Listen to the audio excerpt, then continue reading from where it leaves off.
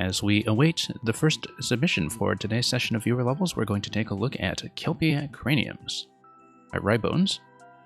This is a very recently uploaded puzzle level where 3 small puzzles for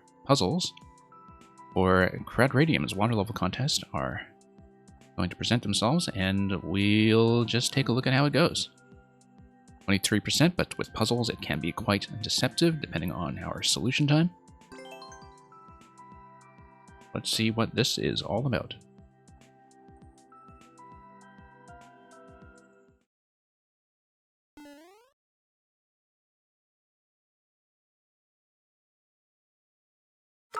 Okay, so our water puzzle is going to begin with this here, which tells me that eventually we'll probably have to break this, or get something else to break it. We don't know where this goes yet, and we'll take a look in just a moment.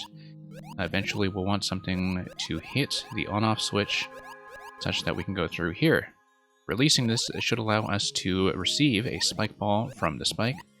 It's going to bounce here. I think we actually have to bounce like that. It's going to break. We'll await the SMB2 Mushroom. Hey, SDI Progan. Welcome back. You're quite welcome to submit. I did do a little bit of offline scouting to see what was going on with the latest version of the escape room. Just a little bit. We have not figured it out. Okay, I think I need to get on top of this guy and just chuck him. Okay, maybe not chuck him. No, actually hold on to him and then chuck him into the switch. No. I think that is the right idea. Or maybe just bump the spike balls. Like this. Okay, never mind. It's not it either. Seems like we should be giving this guy a toss. But I think perhaps that's the wrong idea. So yeah, thank you once again for the submission of Escape Room to Gallery. And we'll try to take another look at that and see if we can make any progress whatsoever. Okay, so what are we looking at here? I feel like if I got on top of that, I could actually ride it. That's almost certainly not the solution. It is going to be something to do with deflecting the spike balls, I think.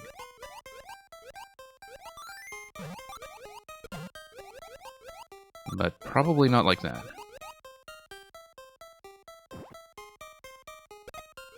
It's not going to be this. Already tried that. But I think if I decided to set that guy down gently somewhere, like for example to the left of the one-way panel, we can actually trap him such that... Yeah, trap this guy. And I actually needed, at this point, a trampoline to spring those up. Okay, that's going to be the solution we go for. Going to, yeah, drop him to the left side, and then try to trampoline the spike balls. Hey, Strategy Game Hunter, welcome. Thank you for Punch-Out Minor Circuit. I'm sure it is a multi-part port of Punch-Out into Mario Maker somehow. Yeah, looking forward to seeing what you've done with Glass Joe and Piston Honda and the rest. My description is nothing. Your description, like as in the description of the Twitch channel? Okay, that's interesting. Let me check that, because Twitch's input interface has been a little bit buggy in that respect lately. I'll take care of that in just a moment after I finish this interaction here. I'll just try to punch that in a second time. Hey, Burn321, welcome. Thank you for the submission. Okay, this is killing that guy. I need to set him down a little bit more gently, probably from the right side of the one-way panel. So this is how we're going to do it. Just going to set him down, soft drop, and he should be safely there. Then what I do is I let him fire this way, and drop this thing. Probably drop it from left to right.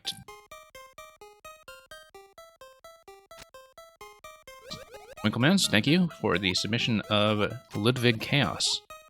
Okay, let's see if I can actually get this. I think I do have the right idea. I just need to get into a decent position. The other thing I can do is maybe have some kind of immediate contact between trampoline and the spike ball.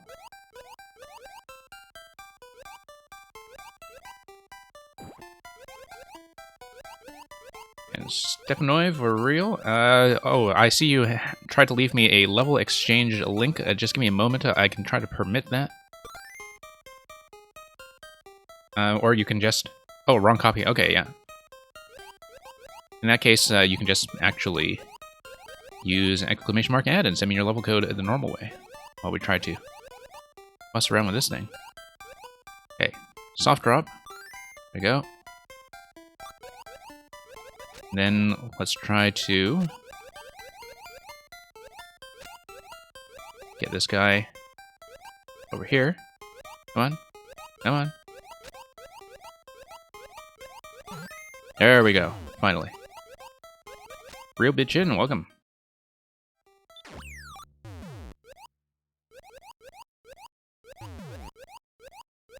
And, okay, what do we got here? We need to probably somehow destroy this piranha to release the POW. I know that I can pick up the cannonballs, but then we need to figure out what to make contact with. Okay. That allows you to drop the cannonballs this way, which allows us to access them safely. We should be able to throw that into the piranha to drop the POW. Okay. Pretty good so far. Now, what's the actual objective we're going for here? Pop that. Lower that. Oh, I see. The POW allows us to destroy the Muncher, and that allows us to do what? We probably need to do something else over here to weigh that down. I feel like launching this thing over here was probably premature without having an additional platform to stand on. We could have actually just dropped the POW on top of it and stood on POW and gotten through the door. Except I think that's a reset door anyway, so never mind that. Okay. Don't actually know what this thing up on top is. Yeah, no worries about what happened, Stepanoy. I can see what you're trying to post, and I can tell you're not spamming or anything, so... So yeah, thank you respectively for these missions of Valley of Raptors, and Glazed and Confused. We'll hopefully get to those soon, once I'm done this introductory puzzle. So yeah, this, I think, is probably working as intended over here.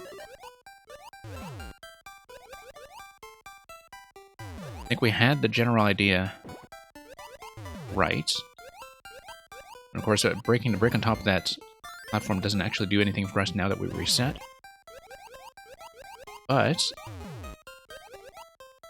if I soft drop this thing... I mean, the POW does release a seesaw, but I'm not sure why I would want to do that, so... whoops, no, tried to soft drop that, and that does not work underwater. It's not how it's going to go. So never mind that.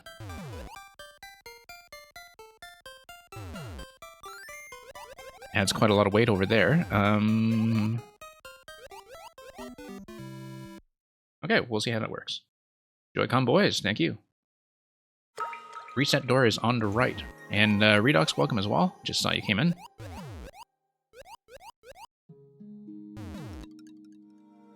So yeah. Oh, looks like I was above the spawn point at the checkpoint, which means that I don't have access to the SMB2 mushroom. Let's just try to reset back into that, perhaps.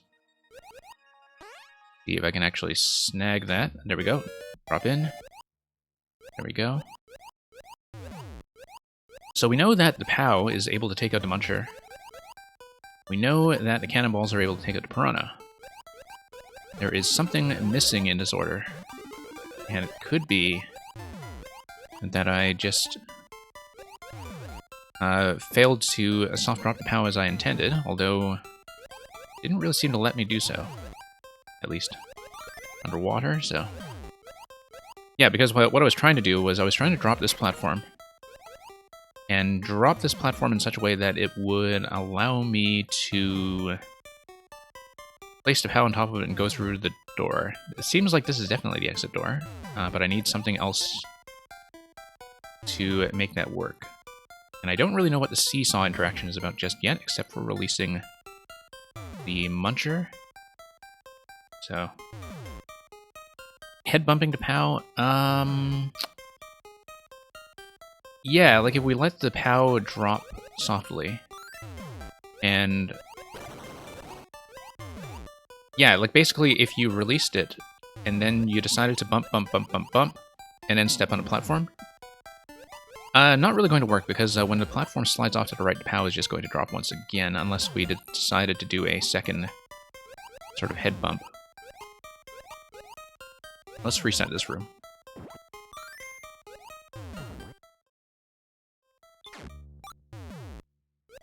Supposed to hold the POW on the opposite side of the seesaw to push the muncher on the blue platform. Damage boost seems a little bit inelegant, I think, because if you look at the column that this muncher is on, this muncher should come up over here, like if you have some kind of sudden drop on this side, which a POW will not be able to do, I think, in terms of POW weight. I think our initial order is actually correct. Like, our initial order, except for the fact that I don't really know what's going on with the Pokey. Can't really get above here. Mr. Cage does have some crazy compositions, that is quite true. I'm not going to be able to bump that guy. Interestingly, though, cannonball weight doesn't allow us to do much, never mind that. So, for example... No. Okay, smash the POW. And then that allows me to do... what on this side? Feels like maybe a secondary interaction here. Also don't know what's going on with that question block in the top right.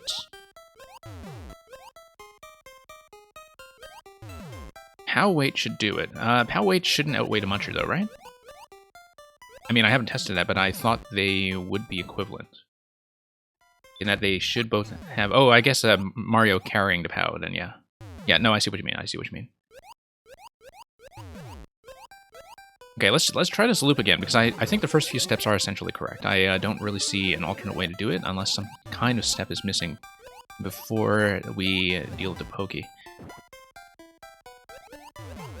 And also, unless there is some kind of step that would allow us to take, the cannonball drop, and as you can see, because of the vines inside the blocks, every time we come back in through the loop, the cannon fires again. I don't know if there's some kind of required reset that would allow us to somehow bump the cannon over here. If there's any way to do that. I'm not really seeing that right now. Like, if, for example, we decided to take the POW back through the reset door, for instance, Yeah, you can't put the POW down in water. I tried that a few times already. In water, the soft drop always makes a hard contact with POW. And that's the issue we were dealing with, is that our usual POW drop tricks aren't going to work here. It does seem like the idea should be to get the muncher on top of the blue platform, and so let's try that. Well, I think this is what some of you were getting at earlier when it comes to POW weight, is that we just lower this side. I guess not. Oh, yeah, no, there we go. And that should load the muncher. And loading the muncher does allow us to boost through. Okay, yeah, there we go. I think some of you were getting at that ahead of me, so it's probably correct. Okay, that's the little contest signifier right there. And, oh, we got to check them. We got more coming. The cannon... Yeah, you needed the cannon in order to get rid of the piranha plant that was blocking the POW. That was the step that was required. Okay, what do we got here? We have P-switches that are available if the state is on. You have a blue platform that would drop over here and come up here and push against the Munchers. I don't really see what else it's doing there, but let's grab SMB2 first, because that's going to be hard for anything interesting, I'm sure. One thing we can do is move this guy out of the way, in case there's anything in particular I want him to zap. I don't know if there's anything I want him to zap, but if we move him over there on that platform, we can perhaps lift and kill. No, that's not going to be a kill, but it is going to be a lift. The lift does what? Actually, no. We should think about how to make contact with the P-switch there. One way to make contact with the P-switch is to... Whoops.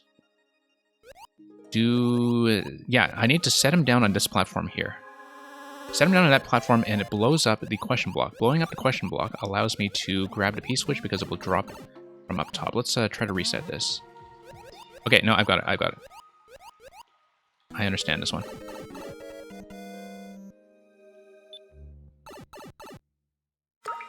Yep, no, I see the sequence.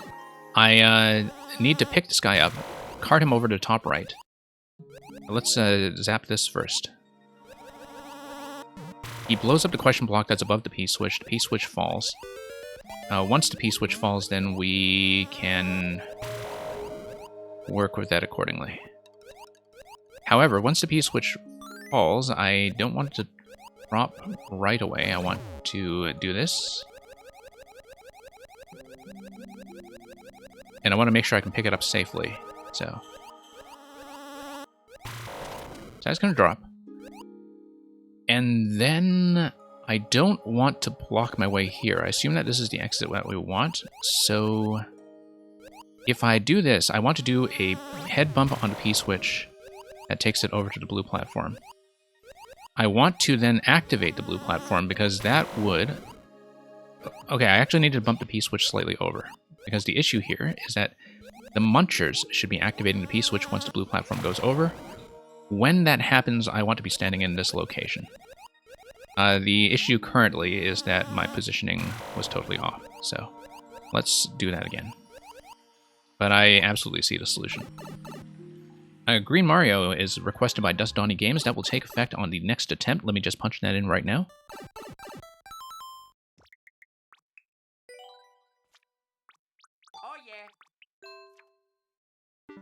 It's a me, Green Mario. Okay, let's get the refresh open on SMB2 Mushroom, just in case we lose it. And yeah, I have the sequence, I just need to execute the P-bump correctly. Oh, time's up, okay. That's okay, we are switching to Green Mario anyway, so that is fine.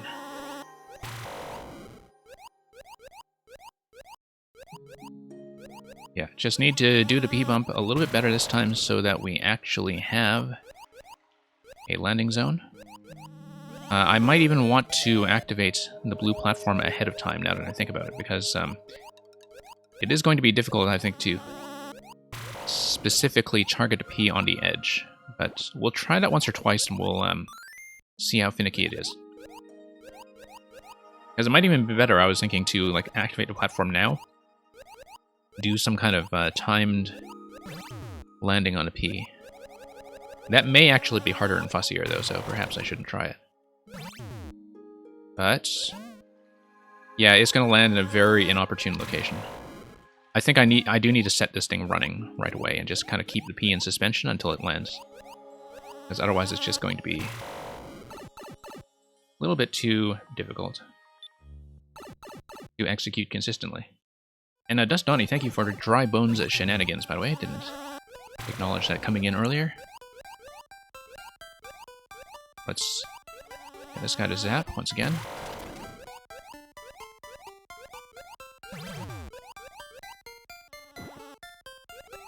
And drop this. We've basically got a right sequence. I'm going to activate this ahead of time, which may or may not be a mistake. We'll see. It is a fairly fast-moving platform. I'll just need to be... Oh, and it drops off completely. I didn't see that on the second cycle. Okay. No, I didn't see that the end of this track here was not actually a closed end that would allow me to cycle back and forth. So I guess I really do have to have a more accurate P-bump. Okay, never mind that. Never mind that. Awesome lap. Know the levels? That's fine. No problem. We've got lots in the queue to work with already. Whoops. And indeed, I don't want the P to land on the platform to begin with. I want the P to be all the way over here, otherwise it's going to fall off when the platform comes over. P needs to land in the right side bumper. So my approach to that was completely wrong.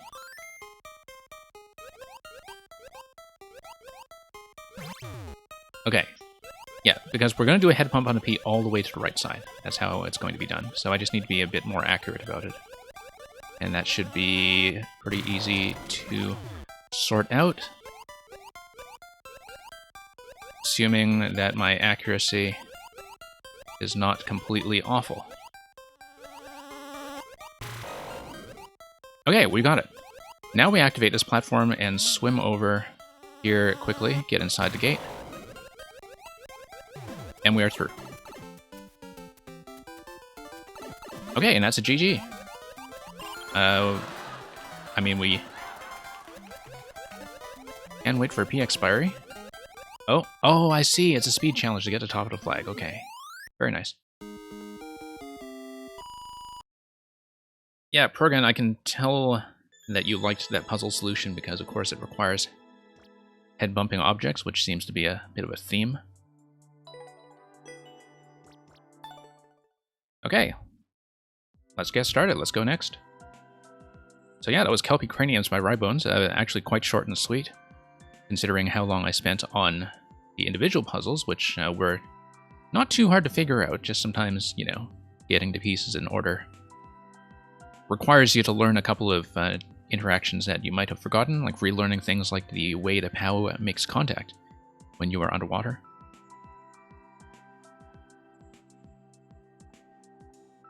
Yeah, strategy game Hunter, I did have a few timeouts just from poor execution.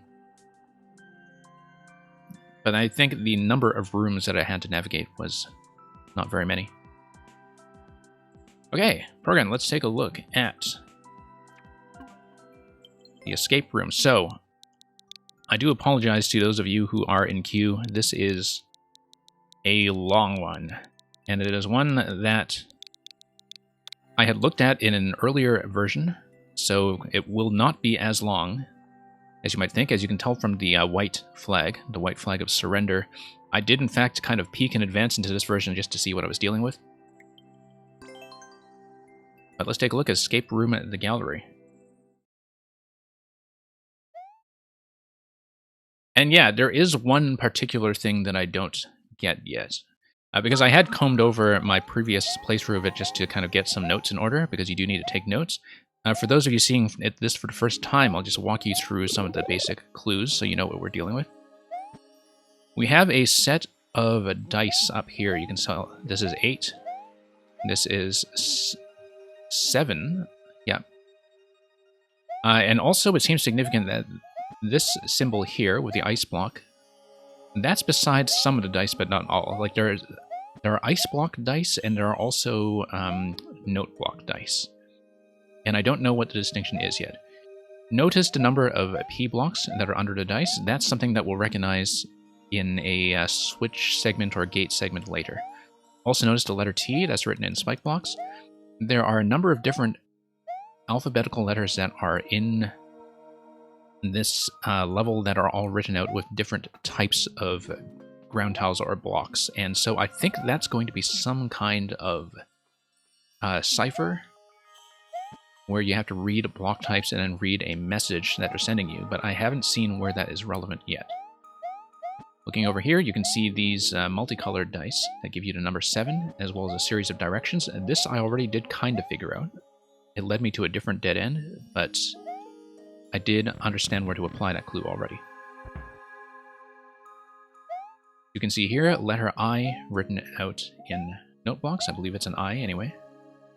And you have 3 spinies, 4 spinies. I don't know how that's relevant just yet. You could kind of just barely see out of view this spike top crawling up the wall when you were on the other side. I did, in fact, try to escort this spike top all the way over to the right side of the room, but unfortunately when you do that, it only makes it here. Because once it reaches the semi-solid, it turns around on the corner of the semi-solid, so this is as far as it goes. But that was something I actually did try when I was trying this offline. So this is the part that I don't get yet. It looks like you have 4 different code entries almost. They do activate something by proximity up on the top level of the screen, which is a little off screen here, but I'll just show you how it looks. So yeah, you can see there was a Buzzy shell that we activated probably from either a ceiling drop or a claw drop, as well as the letter L. But it looks like there is some kind of locking mechanism, like a combo lock mechanism, that depends on choosing which layer to go up and down. Like you have to traverse this in a particular sequence, like you would in one of the later SMP1 castles, where you have to pick a route, and that would do something to the entity budget that would then unlock this pipe here. Initially, I thought this was an exit pipe, but I think when I was poking around, I do know now that this is actually a dispenser for a bomb. And that's because at one point I took a P-switch up here and I think I broke something with just totally coincidental timing that allowed this to spawn a bomb. But it is something that is currently entity limit blocked. And so this is the part of the level I can't figure out, is I need to read these clues. So notice how the P blocks are kind of matching what we see with the dice. I need to read these clues in such a way that I need to kill some loaded entities so this pipe actually begins to spawn something. That I just have no idea how to do yet. Once again, you can see there is an ice block dice. I'll show you how the other dice look, because I think that clue is back here. You see letter A, letter E, you see something else that was broken. Huh. Curious. Don't know what that was about. But yeah, over here, you see die number 3, die number 4. These arrows, I don't understand yet. I took note of them, but I don't know what those particular arrows designate. So that's kind of an open question right now. Whoop, don't want to bump into that guy. Now, since something seemed to die or crash, let me just check the entity blockage here once more. Okay. One thing to note. This spot here looks like a potential vulnerability for a shell jump. You do in fact have access to a Koopa shell later.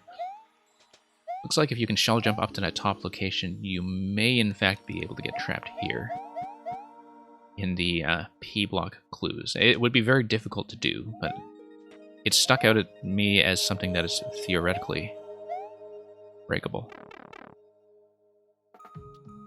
Okay, so it only occurred to me much later that this might be an Atari-themed gallery. Like you see this guy that looks like he's out of Galaga.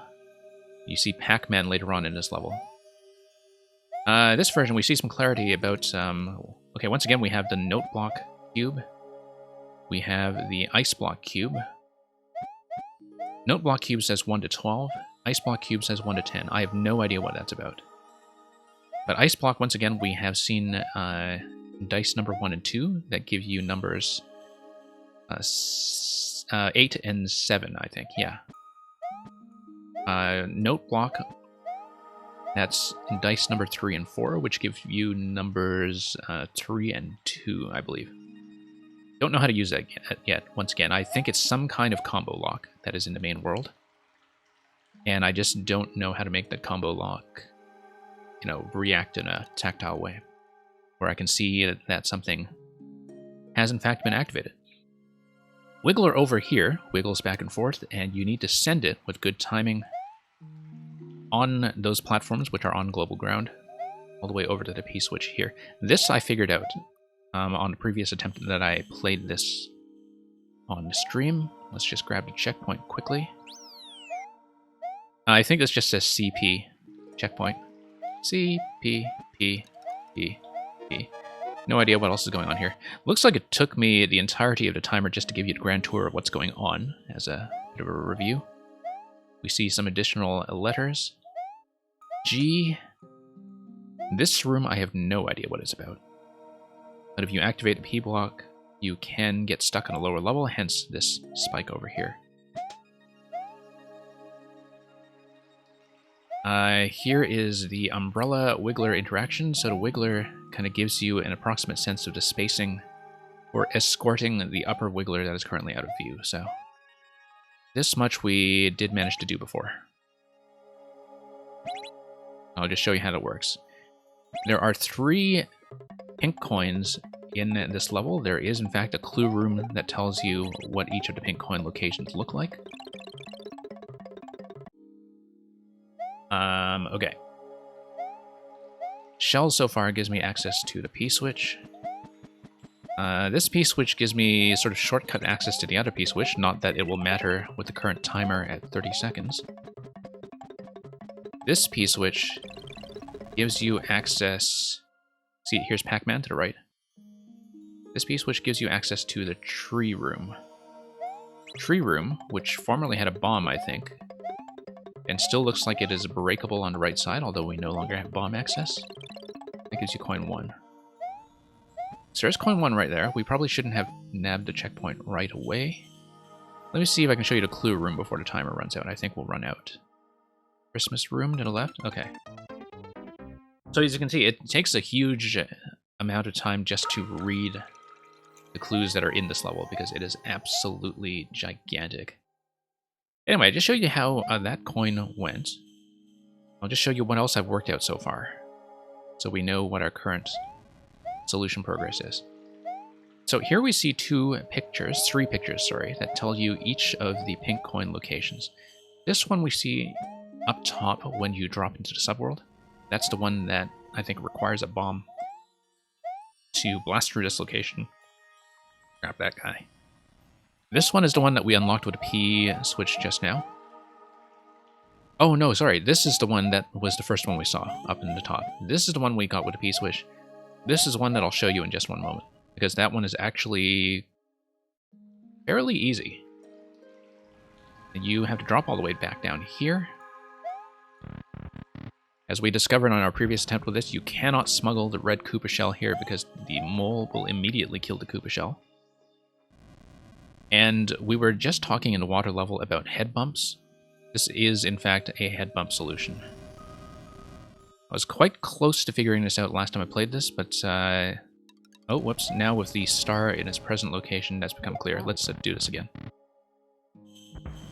Yeah, so this is what we figured out. That's okay. It doesn't take much time to recover the coins once we have figured them out. So, like, basically, if I look for the last of the remaining coins, I should be able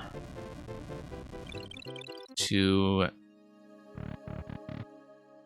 you know, do the existing 2 in a fairly quick order, or really just start a level over again if necessary. So yeah, so far I've shown off that we've figured out 2 coins. This one is the one that is a problem. I see what the final shape of the solution is going to be. The final shape of the solution is going to be this. That we need to do this kind of traversal lock. Like, we need to walk through this in a certain up and down sequence, I think. Walking through it in a certain up and down sequence will unlock this. This gives you a bomb. Grab the bomb. You run here. You run here. And throw the bomb, and then that gives you a coin. So that's going to be the final interaction. The current question is, how do we unblock that pipe? And am I reading this correctly as a kind of sequential up and down code entry.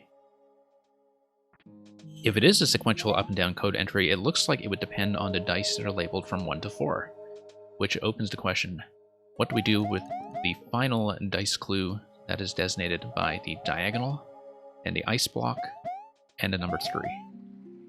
Notice that these P rows that are lengths 7, 6, 3, 4, and 8 match up to the dice we've seen so far. Dice 1, 2, 3, 4, and backslash. Hey, Safety of Man, welcome. Thank you for submitting Coop Assembly Required. Thank you for joining us. Those of you behind this in queue, don't worry, we won't stay on this indefinitely. It's very easy to restart on this from the beginning without losing progress. And so if I'm taking way too long, we will do more of the queue first, but it would be nice to make some kind of progress and figure out at least one additional incremental clue. Now I have been taking some notes on what each of the letters are mapped to. It does seem like each of the letters of the alphabet are correlated with a specific kind of block or tile element. They're all unique. It also looks like that is not relevant to us yet. I don't see a place to apply that clue, and so I assume that the place to apply that clue will come after we get through the key door. The other thing is that the multicolored 7 dice that we saw earlier, I did figure that out last time, it gave you a series of directions, like directional arrows, let's see what we did there. Directional arrows that gave you down, up, right, left, down, which I think just gives you each branching passageways. The way I was understanding the clue was we were going to pay attention to which nodes we hit along the way, yellow or blue. It looked like the sequence that we hit was yellow, blue, and blue. So that's as far as I've gotten on that clue. I have not seen where to apply that information. So here we are in the armory. You see that the lance here was in the room earlier where we acquired the P-switch. I don't know if I saw the axe or the sword, but the helm was, of course, shaped like where we acquired the P-switch, so... this little pool here with the bone shells, don't really know what that is.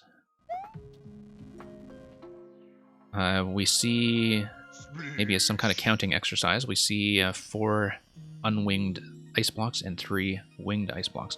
Thank you for the follow. Thank you for the follow from Death to Spies, who will notice that we are currently not grinding out the golden route on that very splendid Celeste-themed 4YMM level that I hope some of you played this week. I have been kind of practicing that offline, but we might have to grind that a little bit more thoroughly over the course of the weekend. So yeah, okay, so we see the Christmas room. I don't see what the Christmas room is for. Certainly didn't give us any kind of star.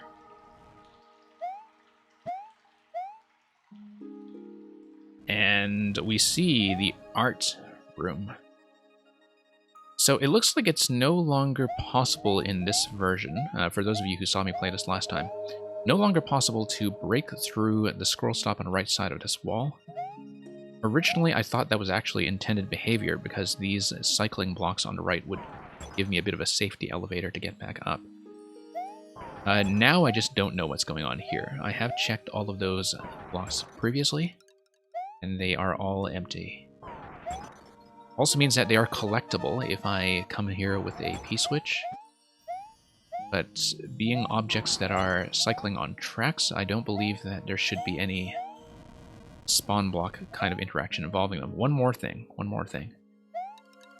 Down here, you'll notice if we come up through this passage, you see the number 12. I have no idea what the number 12 is telling me. Oh, they don't turn into coins. Okay. That's interesting, given that they look like standard bricks. Something to do with the track spawn, I guess. Okay. Yeah, I guess if they're in a Trax world, maybe that works differently. So yeah, so these are the open questions so far. We don't know what's going on with the number 12 that is in this serpent tail or whale tail. Knows what it is. We don't know how to unblock the pipe, and we don't know what the combination is for the dice path. If I'm reading that correctly. Also, I don't know what the down arrows here signify. With the 1 to 12 and the 1 to 10. Clearly this is telling me something about the dice. It's also telling me about their relation to these objects. Like this is telling me something about 1 to 12 with the Space Invader. 1 to 10 is telling me something about these semi-solids. And yeah, Redogs, have a good dinner. We definitely will not getting to you by then, unless, well, actually it depends on a sub queue, in fact, since you are a current sub. But if we need to bump you back for dinner, that's fine. We'll just bump you back a spot. Okay, so I'm told that I'm quite close to progress. So we've identified all of the dead ends that we have presently.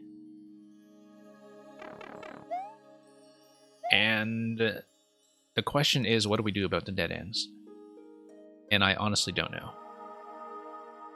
We have these blue pipes that are meant to evoke, I think, the kind of water pipe bone shell segment that we saw with the Cheep Cheeps down below. It really looks like there is some kind of specific pattern that's going to be, what, 3 to the power of 4 combinations? 3 to the power of 4 combinations, I guess we're not going to just brute force this thing. I don't know what the backslash is. I don't know if the backslash is trying to be like a modulus operator. Because I was thinking about this and thinking, okay, like it's referring to the ice dice. The ice dice are 8 and 7. 8 plus 7 is 15. 15 modulus 3 is 0. And so 0 just doesn't do anything. So I'm probably like totally misreading this as an arithmetic operator, when it's probably nothing of the sort. This is the closest I've seen to something like a semi-solid blue, like what we saw with the down arrows earlier. Ah yes, this is the remaining dead end that we don't know what's going on with this and this. Also don't know what's going on with the clock decorations, if they are at all relevant. So yeah, if anybody has any ideas, this is one level where I don't mind a little bit of backseat, because it is something that is meant to be a collaborative design. I mean, it's pretty satisfying to get that far by myself, but so far that is the extent of what we can do with it. And I don't see what else is going on. Quick question for everyone in chat. Ask away. Ah, wait a minute. We saw the clue from the 7, like the P balloon flight pattern earlier, and that gave us colors. That gave us yellow, blue, blue. If that gives us yellow, blue, blue, then what's the last one here? Maybe there was a last interaction at the gate that we needed to deal with.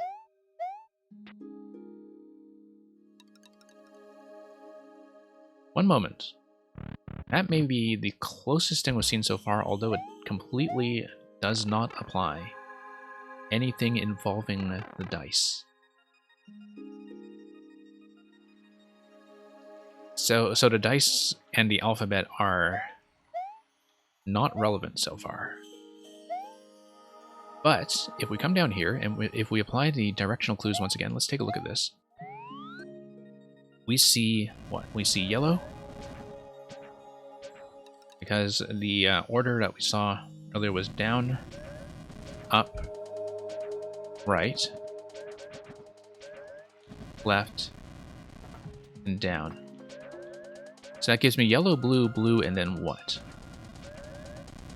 Yellow, blue, blue, and then nothing.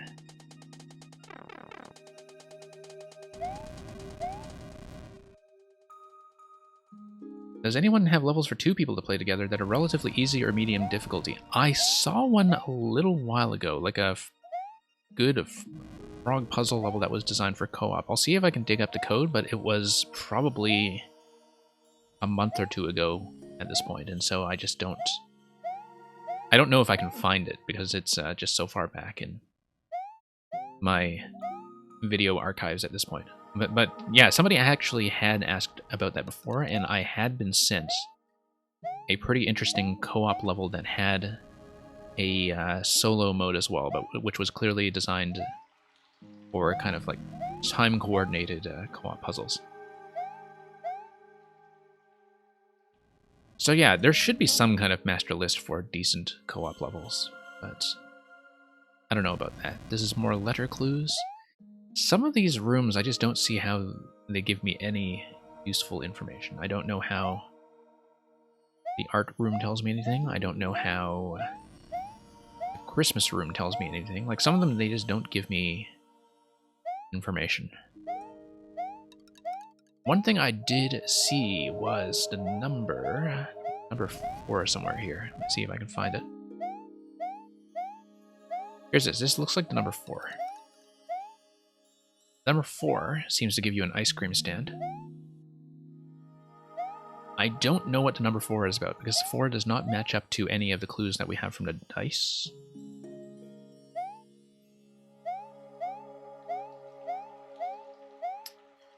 So yeah, that's the extent of what we can do so far. This guy, don't know what he's telling us apart from the letter M. I was thinking about the bomb eyes earlier, in case the bombs give us anything.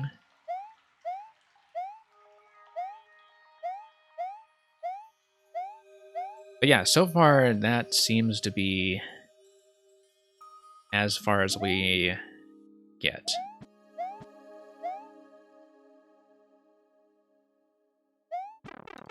So I think this is one that I'll need to set aside and think about a bit further, because I just wanted to illustrate where we are at this point, and even just illustrating it took me a couple of full 500-second cycles. And yeah, always find a lurk. Real Be Chin, that's often what I do. At the end of my stream, I just kind of raid and then I lurk while I do a video edit.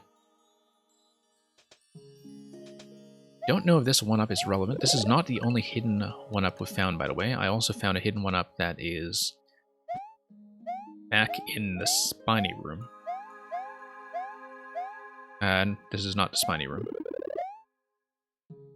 Yeah.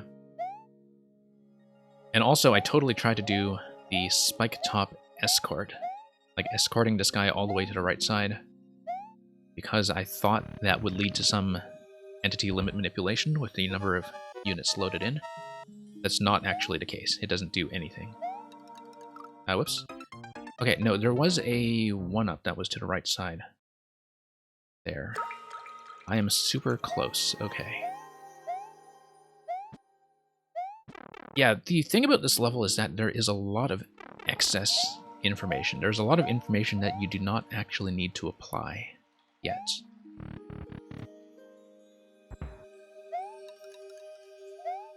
And whoops, okay. I should actually spin jump across those guys.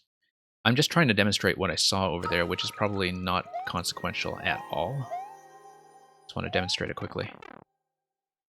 Just to prove that I found it.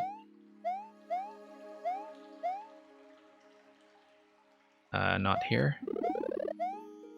So yeah, jump block dice, jump block dice. Oh, whoops.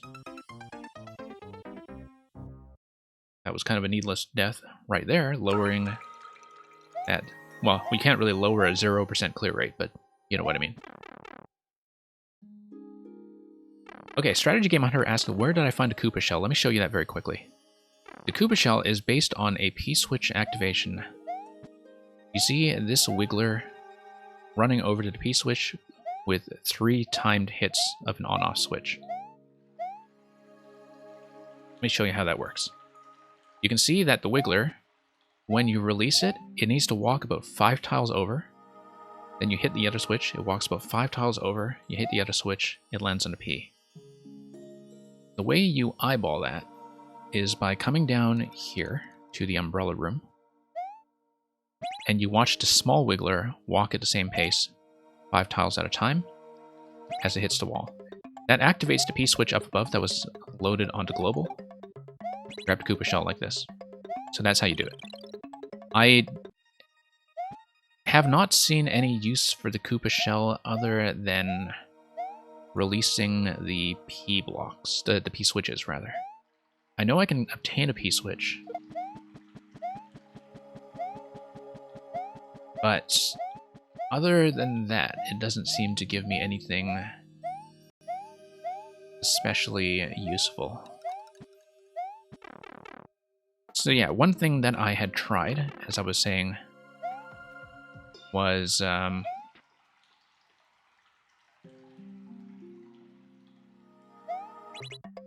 coming over here and hitting the P-switch. Oh, look at that. I don't know if that was the intended solution, but it was a solution. It was a solution.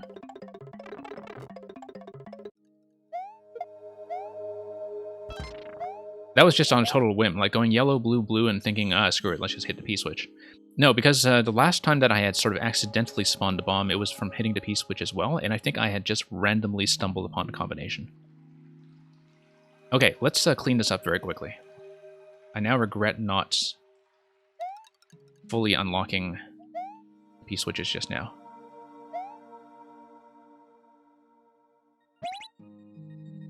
That's a bug? Okay.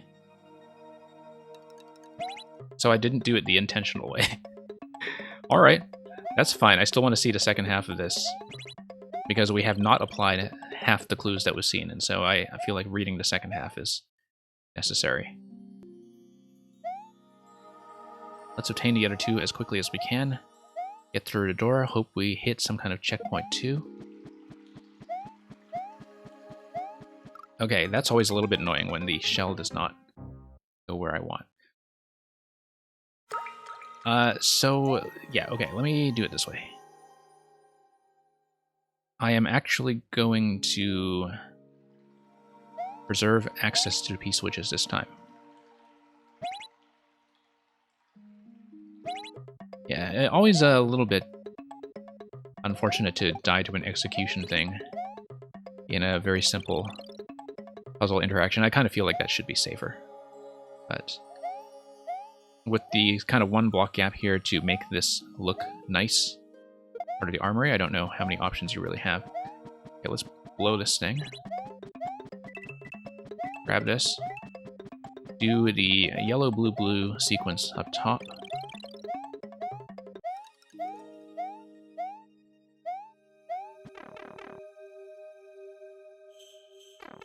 Okay, if this is the unintended solution, I don't think I particularly care.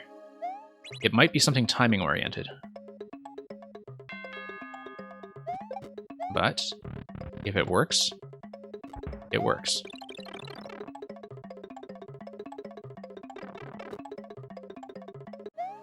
Okay, here's coin 1.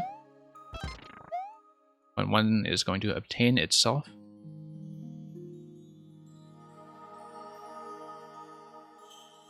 Okay, let's go back here, obtain a P-switch.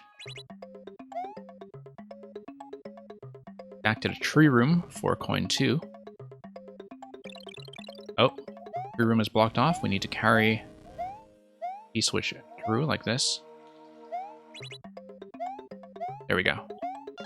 Got most of this mapped out.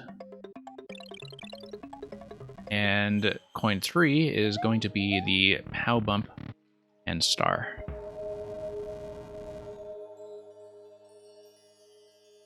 Well, it certainly seems like yellow, blue, blue, which we read as part of the sequence with the P-balloon, is part of the solution in that it gave me the first 3 parts of the combination accurately. I just don't know what I was supposed to do with the last one, with number 4. If there was something that I simply misread, let's just grab the POW so we can get out. About 360 seconds left. Just need to not die to something careless on our way back up to the key room. So this is uncharted territory. I have not come down here with the key before. Here's the key room. Let's see what lies ahead. Yeah, this is just the bottom corner of the subworld. Gives me number 12. Here's a combination lock. That's going to kick out the key. Combination lock is going to presumably drop a bomb down here. Let's take a look at this clue here. And that's going to give me something that looks kind of like nonsense, except if we read the correct kind of tile,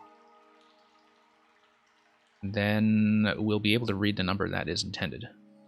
So this is all jumbled up, but we need the alphabet to help us here. And oh my goodness, it looks like a total mess.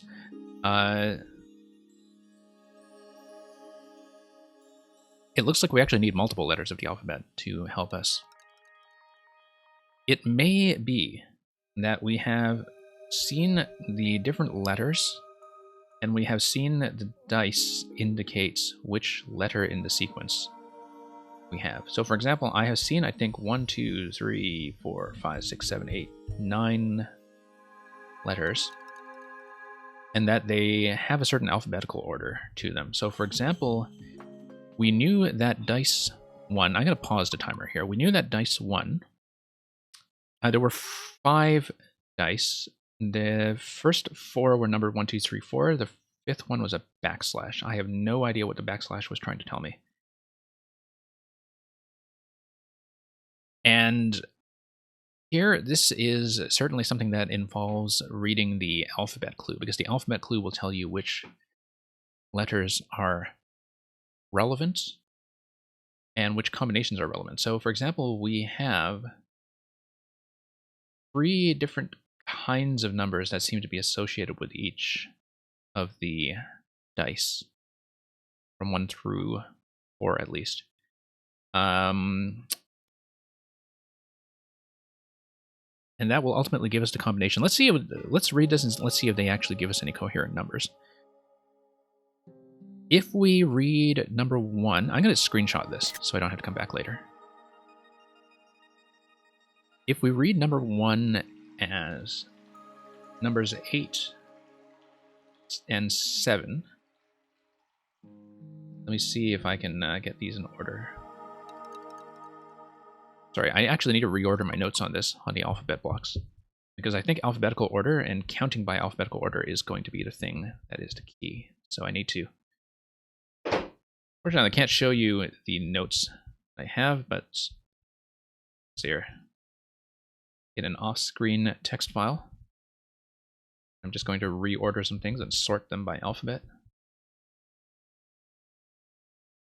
And so the letters that we have seen are A-E-G-I-L-M-O-R-T.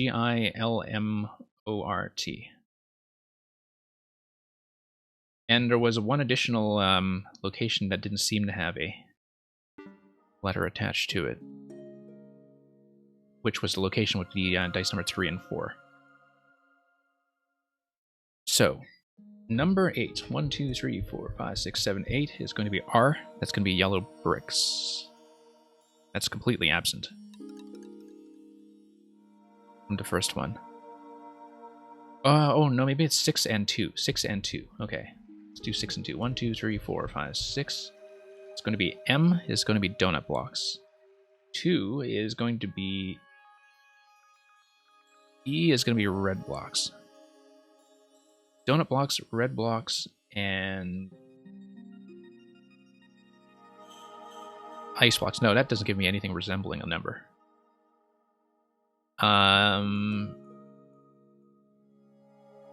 Yeah, it's very clear to me here that I need to look at specific combinations of alphabet clues that are signified by the mapping of the dice to the alphabet code. And that's ultimately what's going to give me this. And give me 4 numbers to work with here. You see that the number of POW hits only goes up to 6. That seems interesting. So it only goes up to 6. And It seems like since we're in the main world, this is something that you could actually potentially cheat by looking at the preview in the main screen. Okay, so people in the queue, just so you know, I am going to tap out of this one after the current time runs down. We know how to recover progress up to this point, and we might have done one of the coins unintentionally anyway, and would have to redo it.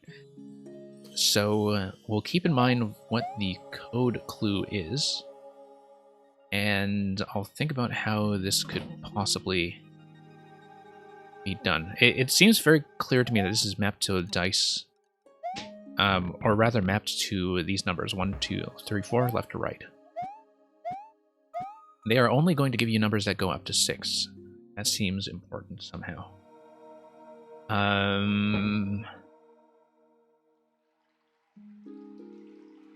Yeah, this is going to take a little bit more time than I have to look at. Preview got extra blocks on top, so I can't see the correct answer. Very good thinking there, because like when I see a combo lock designed in the main world like this, one of the first things I'll think is, can we actually just scout the lock to see how it might be cheesed? So yeah, very clear to me that we need to apply the numbers that we see from a dice. The question is, for dice 1 and 2, do we read 6 plus 2 as 6 and 2, or do we read 6 plus 2 as 8? If we read it as 8, that is going to give me the letter R, which is regular spinny yellow bricks. If we read it as 6 and 2, it's going to give me the letters M and I, which is going to be donut blocks and jump blocks, I think. No, sorry. M and E, which is going to give me donut blocks and red blocks. And that doesn't really tell me anything useful. So there may be some kind of code shift that is coming from, let me show you. Maybe there is a cipher shift that is going on, where the cipher is displaced by the shifting of the P positions that you see here. So there's like a rotary cipher going on. What is even going on, Explicit 200? It's difficult to explain. In fact, when I logged into this level, I spent probably 20 minutes just explaining what we had solved so far. So you see the 5 rows here. First of all, I don't know how to use the remaining dice. Secondly, I don't know if that is telling me anything interesting positionally. At this point, though, I am going to tap out. If we went back, we would... Oh, okay, see, we have a key spawn here, so we are allowed to go back through the door. That is just anti-key death, I think. So yeah, I'll just take a look at a preview image, and we'll remove and hold up for now. We'll get through more of the queue. And just give me 1 second off stream to just deal with one thing quickly.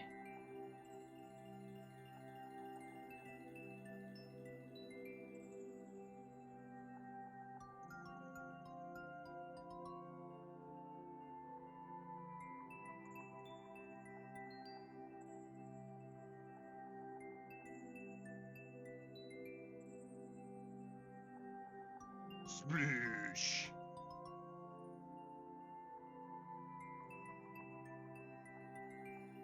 Okay, sorry about that. Just needed a quick off-stream thing that we need to check. Let me see how the preview looks. Okay, I see. This is sort of impossible to see anyway. You can kind of see above the 4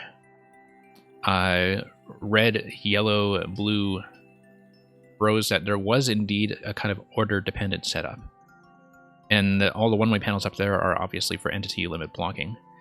Yeah, you can see that the solution to the combination lock is in fact obscured. Just barely. So the one remaining problem is just how to read the 4-digit combination lock at the very end. And yeah, we'll have to revisit this. I don't know if the program is going to upload a new version, but it seemed like I did the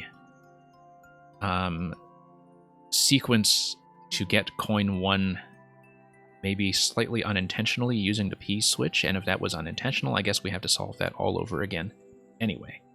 And yeah, I know I have the system level zoom, but the system level zoom just gives me blurry, pixelated images. I did, in fact, try that when I was looking at this thing offline. Okay, so thank you for that. We are going to...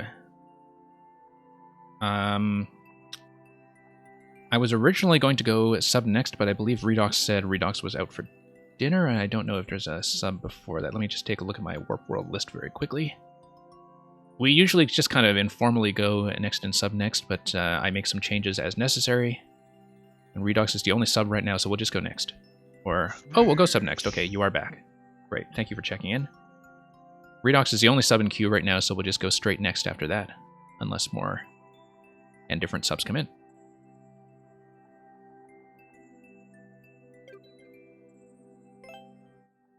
And yeah, I know that was a bit of a lengthy start to this stream, but that's how escape rooms go, and we are progressing through it piece by piece over many sessions, so anybody who's going to send me long puzzles or trolls or anything like that, that's similar to what you can expect. We'll progress as much as we can, and then we'll kind of hop in and out of some of those. So here is the Flood from Redox. This is going to be slightly under 4%, which is on the high end for a Redox 3D World Action speedrun level. Let's just take it down. And thank you for the latest follows.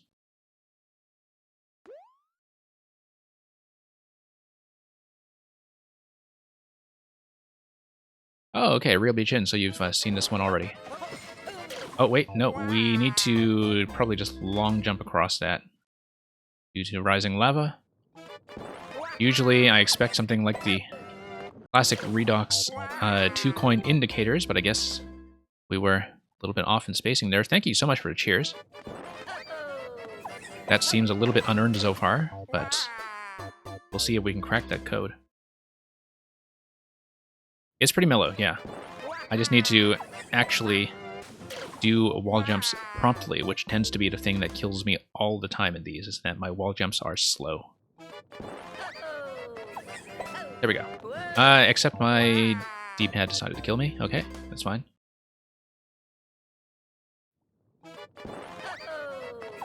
Have to actually get back into some real platforming habits again after playing a puzzle level for God knows how long. Ah, okay. Bullet Blaster coming up in that location. I did not see that initially, but now that I see that, that seems pretty relaxed indeed. Okay.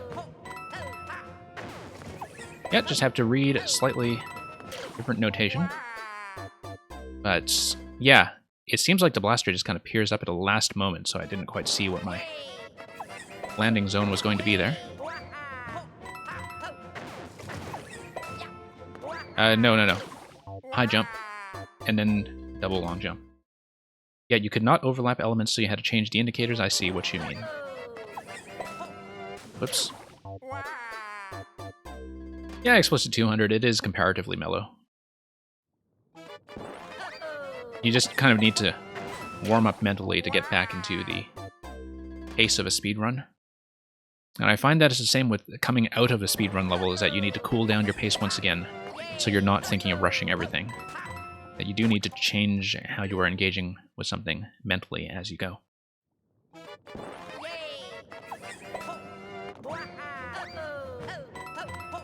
Okay.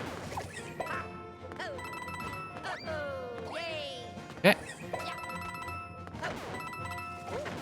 Whoops, we were way low and off the timer on that one.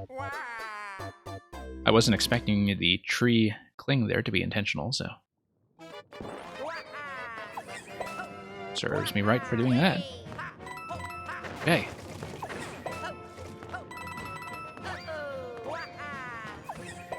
Okay. I just need to land smoothly without grabbing the tree. Grabbing the tree is, I think, pretty much always a bad idea here. We also see that I get a fairly generous landing zone on that blaster where we just died.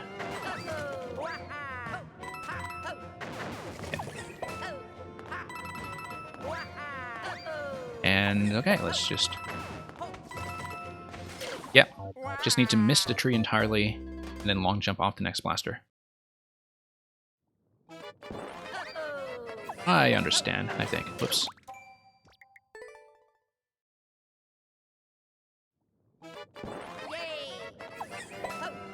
And, okay, here we go.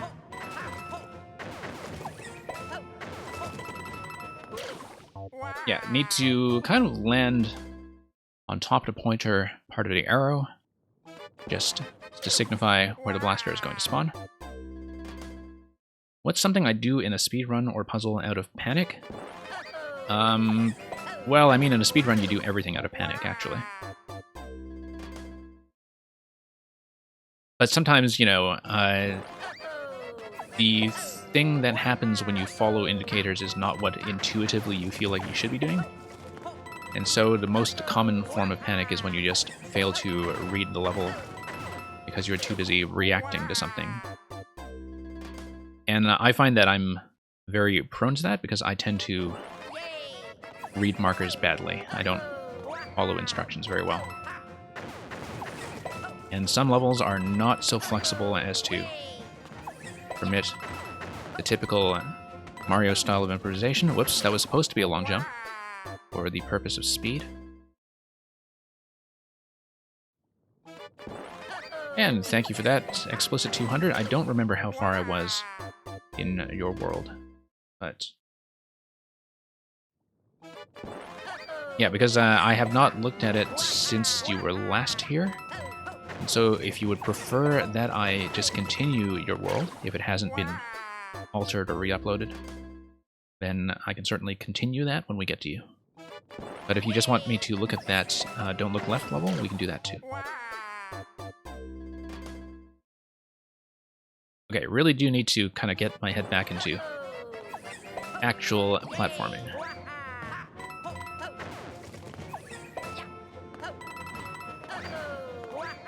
Yeah. Nope, just slipped off before I hit the long jump button. We are at about 15 seconds on the timer, so that's going to be pretty much the halfway mark right there. Whoops.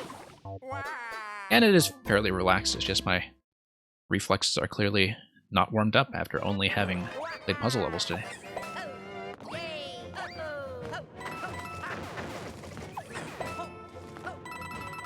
Oops.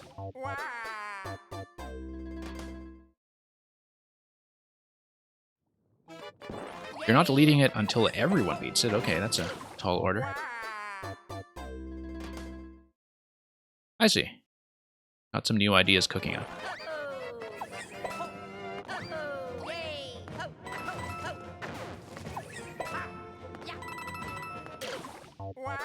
Yep, just sometimes slipping off a little bit prematurely. But then that's because I'm always reading it a little bit late as that blaster comes up from the lava. Whoops. I was trying to slow down a bit there, but it just ended up having an erroneous D-pad input.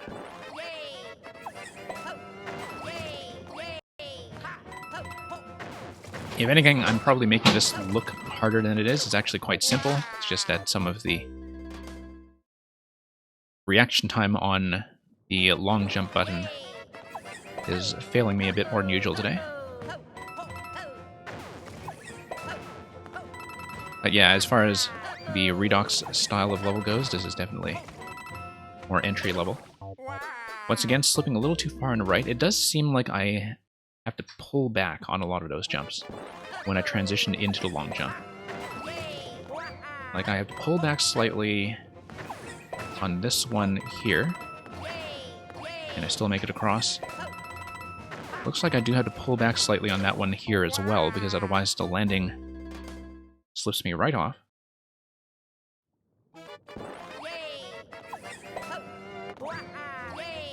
And okay. Yeah. Because I pretty much have to hit long jump as soon as I land. And the thing is, when I see the blasters come up, sometimes there's a bit of mental lag to take account for the moment I make contact. Safety of man, anyone have any favorite 4YMM levels yet? I mean, I certainly have my picks. I don't know if Anybody else here has had any particular favorites so far?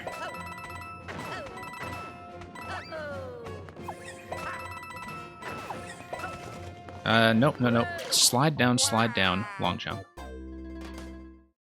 One of the Dry Bones, if you're thinking of Uncaged, the story level that has the Dry Bones rescue, that I think was certainly a highlight for a lot of people. I don't know if you ever found Real Beach Inn the secret ending in Uncaged. There actually is a secret ending that I think a lot of people don't realize is there.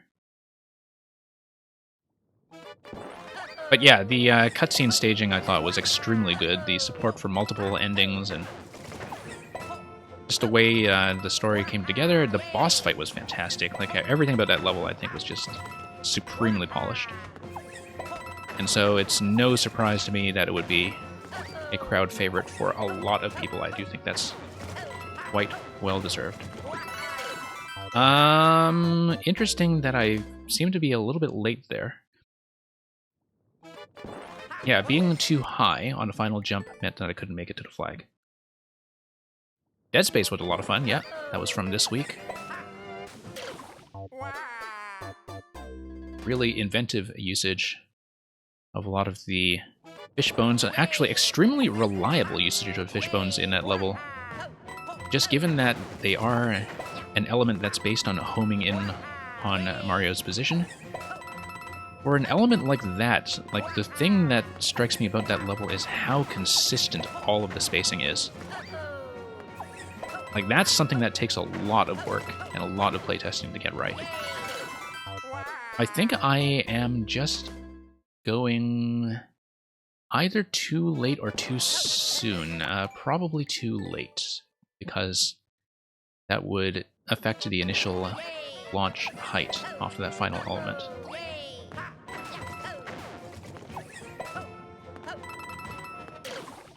Yeah, too late.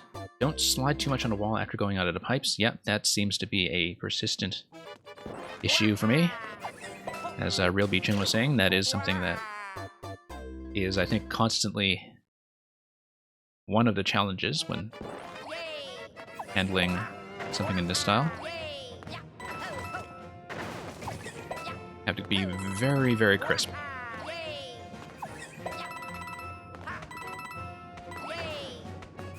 Yeah, very crisp.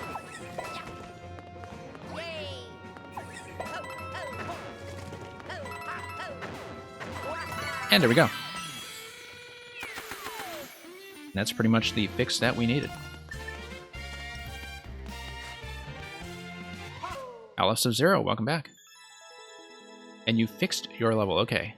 I'll have to remember what it was that was unfixed when I see it, because, you know, with the amount of levels I've processed, I'll need to see it just to have an ample reminder of that. So yeah, thank you for that, Redox. The Flood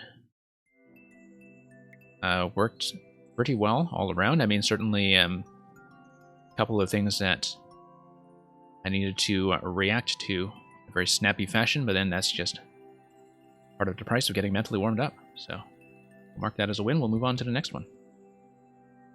Ah yes, thank you for Mechanized Trick Forest, the troll. Yes, that's right. We were playtesting that the last time you were here.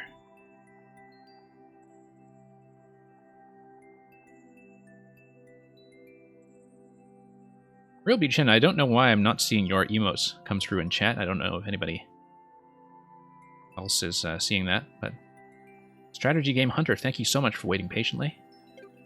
I know that I tend to run quite long on this stream per level. But yeah, we're very informal about time limits here, because some levels need a bit longer to shine. But I try to keep it fair for the people who are waiting, so. Looking forward to Punch-Out! Minor Circuit. Thank you, by the way, for offering me the first clear on what seems like a very fresh upload. I do see the Minor Circuit Championship belt in the design. Learn a pattern and find an opening. Fight the Boom, Bruiser, Goom, and Spine. So we'll see if we can determine which character is which. Seems like Boom Boom is maybe a little too chunky for Glass Joe. He's much closer to King Hippo. Minor Circuit. So it looks like we'll be timed challenges. Timed challenges based on the on-off. We need to dodge that pretty much right away.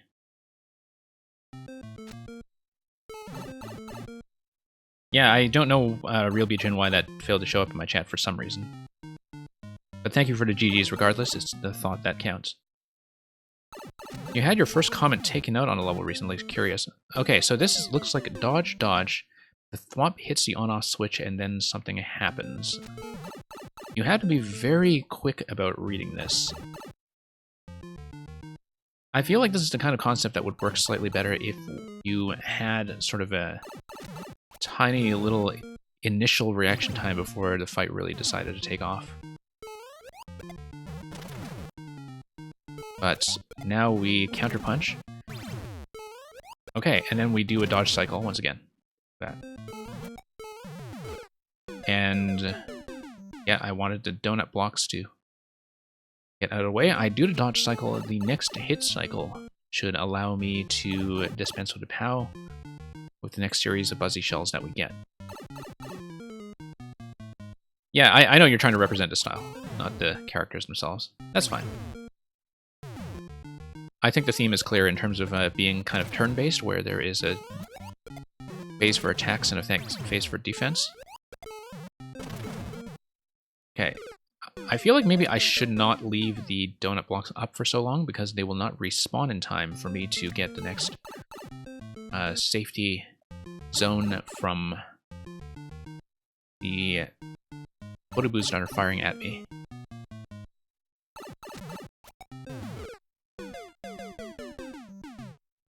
Yeah, I mean, the concept is fine. I do think the amount of space you have to deal with is pretty constrained, but then in Punch-Out you don't get much room for movement anyway. It is very much based on pattern reading.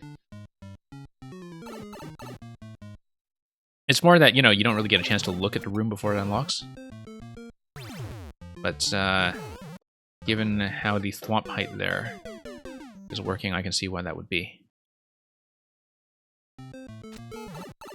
Like, if you were to make some kind of minor timing revision to this, I would say that instead of having it spring you into the ring right away, you would give a player a chance to take the initiative to get into the room, and then getting into the room would have the first downward cycle from the thwomp, and then you can trap the thwomp with a one-way panel if you want to change the timing from there. I don't know if that would work at all given the timing that you have here, but like that's just a thought, because I feel like the first cycle is probably a little too quick. But it's a good concept. I like the attack and defense phase for sure, and that you are kind of limited to a tight platform there. So, Safety of Men, there were in fact some notable Undertale implementations back in Mario Maker 1. I believe there was actually an entire video from Steve Gaming that was the Mario Maker 1 implementation of the Undertale combat system, which was a very popular video. And the idea behind it... okay, we'll just take a one donut block at a time. That's much better. The idea behind it was that you would have the attack and defense phases, where the defense phase, as in Undertale, was just a bullet hell. Okay. Okay, we kind of got this. Just need to make sure that we only activate one donut block at a time. That seemed to be the key to cracking this fight. This is just going to enforce the on-off condition going into the next zone. I don't know how much space you would have to work with. I think that, you know, there's definitely more you could do decoratively with the initial kind of waiting rooms or the transitional rooms. Okay, just need to be very careful about timing here to dodge Spinies. I also noticed that in that room you do in fact have access to hitting the on-off switches yourself. That it is not something that is thwomp-based, at least as far as I can tell. And yeah, lots of Undertale levels. There are certainly a lot of Undertale music levels as well, because you can imagine how popular that soundtrack has always been. Ren, who made Mortal Koopas, in 4xMM actually had 2 previous uploads that were both Undertale music levels. One of them was kind of a puzzle level, the other one was a bit more action-oriented. You're trying to make each character have a different fighting style, as in Punch-Out, yeah. I do see that.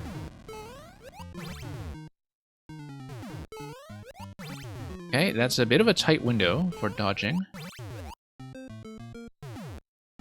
But I'm trying to see... Ah, I see. A series of on-off activations. Let's try to find a good timing with this cycle here. Right now I do not have a good timing. There we go. One more activation should give me the drop on the bomb. And now we just dodge. Okay. I do see that. It's a little bit claustrophobic.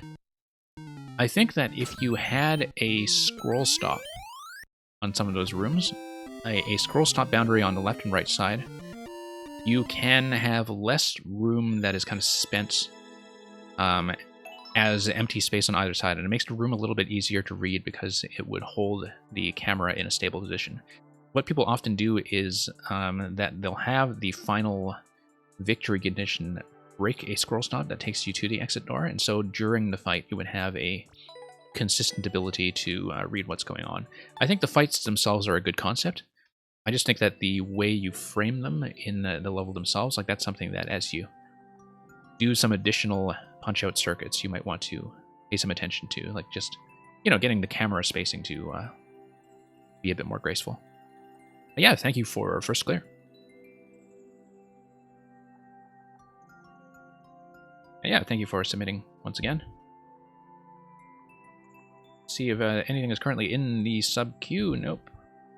I never remember who is still active, so we'll just go down the list and we'll see. We'll do an attendance check. In the meantime, Twinkie Mans does not appear to be here. This is currently the state of the list after Twinkie Mans. And so we'll just clear out some of the absentees. And yeah. Thank you for the submission of Nintendo Music Medley. We'll hopefully get to that soon enough. Stefanoi, the real, I don't know if you are still here. I think they might have left as well, so in lieu of a check-in, we'll just clear out a little bit, and I believe that leaves a Real Beach Inn as the person who will be next. And you are here. So yeah, Real Beach Inn has been doing a lot of viewer levels in his own right, so those of you who submit, especially on a late night schedule in NA, you definitely want to drop by his stream as well.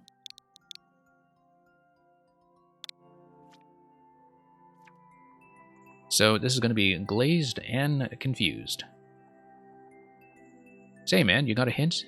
It'd be a lot cooler if you did. So this is going to be a puzzle level. We see the entry room already locked to something that is on the scale of 1 room. You have it tagged that as Team TD. I actually don't know what Team TD is. Like, Team something. But I can't remember all the tags off the top of my head. We have a record here from Dr. Hazar, who is also a pretty decent streamer in his own right.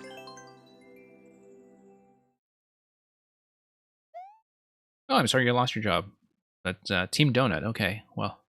Yeah, that's true. It's kind of nice to have a community to fall back on in the meantime for that. So we see that the ultimate access to the axe is going to be through the deactivation of the on-off switch and also something pushing me over to the right side. I think what's going to happen is I need to get on the track block here with the POW lowered on it, because then the POW will push me through the bumper. Once the POW pushes me through the bumper, then we'll see what happens. Currently, we need to sort out what is inside this guy. Also, we can do an up throw here if we wanted to do a switch. Okay. Also, it seems like we would want to lower the POW. Right, because if I get up on the top level, I need some way to get back down. That's currently what we don't have. However, that's a bad idea. I think I may have locked myself. That's okay. That happens when we try things. Okay, so we know that's going to be Buzzy. Don't know what Buzzy is useful for yet, except that he can probably do something with a seesaw, which would then activate the P-switch. P-switch activation would stop the conveyor belt that is up top. I don't know what the conveyor belt is about just yet, except I think it's just there to hold the P-switch in position. Don't know if anything is going on with that off-screen. Bomb activation on the right side. Okay. I think we just need to experiment with some of this. If we drop the blue platform first, the POW comes down, but the only way we can get back down is to hit the skull platform. Hitting the skull platform will fail to carry us across unless we find some way to bomb the hard blocks that are here. Let me show you what I'm talking about. Originally, my plan was get pushed through the bumper by having something like the POW push us through while we are on the skull platform. It seems like, though, if we lower the POW, we have to activate the skull platform to come back down. And therefore, the way we actually want to get across will be to blow up this column somehow. Also, don't know what's going on with that jump block yet. It seems like if the skull platform goes all the way across, that the POW will fill in the slot that is on the right side of the screen, that one tile slot down there. P-switch is going to drop the bomb. P-switch is going to drop the bomb, and we want the bomb to walk its way across. Once the bomb walks its way across, then we can probably do something to escort it.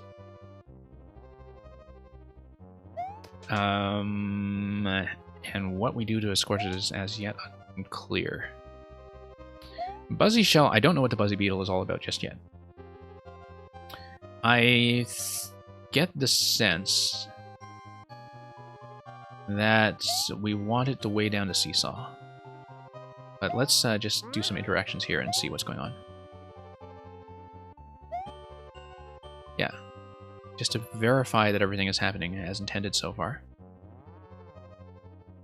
Okay, releasing the Buzzy is going to do what? It allows me to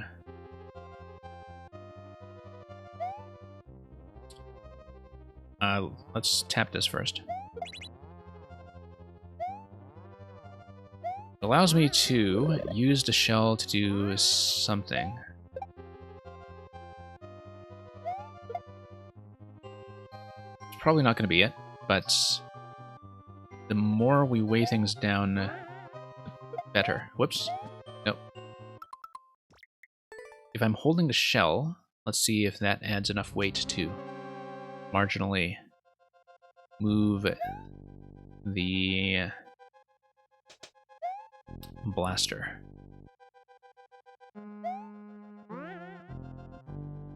Probably not, because if that's the case, then there's no reason why I can't just do the shell interaction now. Let me try that. No. Okay, yep. I see. So we need to do lower the POW and get the POW across first. So far we have the ability to move the bomb. That's how much we've figured out so far. Yeah, let's drop the POW. Send us across. Close the slot for the bomb over there. Drop this guy. Take him up. Drop this. Oh. Okay, no, we forgot to block the POW. Yeah. Never mind. Have I played Fall Guys? No, but I do know that a lot of the big streamers were streaming it. That it was kind of like a week 1 hit on Steam. Probably because, of course, a lot of those streamers would often be sponsored to debut a new game, but it seemed like some of them were genuinely interested in that, so can't fault them for that, if it is indeed a fun series of minigames. That's all I know about Fall Guys. I had never heard of Fall Guys until it took over a lot of streams last week, including a lot of Mario Maker streamers. So, can't really say much more about that on my end of things. Hey, come back here. Okay, trap this.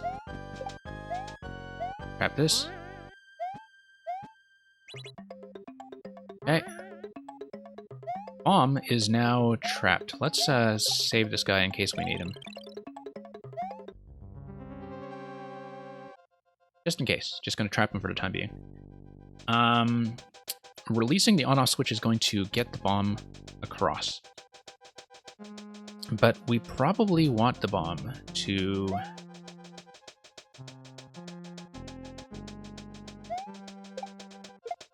Nope, not quite. Not quite. I was hoping to dump the trampoline on the other side, so the trampoline would land gracefully on the donut block. If it lands gracefully on the donut block, the bomb would come up here and trigger probably a bunch of this stuff by jumping on the jump block. That is quite possibly not the case. It doesn't seem like we can get enough of a jump to do that. However, we can get the shell to drop around the other side. Also, I don't know if... Yeah, seems like it's trapped between the one-way panel and the X. Let's just release to see what happens. I mean, nothing's going to happen, but we clearly needed the trampoline to be on top of the donut block on the other side, I think. Hey, Julian, welcome. It's going well. I don't know if you are still on vacation. If you are, or even if you're not, hope it's been an enjoyable week on your side. We've really had a bit of a puzzle day today, which is perfectly fine by me. Okay, so we have had a decent amount of progress so far. Obviously, the thing I am currently missing, let's just try to reestablish our current progress. The thing we are currently missing is how to get the trampoline over to that side. I was thinking jump followed by throw would do it, but I think we actually just need a more accurate throw. Like if we bounced and then had a throw that was just slightly higher by jumping on top of the shell on this side, we could in fact do it and slip it in that gap. But that's kind of unclear to me right now, so we'll just tap the shell.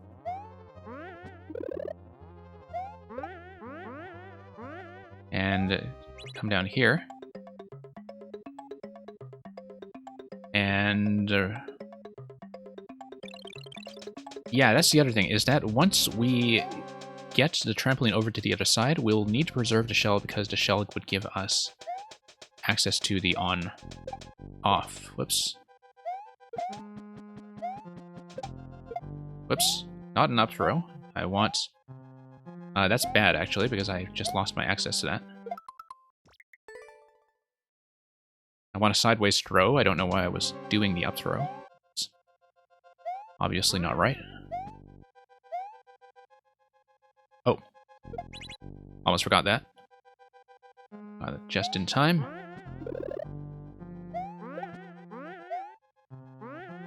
Let's get up here. Drop that. And... okay. Guess not. Yeah, I don't know if that will ever give me the height that I actually require. No tricky techiness level, okay. So yeah, I'm probably just trying something that's wrong.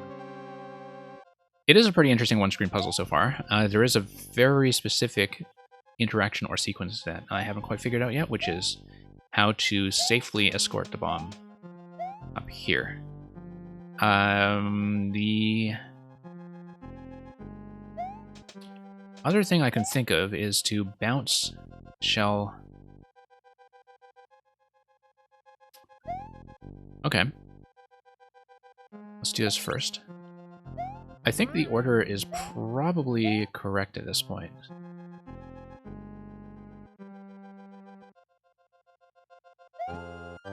But we'll see. There might be something that I'm missing, like a step that I'm missing in order to get the bomb safely over. So yeah, no tricky tech. It seems like it's not going to be something execution-based. But that ultimately, I will want the bomb to blow this thing up. So what do I do about this guy here? Let's trap the shell once again so we actually have all of the available elements to work with. Conveyor belt stoppage there doesn't seem to do anything. But yeah, the current issue is releasing the bomb will get him across to POW, but will drop him down to the donut block over there. So the question is there a way I can just grab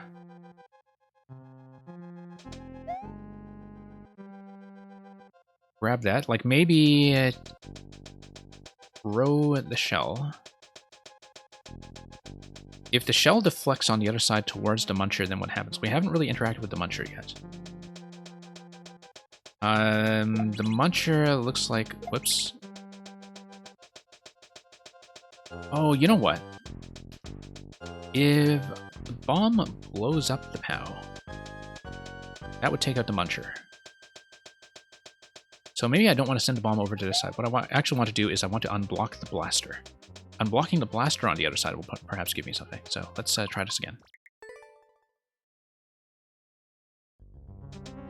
Need the bomb on my side. Okay.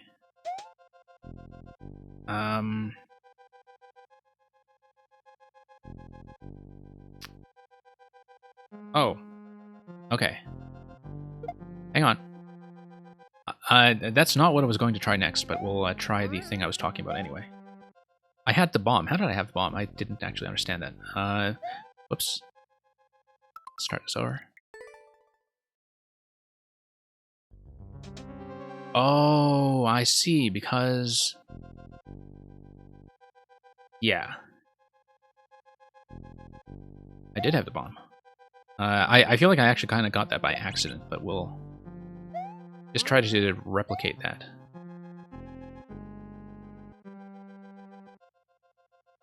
Okay, let's get over here.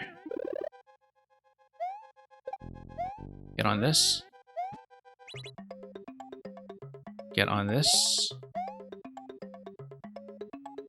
Get on... oh, I see. No, we want the trampoline over there.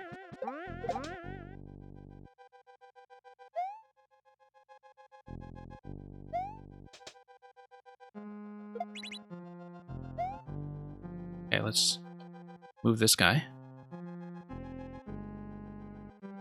Okay. Oh, I see. No. Because we wanted that to be off. If it is in the off position, the bomb will go through the axe and come down to our side. I wasn't thinking about that at all. I think the reason I just had a bit of tunnel vision there was because the on-off switch was in the wrong state the last time I did that. Yep. Yep. I got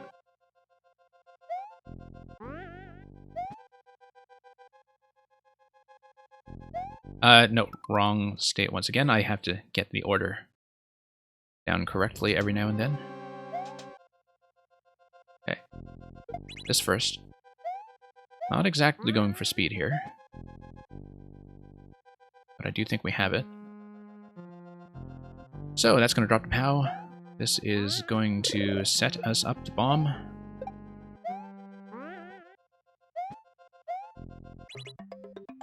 As they said back in the olden days. And let's release that. Release that. That should get us through.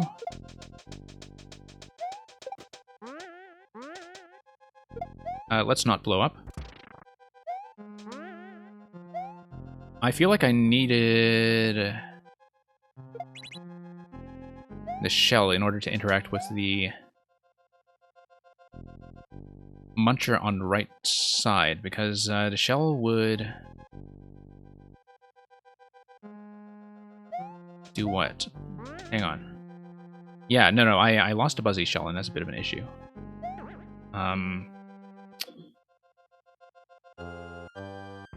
Because you send a shell over here, it's... I don't actually see what's going on there. That's a spike block, right? I actually need something to hit the POW in order to blow up the Muncher. Does the blaster give me anything? Yoshi Egg. Yoshi Egg. Interesting. That's not what I expected.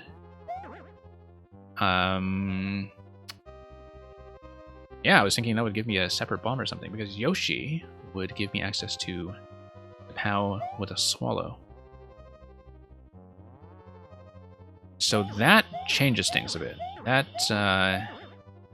is definitely not what I was thinking was going to happen.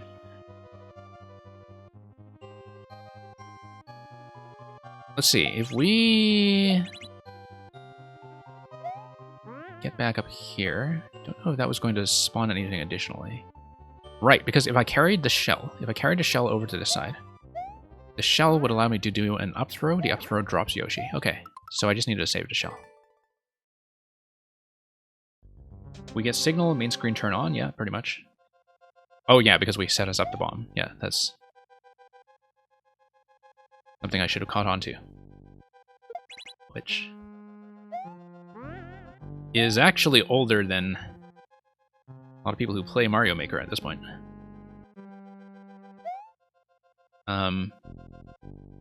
As far as that old thing is concerned. Right. Preserve the shell. Okay. Switch. Let's drop this guy. Do double. Oh, whoops. Nope. Wrong. Bad timing. Hey, Loop and Snoop, welcome. Queue is still wide open today. Been doing a lot of puzzles, so we've been getting through the list somewhat slowly, but steadily.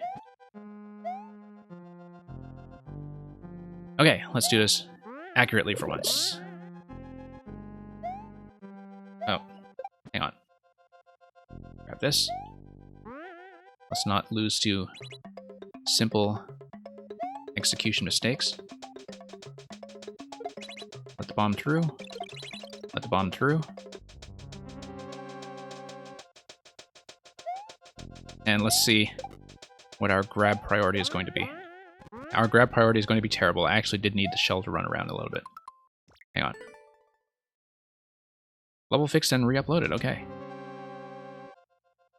Yeah, I know who Olive Sub-Zero is. He's welcome to test his trolls here. And we've play-tested him a couple times before. So. And let's see here.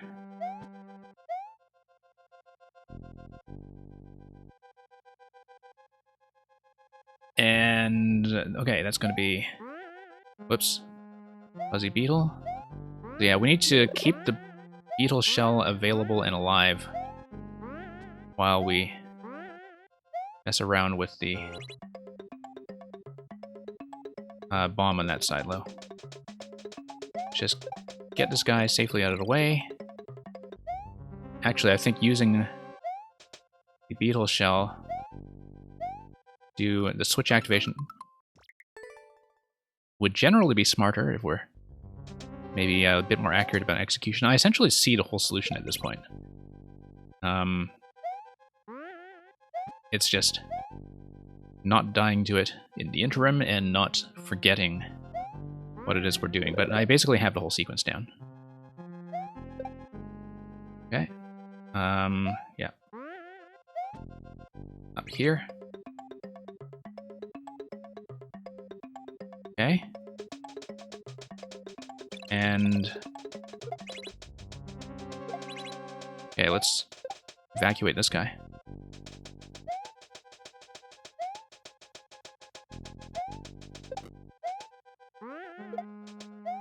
Grab this guy.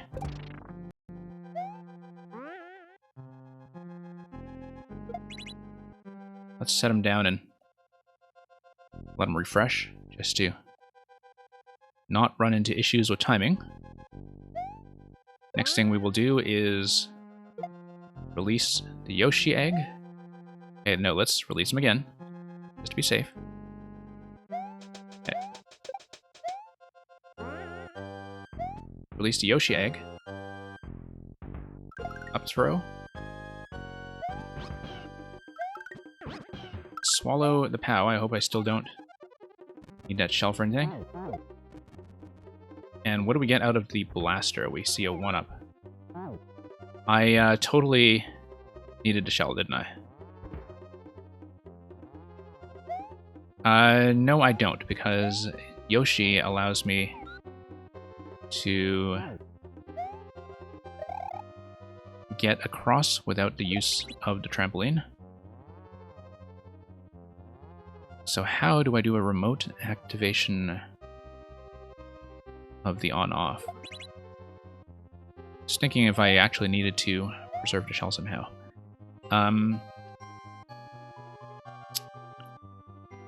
Okay, this was interesting. Seems like I should actually use Yoshi to get this over to the other side, right? Because I can do that. Not clear why I would do that, but... So, for example, if I decided to do a spit here, then I would have been able to spit the shell across. The shell would have been able to hit the on-off. Okay, so I actually did need to preserve the shell, once again. And... yeah.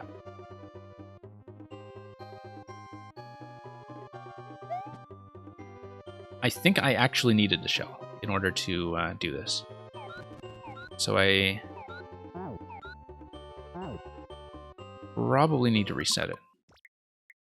The area below the X is solid, yes. Things do collide around it back and forth. What's in the upright blaster? Upright blaster is Yoshi. That's what gave us Yoshi in the first place. I think if I preserve the shell, then the shell hits the on-off and we're fine. Ah, this is the puzzle you were talking to me about. Okay, okay. Yeah. It's good. It's a fun one. That's right. You were trying to dig up the code for it. Hey, wait. We messed it up. Let's get the switch. Yeah, the one execution thing that is a little fussy is keeping the Buzzy shell alive. But the sequence itself is not hard. I mean, it's a one-screen puzzle. You're only going to do so many things with that.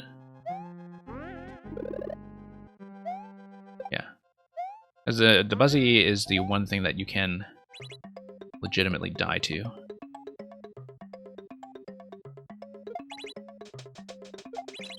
Okay, get this guy out.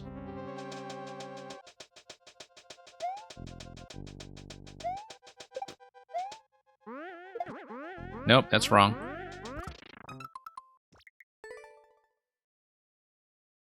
Oh, you made this puzzle. Okay, yeah. Ah, yes, that's right. You had the other code that you also wanted to send me. Right, because you were telling me that you had been working on a puzzle that you wanted to show. That's correct. I have to get all my information straight. Okay, let's do this once again. Let's just not lose time to execution mistakes.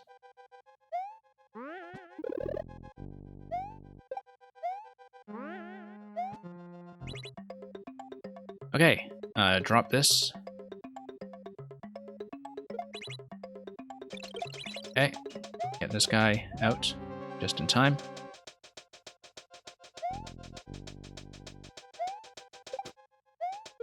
Okay, that's going to be much better as a way of doing that. Let's let the shell revive first, just out of an abundance of caution.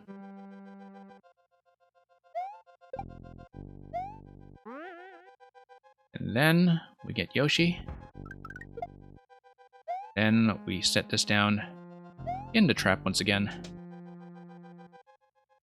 Yoshi is able to grab the shell from the other side, now that the shell is in the trap. So Yoshi's going to do two things. Yoshi is going to grab the POW. POW to Muncher. Nope, because the POW kills the shell, so the shell is not going to be relevant to that, I guess. Okay, that was a blind alley. That was not what I wanted.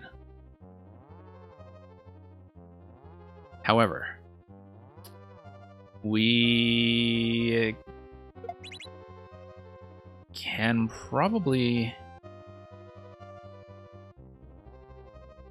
Let's see. I want to think about how I can activate that on-off switch on the right remotely. And the way I would do that is... First of all, I can get a second Yoshi. First of all. And I know that because I can now swallow this trampoline. Okay, the Buzzy Shell's not going to be relevant. The POW is just going to kill it, so I think that's not going to ever be what we want. Do I have a way of taking damage? Because if I take damage, then maybe I can sneak a Yoshi over. I have to go over there to see what's in the blaster. Do you mean the blaster on the left? Because, yeah, no, I mean, I had the Yoshi figured out. I had the 1-ups here figured out. I need some way of being... I need some way to get something to hit the on-off, and that's not something I seem to have yet. Like if I do this...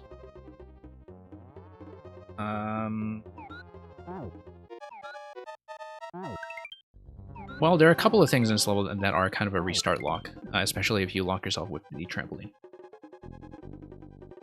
Here's some cheese. Bounce the bomb on a spring under the left switch while getting to right side with either the shell or Yoshi. I think I can visualize that, maybe. Not gonna try it, though. Okay, so we did the POW kill on the Muncher. It really feels like... Oh, you know what? Okay, the shell does not die if Yoshi has the shell in his mouth. That's the trick.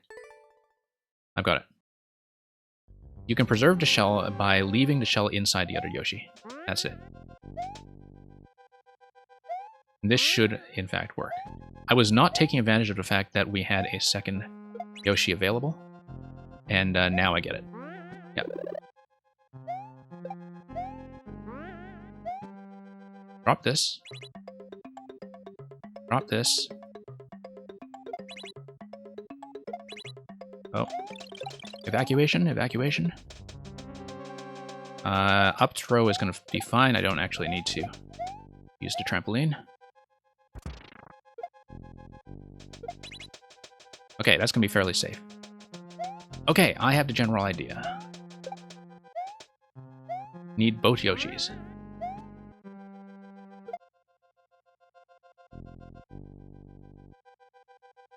Hang on. Get this to spawn first. And let's just fall on this safely.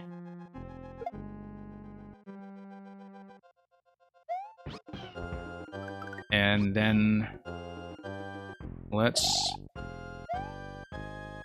get this Yoshi out of the way first. Just to not deal with him. Grab Yoshi number 2. Yoshi number 2. I'm gonna grab the shell. Dismount. Let's position the spring such that we're able to reobtain it.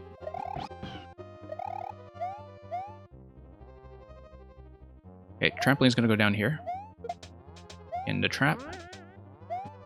Yoshi is gonna grab the POW. Kill the Muncher. Grab that. And then we trade Yoshis.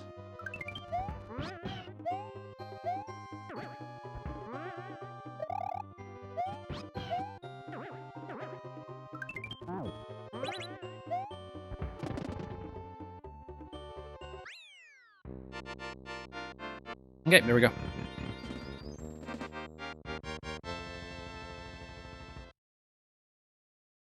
Thank you for the GGs. Yeah, very nice puzzle. I mean, the way it is designed, there are a couple of things that are going to be reset locks if you just get the trampoline into the wrong position, but given that you are limiting the player to one trampoline, I don't think there's really a graceful way around that within confines of the one-screen design. And, the resets are completely painless. Keeping both the shell and the bomb alive could be finicky, but, you do have the trap there. Sometimes it's more, when you have multiple objects in the one-way panel trap, it can be a little difficult to discern what the game will let you pick up first. And in the meantime, before we get to the next level, we are going to get that reward redemption in for number 100 as requested by Explicit200. Let me just put a win on this first, and then give you the current state of the list so you know what you are dealing with. And then I will catch up on some of the chatter about the level itself after I pull up the request for number 100.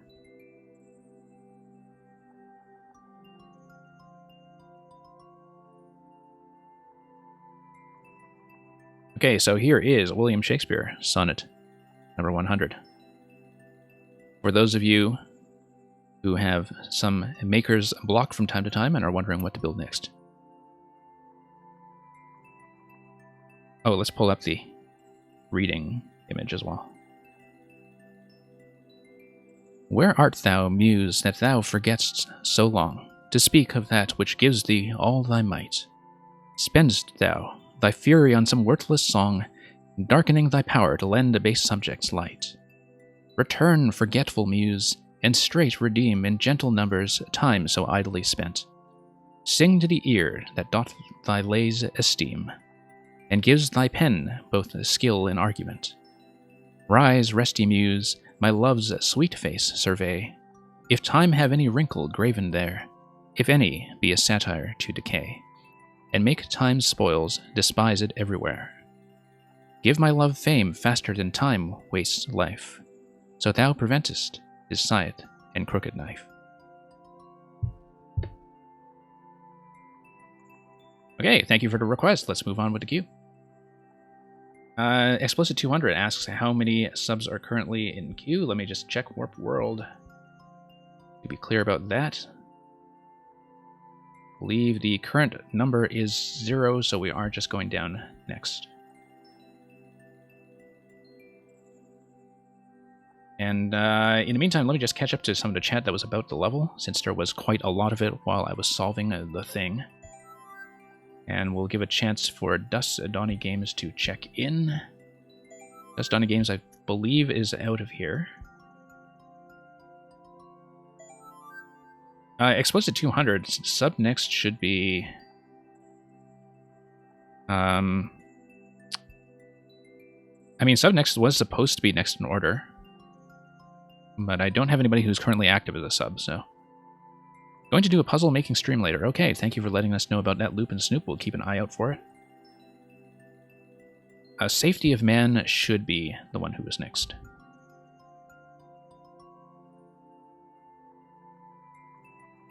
Sorry, just doing a big chat catch-up. In the meantime... okay, Explicit. Thank you very much for the sub. Explicit, if you want to take advantage of the sub next... well, you're going to be next in the queue anyway, so it doesn't matter now. Normally, if you're very far down in the queue and you do sub, you actually do want to leave and rejoin. But we'll do your level right after Safety of Man's anyway, and so you will be next after this one. But normally, for those of you who are subbing, if you are way back in the queue, it is actually usually worthwhile to leave and rejoin, because that's when the queue treats you as a sub. But once again, like Explicit200, no need to do that. You will be second. I'll enter the code while I kind of read what was being talked about when it comes to puzzle level design. But yeah, I think the question of like how much of an execution challenge to put into a puzzle is often an interesting one. I do think that you'll find that there are some players who are dedicated puzzle players and even some troll players who actually do not really have much in the way of platforming skills and want a very pure logic puzzle experience. That usually tends to be the target audience for some of the one-screen ones, but, you know, not always, so... I feel like in the previous levels, something like keeping the Buzzy Shell alive could probably have used an additional one-way trap just to keep it in place. But we were able to play around that, just with the occasional bit of sloppiness. So yeah, I think otherwise, though, like, it was a pretty clean design. And the thing that I think is always nice about puzzle levels is when you feel like you're getting closer, such that the level gives you enough feedback to let you know that you are on the right track if you just make some additional adjustment. And if a puzzle makes you feel like you are getting closer step by step, then that tells me that there's an interesting logical pathway to the design. So let's get on to the safeties level, which is Koopa assembly required. This flying Mecha Koopa factory is not OSHA compliant. So the funny thing is, this was the exact same thing that Lecter said about his 4YMM level. I'm actually going to pull that up. So if any of you have played the big Thwomp assembly machine level called Welcome to the Machine, which was in this week's edition of 4YMM, which I will plug quickly. I'll actually read you what Lecter said because this is hilarious. So his description was, "We're in for nasty weather. Mario has infiltrated a sky-high Thwomp mech construction facility and has to hang on for dear life or he'll plummet to the ground. Turns out Mecha Koopas are really bad at complying with OSHA guidelines." So here you are, Mecha Koopas over here as well, just violating all regulatory considerations. So yeah, when you see that, you'll get a kick out of that. I think the reference to the OSHA guidelines was only in the long version of the description on the website, though. It was not in the in-level synopsis. Okay, so over here we see right away that we have a mushroom as well as an on-off switch that is going to be our target after we drop the blaster using the blue platform. Blue platform down here as well. That doesn't look like it's compliant with OSHA guidelines, so let's not step on it. Looks like there is a slot to go through if we did in fact have some way to slip across, for example by activating something here. Looks like we can obviously pop that as well, but that doesn't really take me through without a damage boost of some sort, which I think whenever I see a damage boost, I start looking for other options, just in case. Fire Flower, interesting. I wonder if the claw will swing around and grab that. Doesn't look like it will.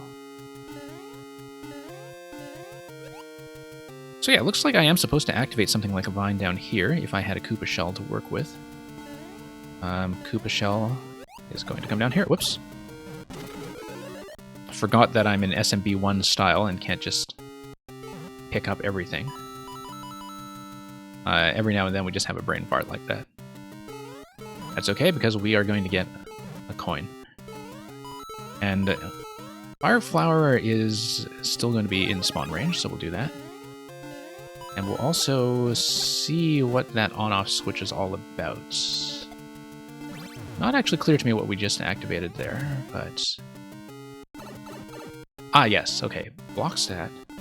Block stat lets us through this gate, which I would have known if I were paying attention.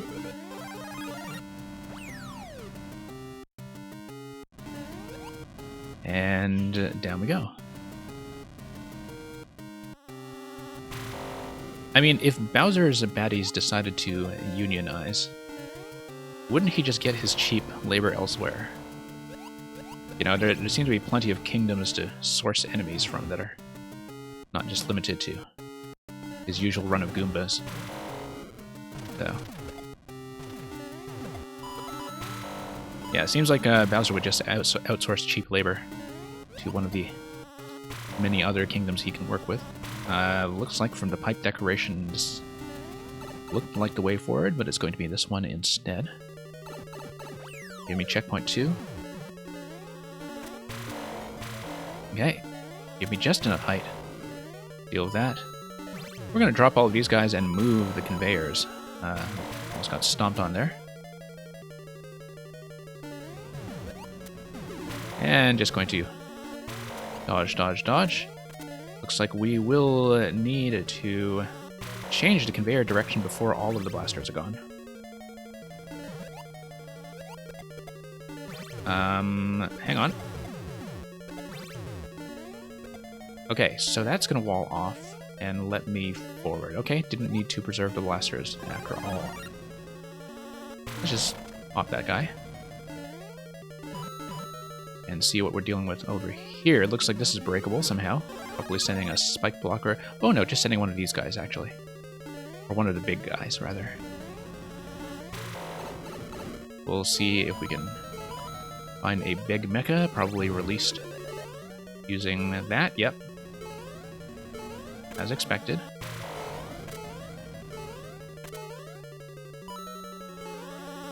No, we actually wanted to leave him alive. Never mind. Let's leave him alive. Hey, Gurkowski, welcome. Gurkowski, we have had quite a puzzle day today. I think you'll be quite at home here, whatever you sent me. Yeah, actually kind of nice to have a puzzle day. I hadn't had a very puzzle-heavy one in a while. Looks like we will just jump on these. Looks like it's probably optional content, but hard to tell sometimes. Key door is located over here, okay. That looks slightly out of reach. Hang on. And let's just feed this one. Oh, whoops.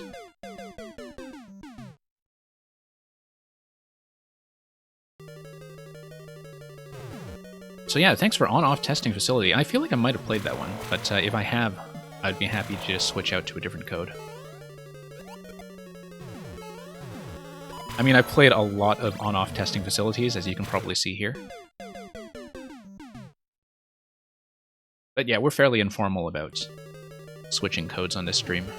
Like, if people need to change their submission, we do that. And... okay. Let's drop that guy.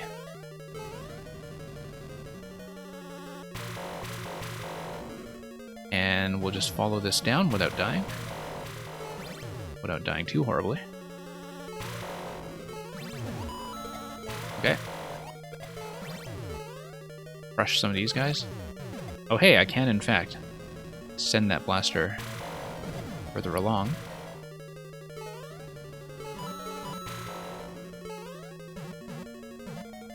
But yeah, pretty interesting level so far. That it plays like a platforming level, but with just enough interactive stuff going on in terms of, you know, lock and key interactions to keep things interesting. Let's release the big mecha.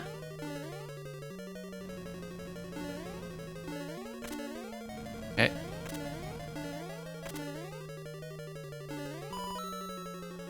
And, okay, that'll get us through to the upper segment.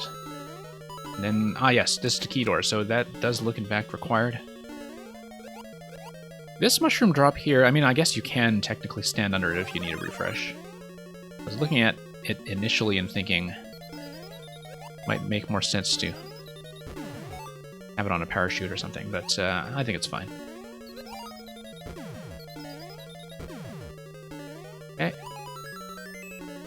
Keys all in one segment. That's going to be pretty clean.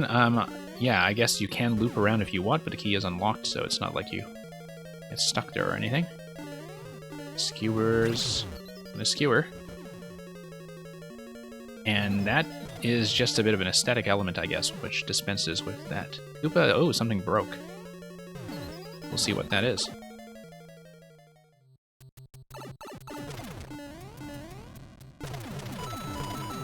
And yeah, it looks like we just broke the factory.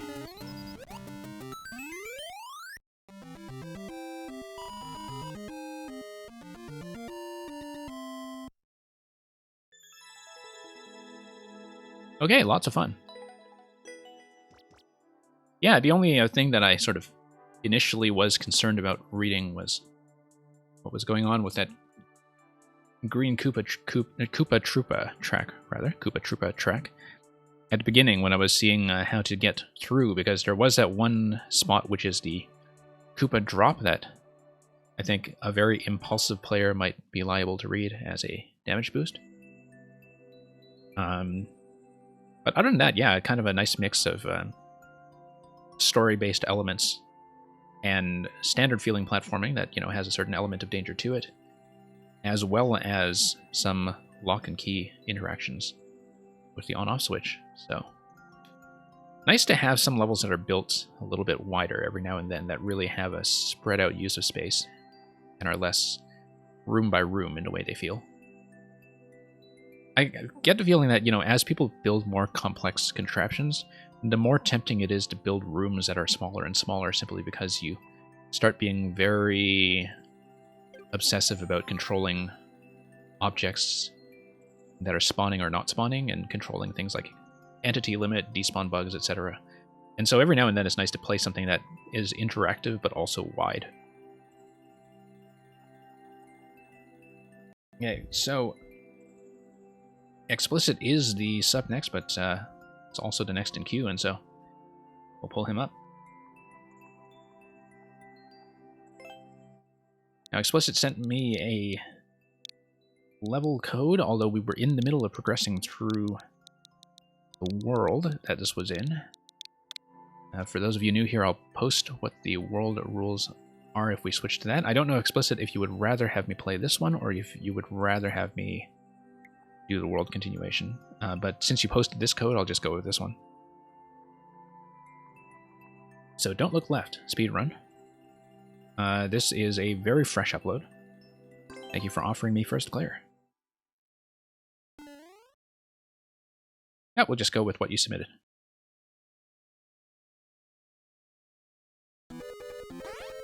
Collecting at least 4 coins. Ah, precision based. We missed one on the left, but this is at least 4 coins. Okay, so we did need to go left, and then there was an on-off interaction as well. Oh, don't look left. Okay.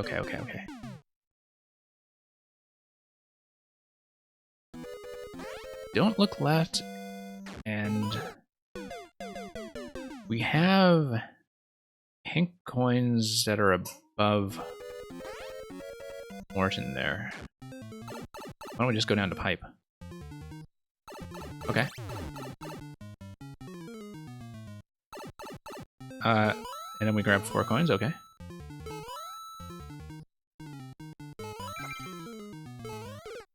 Ah, okay, and there is a bit of a time check on this.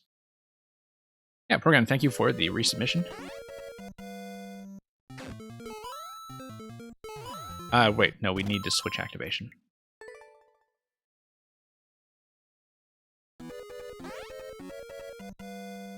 Okay, pretty straightforward, once you see what the level is asking you to do.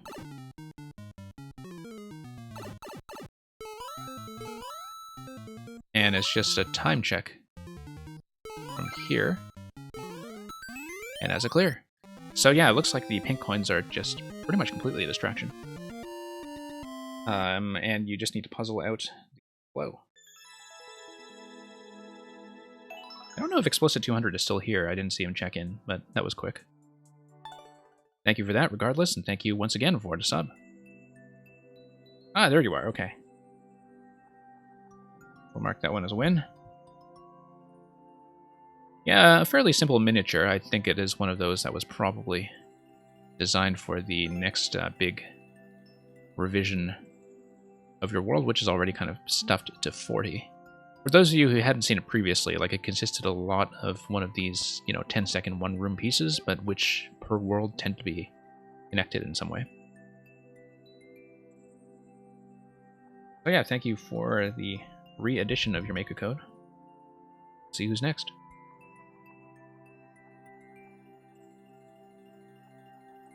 Alice Sub-Zero is definitely here. And yeah, this was a new addition. A troll that I had looked at previously. I don't remember how far I had actually progress through this, but smaller Twitch streamers are indeed underrated because they play all your levels. Well, within reason. 9-minute world record on one of the 3 clears so far. Yeah, Alice Sub-Zero, I mean, I saw you in chat, and that's why I do the check-in, is because Twitch and Warp World can be quite wrong on that score. Ah, yes, I remember this. Okay. I don't know that I remember the solution sequence, and I also don't know if I did it the intended way to begin with. But yeah, you have a proximity-based drop there. Have them click over there. Skip the 30 coin. Skip the munchers. Skip the mushroom. Nope, needed to go right because otherwise we get trapped in the anti-soft lock. Which we had seen before, so. Yeah, I actually don't remember if I solved this completely. I just know that I did progress through a pretty big chunk.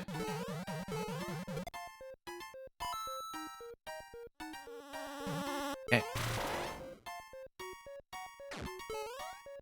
Alright, so we will get through the right side slot here. I think I did understand that clue. Do not get hit in the head by that muncher sailing down towards us there. Clown car on the right side, huh? What that was about. Master Sword, there's some kind of trick pipe, I remember, on that side, so let's not do it. Very obvious scroll stop over here to the right side. Ah, yes, we needed to duck under and stay down. Stay down, and that allows us to progress. Okay, so I don't know which specific revisions you're looking for in this level, then. I mean, I don't mind flowing through it.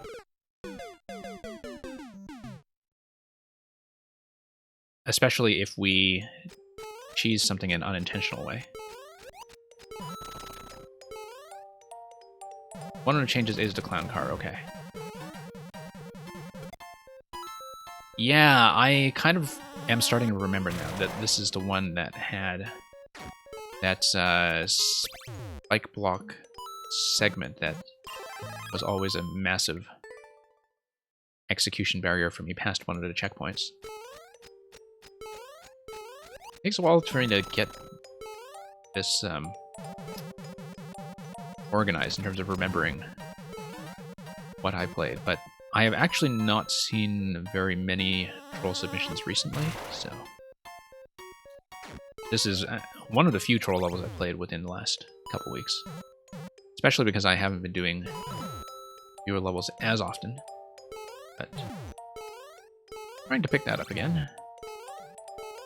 It's kind of nice to see some of this in action again. Oh, that's a bounce back. We have to be careful about that. Don't remember what this was about. Okay. Okay. Checkpoint. Looks like the checkpoint would change your camera position a bit if you die here. Hidden pipe. Hidden pipe looks like anti-soft lock. Yeah. And, okay. Take a mushrooms. And then, how do we die from here? I see. We'll just hit that.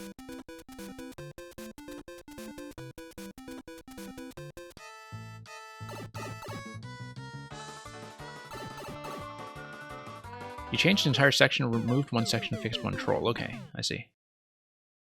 Yeah, like I said, it's been a while since I've looked at this. So yeah, you can see the camera spawn telling you about the hidden pipe that is over there. That is going to be a dead end. SMB2. Yeah, this looks completely new. I don't remember this at all, I don't think. Okay, that is going to remove SMB2.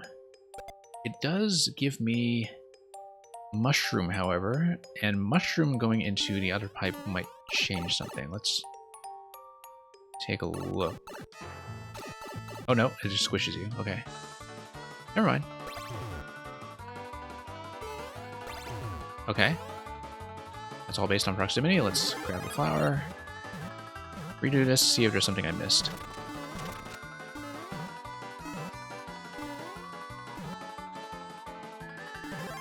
Okay. Hang on. Wonder if that does anything whatsoever. Can you make puzzle speedruns? I mean, you could try. I think, though, that usually with puzzle levels, people are going to push themselves, some people are going to push themselves to get the speed records anyway, by finding the optimal sequence, and so you don't need to put a tight timer on things. People who care about doing things fast will just do that to themselves. Yeah, we know that's guarded by a fishbone. We know this is SMB2 up here. And yet that just takes you over, in fact. So. The fact that it takes you over tells me that it's possible to stand on a thwomp and jump over to the right side. Yeah, I should have taken damage, sat on the thwomp, jumped over to the right side. Okay.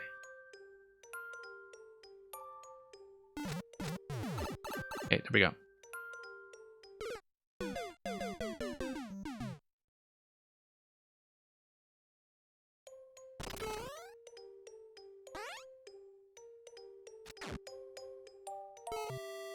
Yeah, I find out with a lot of types of levels, you don't actually need to enforce the timer to make them interesting. Mushroom check, interesting.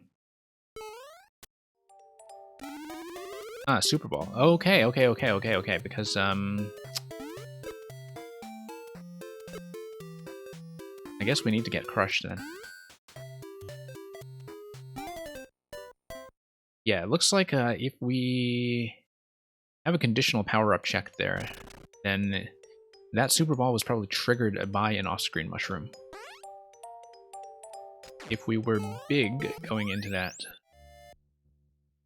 like if we... Whoops, that's not how to do it. Yeah, if we get off the thwomp early enough that we are big going into that next segment, then there should be a conditional power up there that prevents the Super Ball from spawning.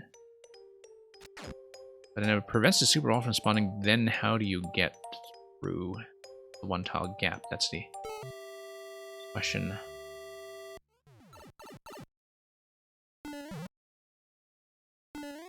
Okay. Okay, that's not it.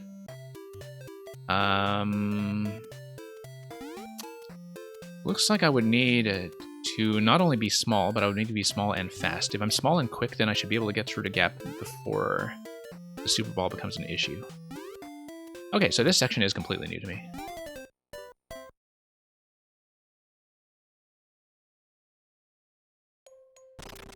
What do I think about the fake checkpoints that actually resets your progress? Sometimes it actually can be a subtle clue towards progression to make sure you are keeping track of what's going on with either the camera state or the things you might have broken or the on-off state. So there are times when it can be interesting. Okay. Oh, there was a slot to jump up above. Here's the anti-soft lock game once again. I see there's a locked door on top though. I'll try to do this at least once, but in some ways it may be easier to just go back to where we were before. Okay. Let's just not get bounced back into the flower. Yeah, I see that I was supposed to skip over the yellow pipe and get above the semi-solid in that previous room.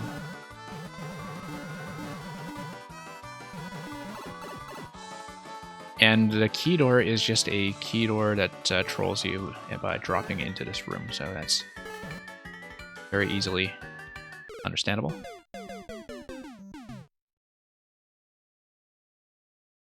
Yeah, like if the CP0 reset is part of how the puzzle logic works, by taking advantage of conditions that are or are not preserved when you respawn from checkpoint versus not respawning from checkpoint, like for example, blocks that are broken along your progress from CP0 to CP1, like that stuff can be interesting in that it can make you pay attention to very small changes in your progress.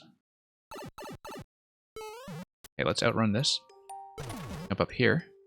See an upslope up here. Don't know if that's anything. Oh, that's a secret pipe as well. And that's going to give you the other yellow pipe. Okay.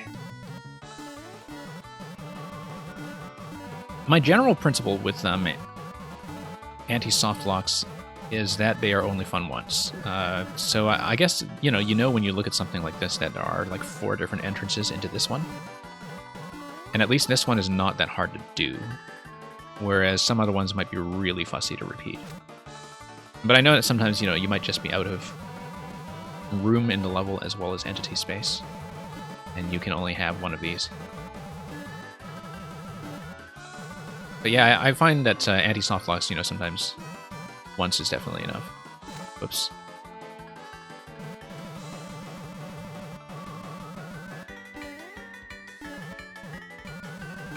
But yeah, at least this one is not too bad. Okay. As long as we don't get bumped over here. There we go.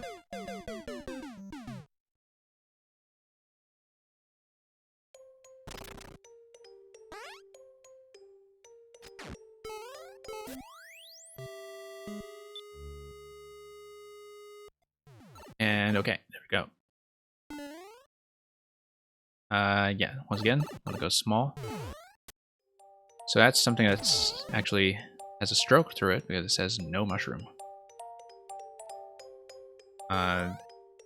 Yes, I remember that this was actually a bit of a trick that we actually do want to break the scroll lock between the top and bottom half of main world, which will in fact affect the scroll stopping for the rest of the level if I'm not mistaken. No, we needed some kind of power up there. And we see the other CP right beyond that. So.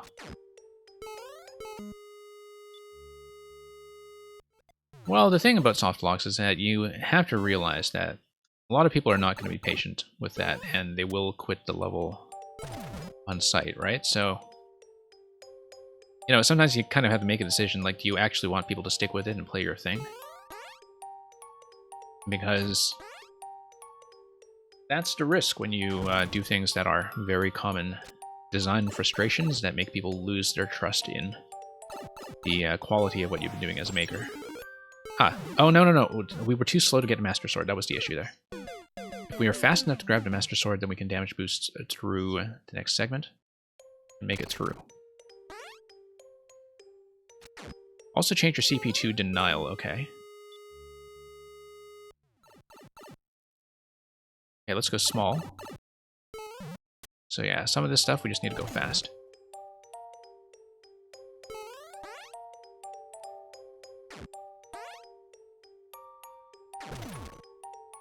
Yeah, I don't remember how the CP2 Denial worked anyway. Oh, you mean to the right here, yeah.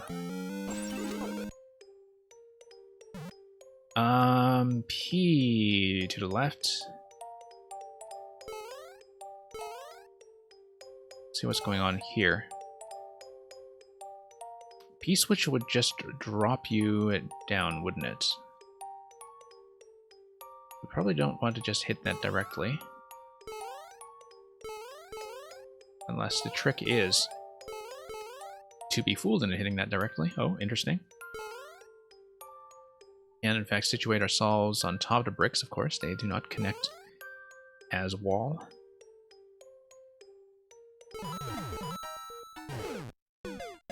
Okay, just gonna have to skip that guy and go through on the right side. That'll give us access to CP2.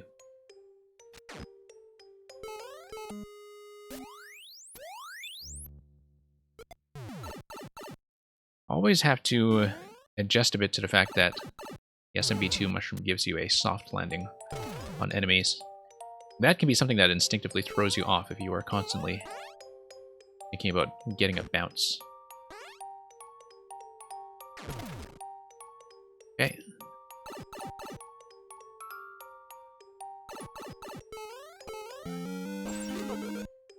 And, yeah, that's just the Master Sword Eliminator.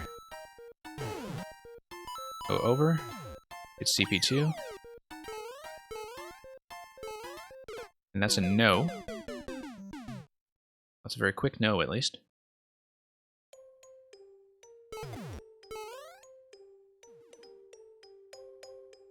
What if... I see, that just blocks me off anyway. I see how that works. This looks like a gap to the right. There's one tile gap here. This looks like we need a fire flower. How do we get one? By doing that. Okay. And that's nothing. Right, because... what do I actually want to do then? Probably just wanted to get through the right side pretty cleanly. Yeah, that's just nothing.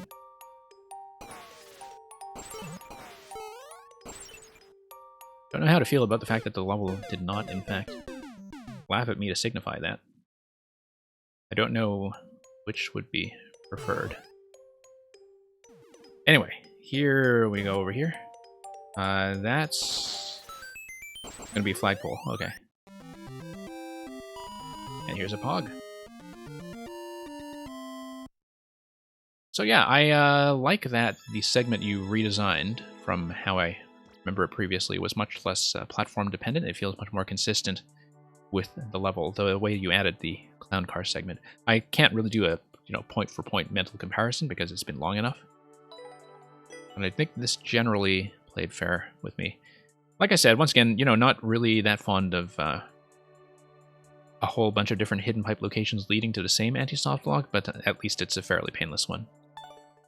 It would be quite bad if that were a painful one that, would just encourage me to reset the level from scratch.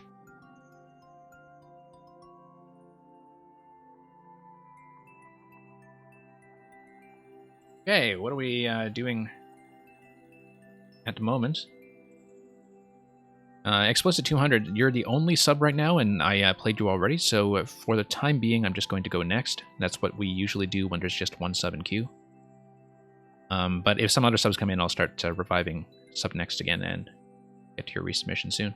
So you can enjoy your sub privileges. Meantime, let's see who's next.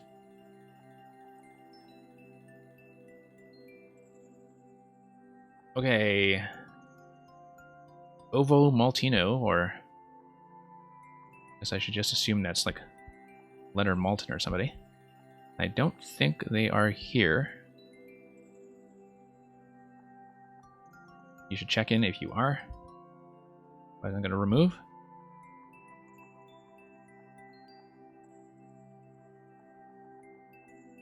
Yeah, when they make you play Carl's Please Just Do Better, I don't know if I know what that is, because I am not really up on the troll metagame, as it were. I know a lot of troll makers are, but usually my main exposure to troll levels is by playing them, not by watching them. But, you do detect a lot of the common themes just from playing after a while. Here's the current state of the list was posted up above. Let's check if YouTube VVaby is still here. Doesn't seem so. Yeah, queue's going to shorten considerably, I think, from some of the people who had been waiting. Rakowski appears to be here, so let's punch in your code. We'll see if we had played this one previously. If we had, we'll just switch off to something else. I do see you are here, so glad to have your contribution to our puzzle day. And yeah, we have played On-Off Testing Facility. I remember you recommending this one, actually, as the one that I should start with, so... I've played some of your older stuff in a scattered fashion. I don't know if there's a specific one you want to recommend.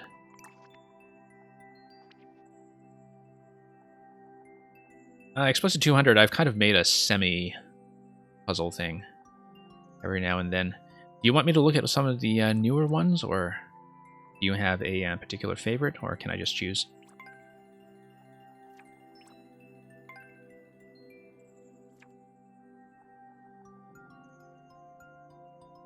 Dusty Bestiary, okay. Yeah, I haven't played a lot of the newer stuff. I started with a few of the older things, and at some point I'm going to play through the world as well. This one? Or is there an older one? Okay. Dusty Bestiary's Burnt Page. Creature of legend. Nestled in Sanctuary. An empty quest. Really love the design of the eggs in their little nursery, their nest in the sky, that you can see in the cover image. Let's take a look. 15-second record, so there is a quick solution once you know what to do, it seems. Reach the goal while riding Yoshi. Okay, so the goal's right here. We need Fire Yoshi. We have a door that leads somewhere, we don't know yet. And we want to reach the goal while riding Yoshi, so we'll probably have to dash back and forth a little bit here and there. This looks like a level that takes advantage of the egg spawning limits. And that once you get under the claws, the egg spawns will go. Ultimately, we want access to this guy here. Or at least something red.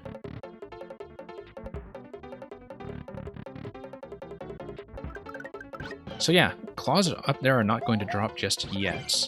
Looks like I might want to snatch this, maybe. Yes, because if I limit the number of eggs there are, I can spawn the...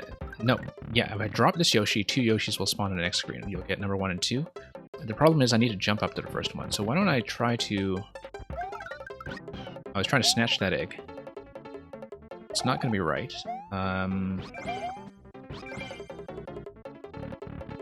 Let's see what goes on if I hop off. See if I have access to anything here. You'll have 2 Yoshis, as I suspected. Okay. Interesting. Yeah, because I was hoping if I snatch the egg on the left side, there we go. Then you get access to this guy here. Having access to this guy here allows you to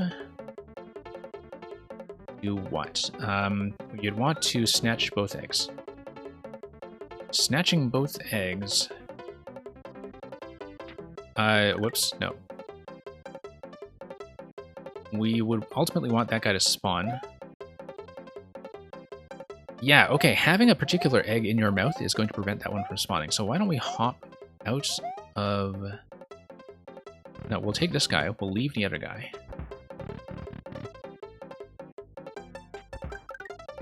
Yeah, it's going to block both spawns here. It is going to have 2 Yoshis on screen, unfortunately, so... What do we do about that? We... need some way of getting up here, such that... Yeah, we want this Yoshi to spawn, actually. To get that Yoshi to spawn, we block these 2. Block these 2. Come up here. Grab a green Yoshi. Green Yoshi grabs this red Yoshi. So let's start this over again and see if we can have an appropriate series of interactions to make that happen. I'm going to take this guy through. Yeah. I see it. I see it.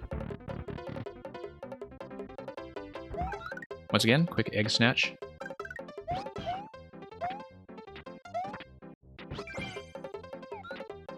Now, here's the issue. Is we come back here. This guy's going to spawn. If that guy spawns, we have a problem, because it means that when we spit out the red egg is not going to give us something. I need to somehow prevent the red egg from spawning. And to do so, how do we do this? We have to blow this up with fire.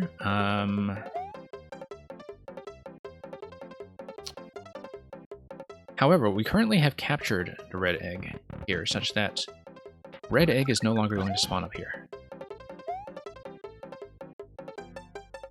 The fact that we have captured the red egg tells me what? It means that if we can find some way to mount Red Yoshi coming in, then that will be the solution I'm going after. So yeah, definitely want like some kind of spawn prevention here. Hey, Theorymon, welcome. Yeah, change mouth. I'm trying to change mouth because I know that the idea is that I want this guy to carry red. One thing I could do is try to spit the egg into the claw. Spit the egg into the claw, and then it does not, I hope, actually hatch. Right? Because then that allows me to do the swap. Nope. Okay, if I did this a little more accurately, I feel like I could have done it.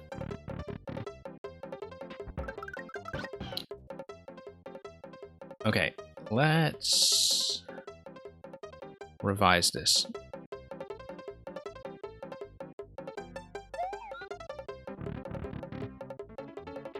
Yeah.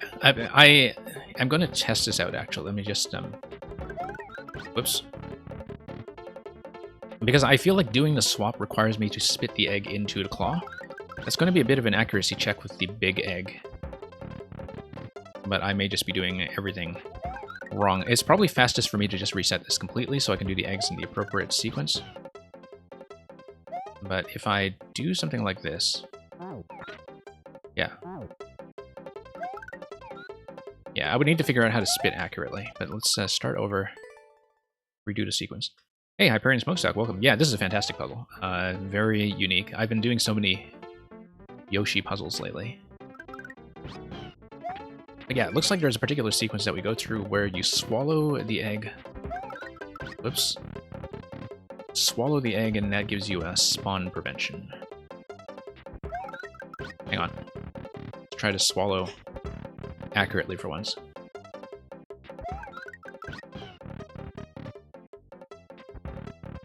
Yeah, because you just trade eggs in sequence until you get access to the last one. So, for example, come up here. Prevents this guy from spawning, prevents this guy from spawning. Except I want this guy to spawn, don't I? So, I actually want this guy to grab this egg.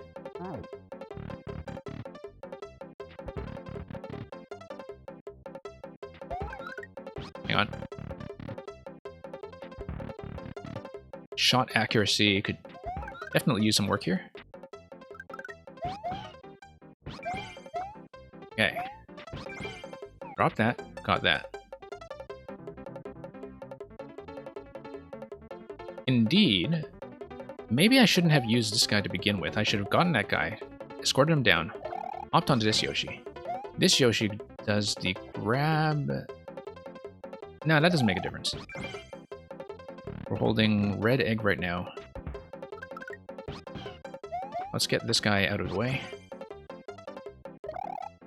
Let's try to spit the red egg into the claw. Too close. Too close, but... I feel like that's definitely the right solution now.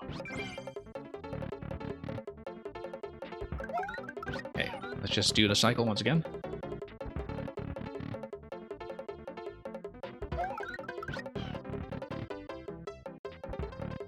And Theorymon, it's kind of interesting that you say that because it seems like lately I've been playing an unusually high number of puzzles involving Yoshi swallowing eggs, but it is underexplored, I think, as a logic system, just given the two Yoshi limit and the number of interactions you can get off of the eggs when you do that. Okay.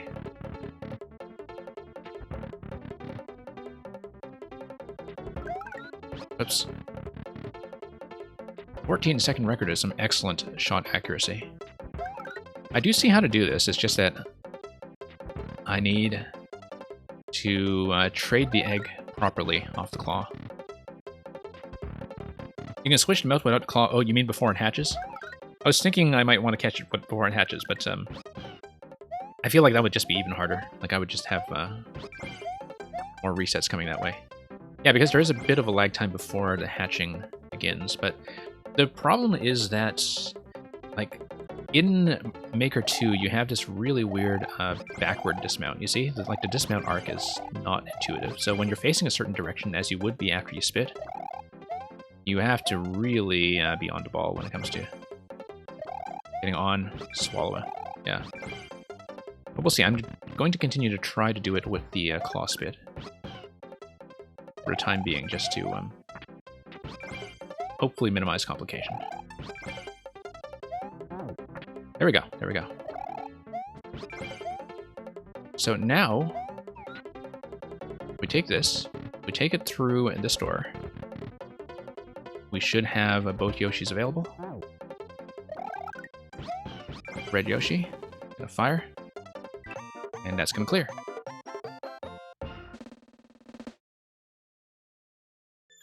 Soft drop on top also works well. Okay, interesting. Anyway, really interesting puzzle. Thank you for that. Yeah, that one's great. Highly recommended. And we will see what's going on with the list. Intenium Z, I don't think is actually here. But we'll check that in case I'm wrong.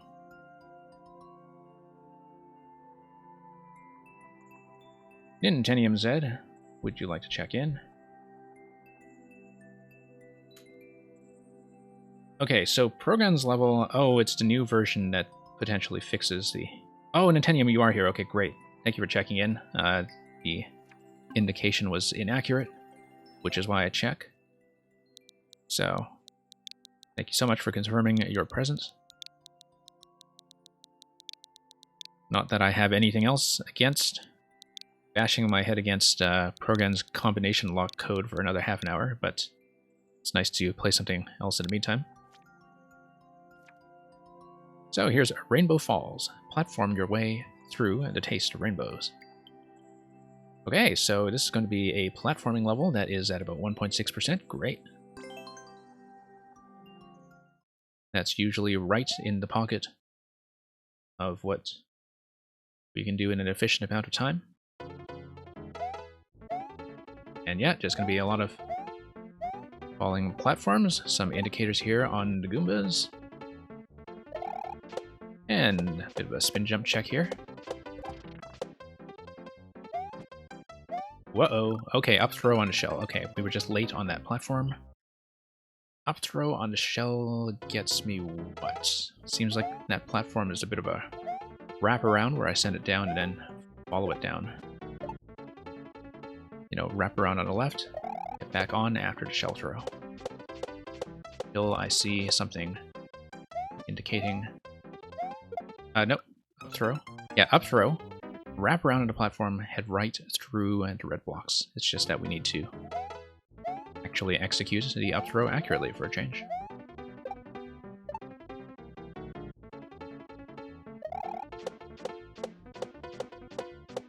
Okay.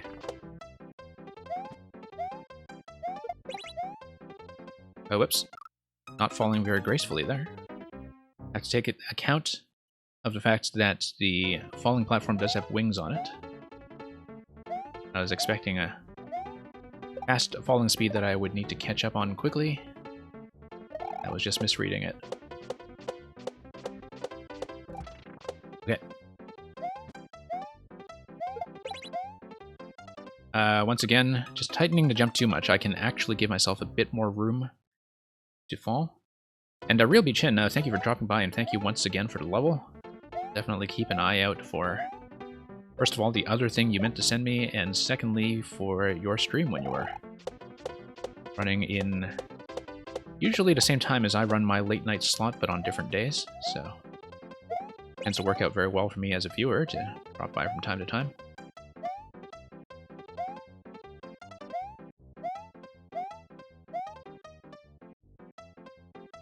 And yeah, whoops. And Hyperion Smokestack, thank you for your code. CP Hype, not yet, we don't.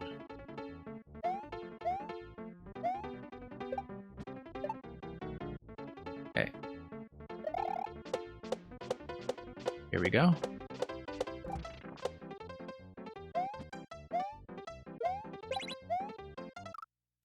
Yeah. What's happening there is that I am still just kind of overcompensating for the falling platform, despite the fact that it has wings. Like, I'm making it harder than it is by expecting it to be faster and more difficult.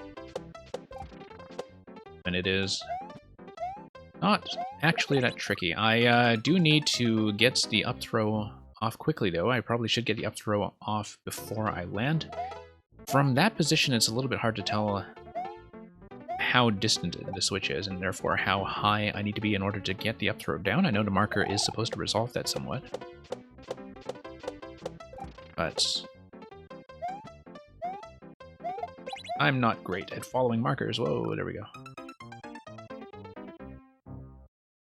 You don't think you got... Oh, you don't think I got you your boss remix? Okay. I know I played some boss remix of yours, but I mean, I haven't been doing viewer levels as often lately, and so I do have a fair bit of catching up to do. Nope, too early on that. Trying to anticipate the up throw, and that probably would have worked if I had not corrected to the left at the very last minute.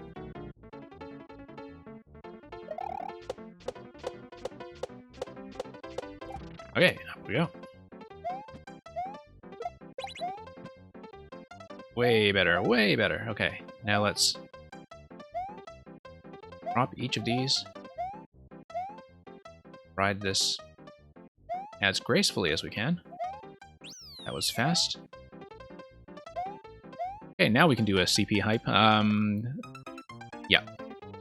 That's just a misread on my part.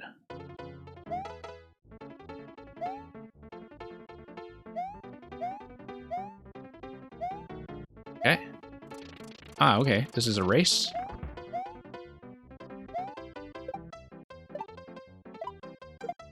Okay, there we go. Muncher would have blocked the exit pipe. And yeah, no need to do any kind of shell grab there. It's... However, needed slightly better synchronization coming down there on my part, so... Yeah, interesting that you have a checkpoint that's sort of in the midpoint of this section, but I think it makes sense given the obstacle here. It's actually a surprisingly easy one to misread. But that's because I wasn't paying attention to the cloud-shaped ground blocks that are obstructing that. Nice little chase there. Okay.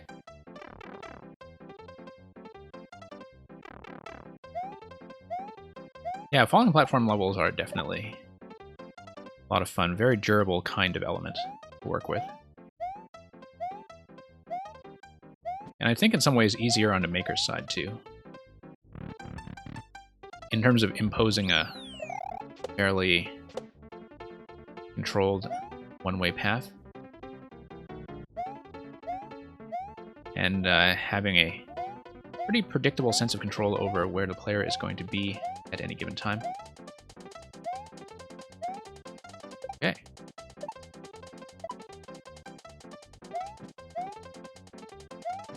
Pow. Yeah. Sometimes you kind of have to take these things on trust, although I did see the Munchers just barely off screen, so... Oh, just a little bit short there. I probably should have used an additional swing. I know it probably is designed to be doable on the first cycle. but didn't really land into a good position on the claw to do it on the first cycle, and I should have exercised a little more caution when I saw that it was set up like that. Otherwise, pretty smooth ride over this segment here. Pretty smooth all around. Yeah, Muncher's barely out of view, but it's very clear to me that the POW is the target there. I don't think there's any ambiguity there to worry about. Okay. And that's going to enforce a certain on-off state in case something broke. Okay. Looks like we do a bit of a balloon flight. Let's see what's up here. Why not? We'll take a look. Okay, okay. Surprise! More P-balloons.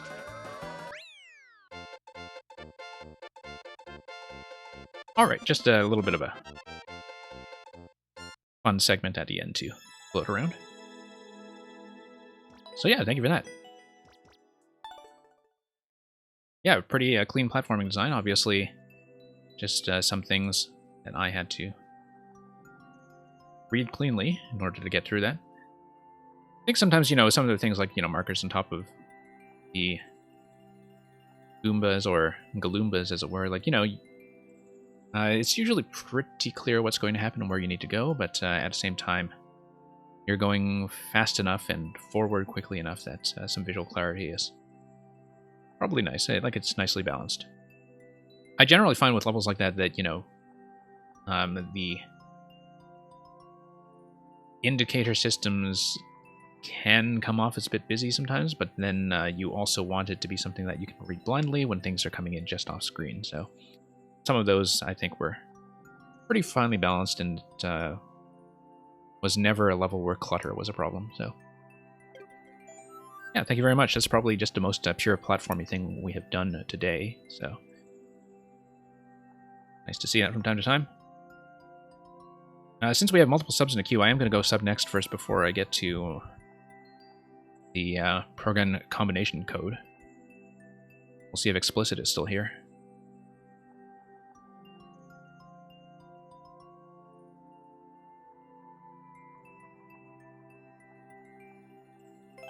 And I assume this will be a world continuation.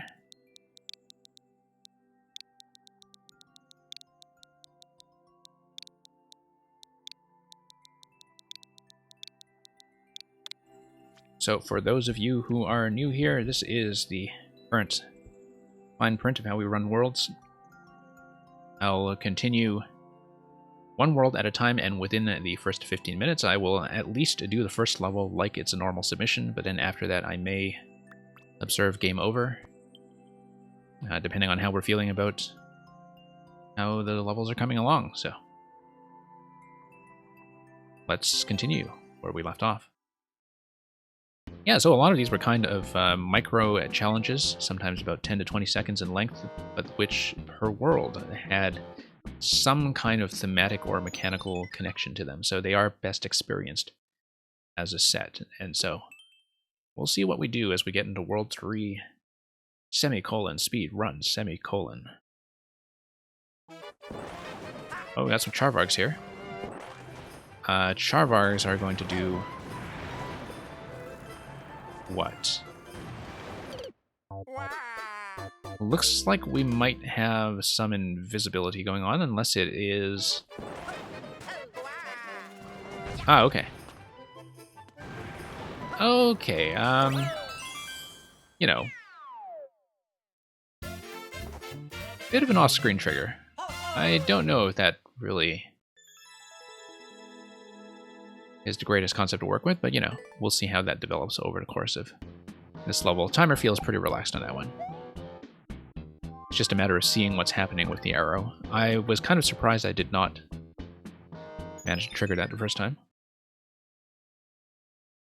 Can you play through entire worlds online with a friend, as in co-op? I believe you can, but I don't remember, because I have never actually queued for those in co-op. I remember playing something similar to this in an earlier version. I think you just run forward and try to hit all the mushrooms. And then what do you do here? Oh, you just edge into the door, yeah.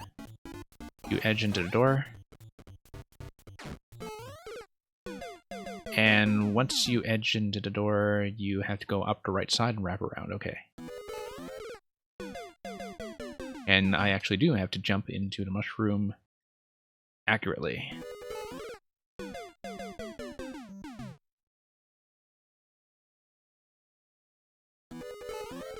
Wait, hang on. Let's do this correctly, timing-wise. Except we are going to have a fairly tight timer here, I think, so.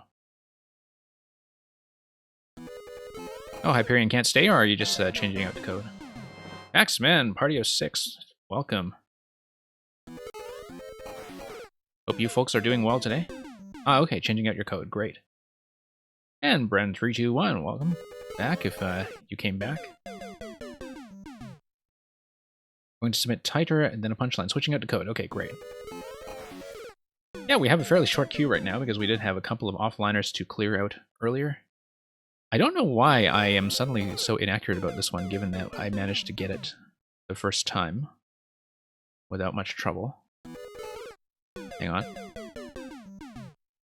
Stream's been great. We've had a lot of puzzles today, actually. It's been an unusually puzzly day, partly because I sort of asked for it in the title. And so yeah, we've done a lot of puzzle solving, and it's been fun. Okay, I do need to just damage boost through the first one and hope that we have time left over for the rest. Looks like you edge into the store and wrap around this side here over the course of a couple seconds. There we go. Ah, I've played the level that you submitted, but I haven't beaten it. Okay. Ah, I think I remember. Yes, we were partway through because that was the one with some on-off switching segments and so on.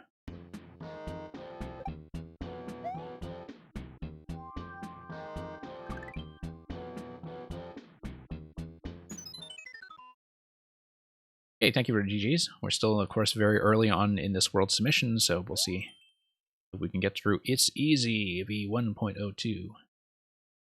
Grab all 5 coins. Okay, precision check, yeah. Yeah, Explicit knows me well and knows that you did warn me that one of these would not really be my type.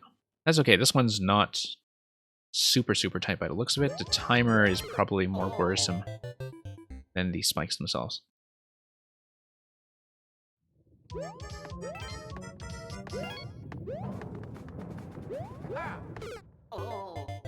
Yeah, I actually shouldn't press myself so hard with a timer. I feel like I have more room to work with than I am estimating.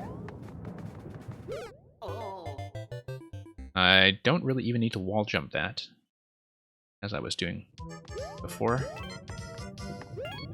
Yeah, I just need to not kind of bend my way out of some of these jumps. That's going to be a blown attempt for sure. Oh, wait, hang on. Let's not slip and slide around. Yeah, Gorkowski, thanks for coming by. Trying to pick up the viewer level schedule again, and we have been doing Makers of 4YMM preview streams on a weekend as well, so I did have some programming lined up for that. Was also hoping to play your Wool at some point, and we'll hopefully manage to catch you for that, so. Yeah, thank you once again for that Yoshi level, that was quite nice. 11 seconds. Do we have anything to deal with once we are across? Not really. Okay, fine. Actually, pretty relaxing timer given the circumstances. Yes, I did finish Origami King about a week ago. There is some post-game stuff I do want to do with it, though. Like, I won't be doing 100% on stream, but I do want to do some of the puzzle-style trophy challenges on stream. And I'm hoping to do that in some of the night streams when we are not only running Mario Maker, but I did manage to finish it and see it all the way through the end credits. Thought it was great. Thought it was a fun time. Okay, so we have a shoe over here. I guess we should have waited for the other shoe to drop. Once again, something kind of speed-based. This is in the dark, and it looks like you need to hop out of the boot to make it over to the right side. So, 60 seconds, though. That's kind of interesting. Oh, interesting. Naked pipe. Certainly looks like the way.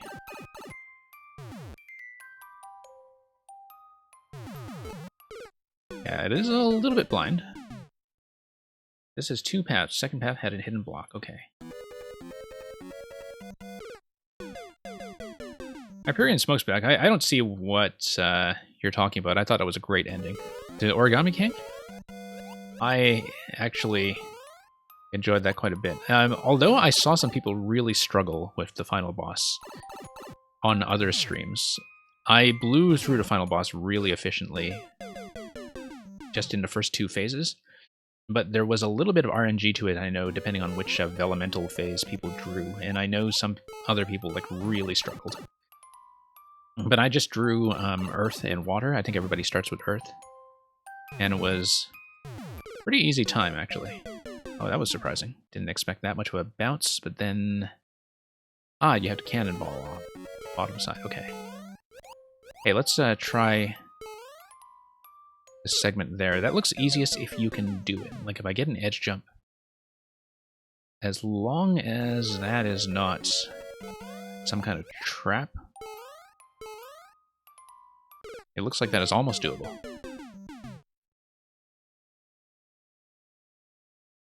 Yeah, Theoremon, I got the same draw. I saw some people really kind of struggle with the other ones if they didn't understand the mechanics. Everybody I saw started with Earth, but some of them drew Fire and Ice as the second phase. But yeah, I was actually, I felt like that phase of the final fight barely registered with me because it was not something that was ever a concern. We had an on-off switch that needed to be activated.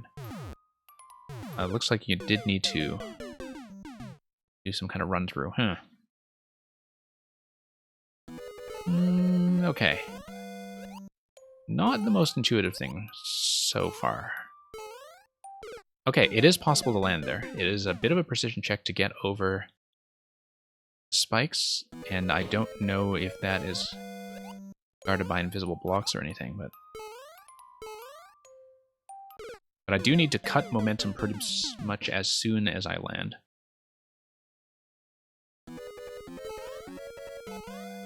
Okay. Now we are down to 8 lives on this. As I said, I am going to observe a game over since we have been through a couple of levels in this submission already. But in the meantime, I am going to see if this method is going to work. I just really do need to cut momentum. And it is not much of a landing zone to work with.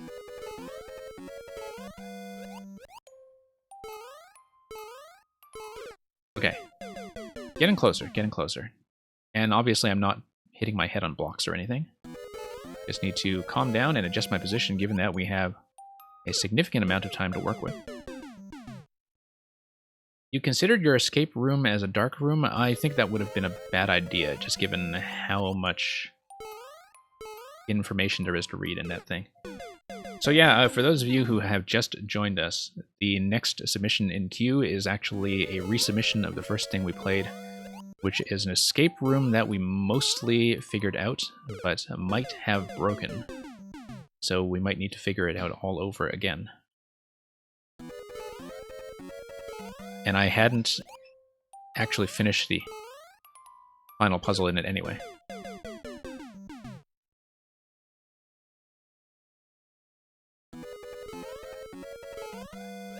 But yeah, the last phase in Origami King, if you're talking about the unscrambling bit,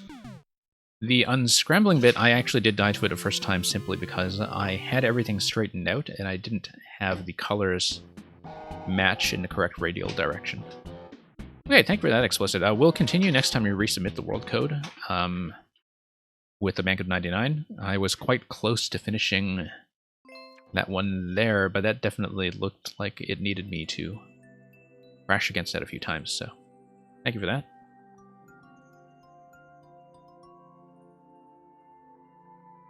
Yeah, mine was upside down. That's exactly what it was. And because it took me a moment to register that it was upside down, I did hit game over. That was the only in-battle game over I hit in the entire game, actually. I did hit a couple of, you know, cutscene-related ones or overworld-related ones. But okay, that was up next. We'll go next.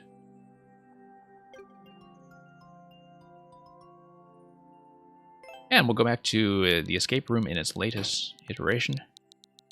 Let's see what has changed, and let's see if we need to figure out the segments that we may or may not have broken once again.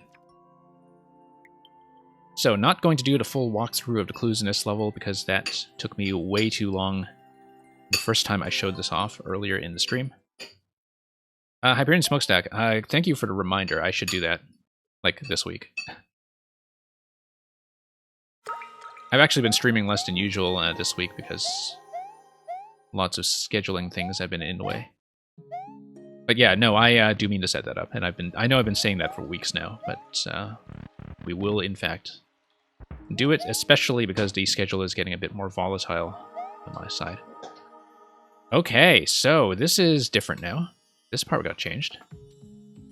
This part got changed specifically to prevent me from smuggling the P-switch. This sequence, however, yellow, blue, blue, that first part should still be right. I just don't know what the last one is. And I think the only way is to just try all three and see. Okay.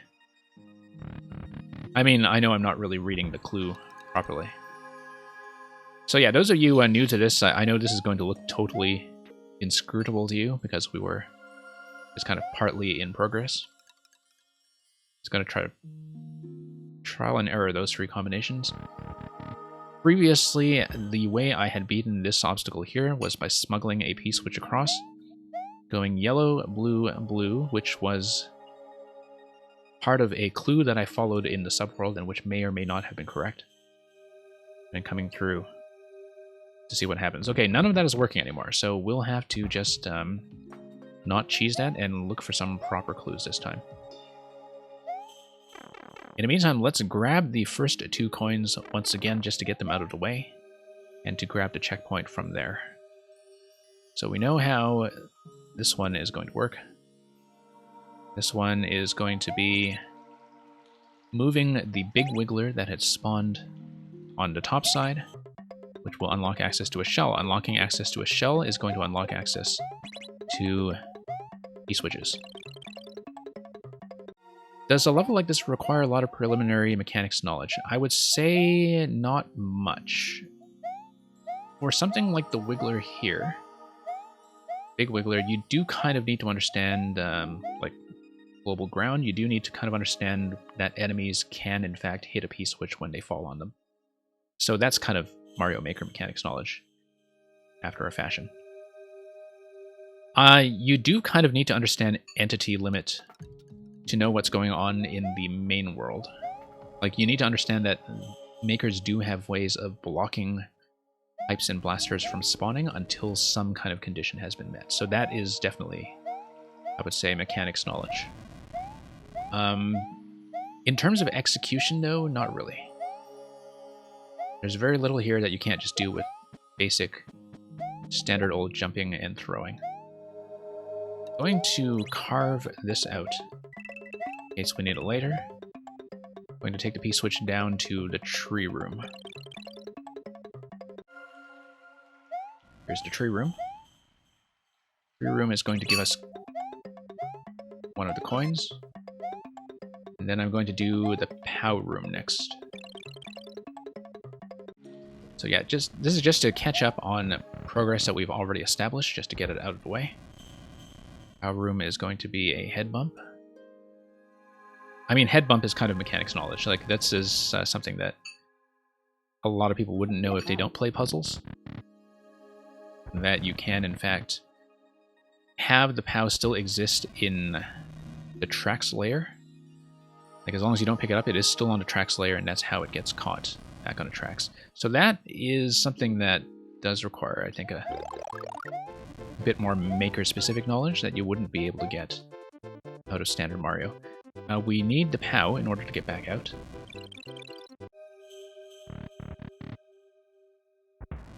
Yeah, Safety of Man, good luck with it. There's a lot of information to process in this one.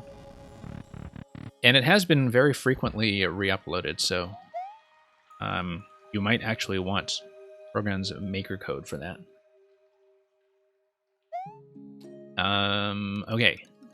Let's see. Yes, we have 2 coins. I'm going to grab a checkpoint with 250 seconds remaining, and then we will need to totally rethink how I was approaching the top side.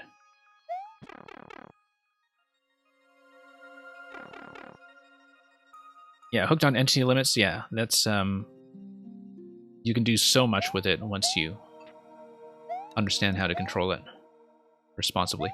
So yeah, fairly clear to me that this segment was supposed to be some kind of sequential code entry. Like I said, previously we had gone yellow, blue, blue, hit the P-switch and go. I don't know how much of that was actually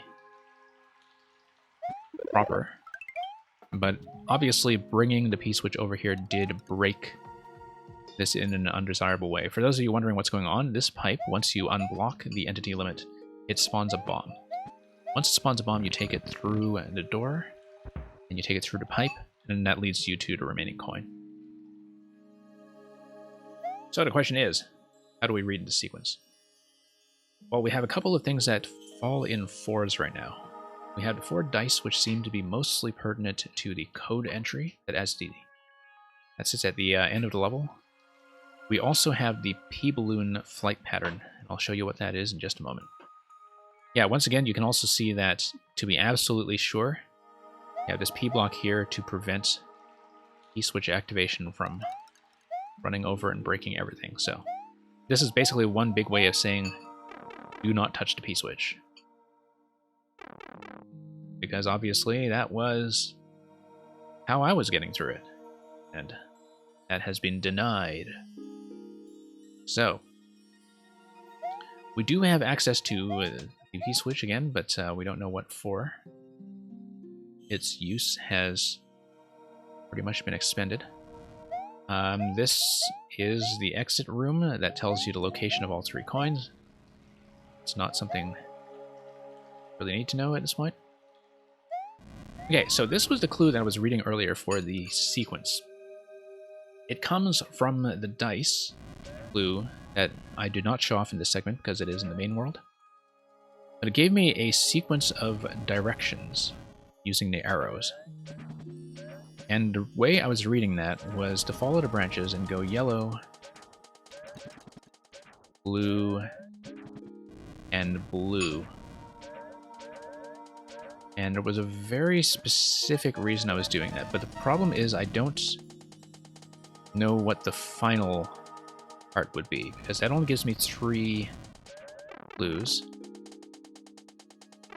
And we already did try to brute force that slightly with trial and error. But yeah, Theoremon. Theoremon, I don't know if you saw the latest level from Ragnarok X. I know I showed you the Lemmy's Brain level by Minibarf, but both of them use the entity limit for a very unconventional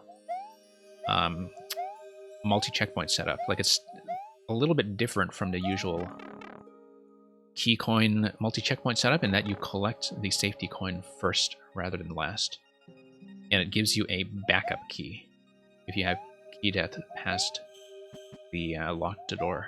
So you might be interested in that if you've been looking into entity-based checkpoints, because it's a very, very interesting setup, very unfamiliar to some players, I think. This level almost feels like something that would be part of an ARG. Yeah, I mean, it is labeled as an escape room, and it does have a ton of information that can be difficult to read. We only have 20 seconds left, so I'll see if I can show you the clue that I was reading for the E-Balloon passage, so you know what I'm doing. I don't know if I'll have time for it, but let me just take you back. And yeah, this is one of the rare puzzle levels where I really don't mind some backseat suggestions, because it is a level that is very much about processing a lot of information. And yeah, so the clue that I was about to come up to, that was the number 7 with the dice. We are going to respawn with 2 coins in 500 seconds. Let me just show you that again, in case anybody has original insight. You've been playing a bunch of escape room type board games. Okay, interesting.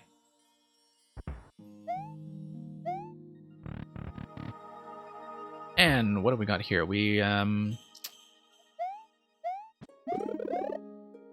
apparently close to the actual solution. So you see you have dice. These are ice dice. They give you numbers 8 and 7. They have a certain number of P blocks underneath. And yeah, there's this massive code to work out at the end of this level as well. The level finishes with a combination lock, and that's where the letter clues and some of the numerical clues perhaps become relevant. So, you can see here, down, up, right, left, down. This was the sequence that I was following earlier in order to navigate the P-Balloon, because the P-Balloon segment also had a number 7 signifying what was going on. So, that was the order I followed. I mean, it's entirely possible that I needed to follow the reverse order. But at the same time, the issue is that I still need 4 clues in order to get this code entry that's on this side. And it's fairly clearly a code entry of some sort. That you need to follow a pattern like yellow, blue, blue, something. It is not, as we had hoped, yellow, blue, blue, P-switch. Quite possibly, though, coming up here does activate some kind of shell drop. Hard to tell. And yeah, it was ringing the bell and it was dropping bomb. Portraits that now show the pink coin locations originally were places in the level you needed to visit to progress through entity limit manipulation. Interesting. That would have been really quite hard to discern. There's already a bit of information overload that is the main thing, sort of padding the amount of time it takes to clear this. We'll just need to think about that clue. So here's what's the other thing I'm going to try is we'll go down to the 7 segment once again with the P-Balloon. So yeah, you see the number 7 here telling me what to do. Let me try to follow the directions in a reverse order just to see if it gives me a different set of clues. I don't believe this will be it, but we'll try it. So instead of going down, up, right, left, down, we'll go down. And then followed by left. And right branch. Gonna be here. Whoops. Right branch is just going to get... Let's do it safely. Get me through here. Okay, fine. So, yeah, let me think about that. Down, left, right, up, down. Gives me yellow, blue, blue. Yellow, yellow, blue, blue. Okay, we're gonna have to damage boost through all this stuff. I don't know why I tried that in reverse order. I just did, because I can't think of much else. And I also don't know how the trigger system for this locking mechanism up top is actually going to work. I feel like I am kind of brute forcing it, which is not going to be the way. But like if we went yellow, yellow, blue, blue. And presumably the reason you would do that is because you have different activation ranges on whatever's going up on the top side. That some things would be within claw range, for instance, and other things would be within shell drop range. And that would be how the sequence of locks is designed. The only thing is that like there's no real feedback mechanism on when a lock is actually activated. So I find I just have to repeatedly reset through until something happens. Down, up, right, left, down. Yeah, no, that's what I had. That was the original order when I was reading the arrows top to bottom. And that was the original order that gave me the clue yellow, blue, blue. Yeah, no, I originally tried it that way. I was just trying it in reverse just to see if anything happens. But yeah, the original order gives me yellow. I'm reading this by intersection. Up, right, left, down. Yeah, that's yellow, blue, blue. But in yellow, blue, blue what, right? Yellow, blue, blue something. And the first step is unclear. And so, I mean, I'm sort of reading this as my clue to the input up above, because it did work the last time when I was taking the P-switch. Just not sure what the final entry is going to be. And Hyperion, it seems like navigating it by intersection, though, gives me precisely the right number of intersections that I need in order to get across. I mean, I did try to sort of brute force this already with all three combinations of yellow, blue, blue. Like going yellow. Whoops. Yellow, yellow. Hang on. Like, I tried all three combinations of yellow, blue, blue, but I don't know what the activation is going to be after that. Because there is something that you can activate by getting a shell to drop. And getting a shell to drop such that it might kill something up top. And if it kills something up top, then that would give you the -1 to entity limit that you need. I'll show you how that looks. See how you have the letter L up here? You see a slot to the right of the letter L. At times we have seen a buzzy shell get into that slot, indicating that it's possible to drop a buzzy shell, probably from the ceiling, in such a way that this sequence here, like when we input this sequence, what we're actually doing is we're dropping a certain number of objects, and by dropping that precise number of objects, we can somehow activate a buzzy shell that clears them out. Difficult to see because it's completely off screen, so I am guessing blindly when it comes to that stuff.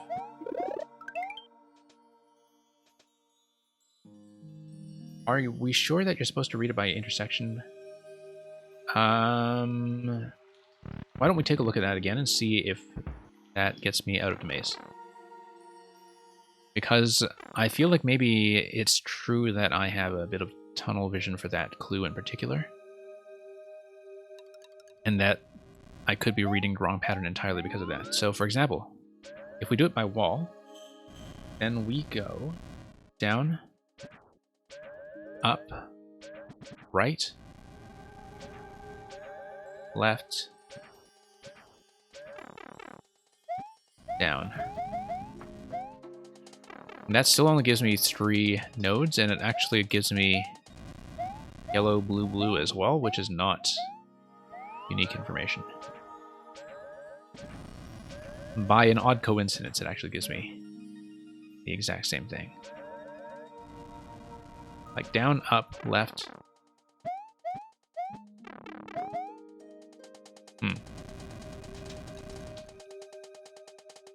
if you count the red, yeah, that's true. That you do bump your head against a red. So that's a very good point. Down, up, right. So yeah, let's count red as number 3 then. Okay, okay, maybe I was a little misled into thinking that it was going to be by section. So let's try yellow, blue, red, blue. See if that does anything. That could very well be the breakthrough we needed. And then we can bash our heads against the combination lock. And it would explain to me as well why the previous pattern that I had used, which was yellow, blue, blue, P-switch, like why that might have broken it as an invalid combination entry. Like, it would make sense if that were in fact correct. Okay, ding dong, ding dong. Let's see. Ding dong. Brilliant. Oh, thank you for that. Okay, I'm gonna lose a bit of time here. Yeah, no, I definitely had way too much tunnel vision for reading that per intersection. And when I saw that I only had 3 points that I was touching rather than 4, probably should have reconsidered that. Anyway, let me show you what the second part of this level looks like.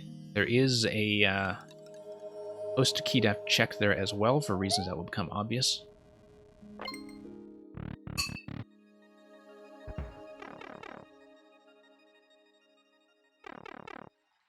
So yeah, that extra key there is in case we respawn at checkpoint and have no way back. This is just going to be a combination lock with 6 digits. Oh, well, 4 digits and a range of 6. Which will be associated with this code. So this code is, I think, unscrambled using our awareness of what the various letters of the alphabet have been telling us. Each letter of the alphabet, of the ones we have seen 9 different letters, is associated with a specific type of block. So for example, A was made out of P blocks, and E was made out of red blocks, and so on. T was made out of spikes, etc. So the question is, we need to figure out what the correct combination is in order to read the numbers that we are in fact supposed to see in this mess. Now, what we have not applied so far is the clue from the dice. And the clue from the dice tells us that we have entirely too much to look at, to be honest. So we see a number 12 here. Number 12 seems to be important for some reason.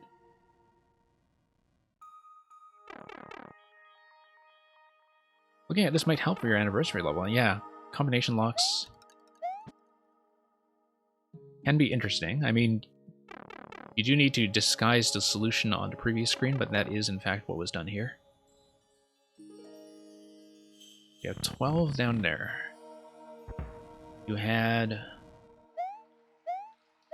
what else? Looks like there are a whole bunch of clues with a combination lock that we haven't seen. I never realized what the 4 in the ice cream room was supposed to be for. But if we're reading the dice, got a couple of things happening.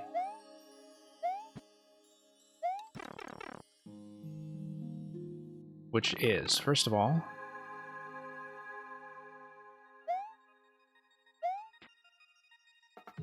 we have this thing here. Oh, actually, I wonder what else I can blow up with the bomb. I wonder if there's anything that's breakable. Although if I broke it, I'm sure you would fix it. If I came over here, dropped down here with the bomb, take the bomb... Not really anything else to manipulate other than scroll stop over here, which might be interesting. Which might be very interesting, actually, although I think it would just drop me into the abyss. No, I clearly don't have enough time to do much running. Like, come over here, throw a bomb. Yeah, clearly not supposed to break that. Which is not to say that we won't try.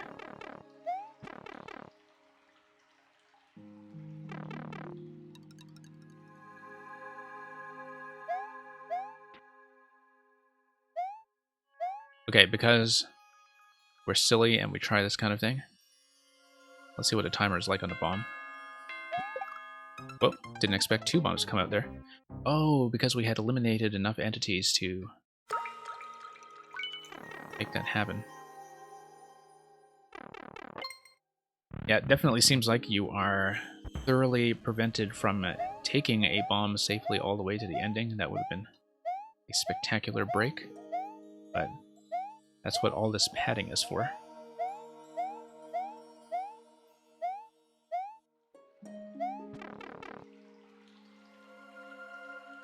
Okay, I'm gonna try it just to make some work for you to possibly patch this again if we in fact break anything interesting.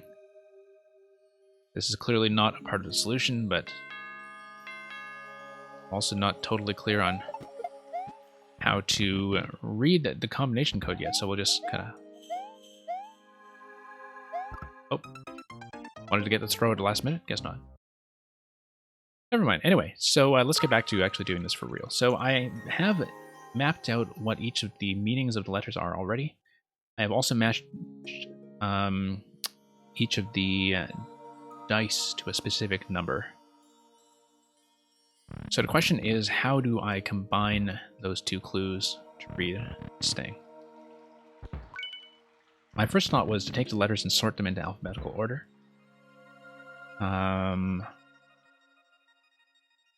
Yeah. But that did not really appear to give me very much to work with.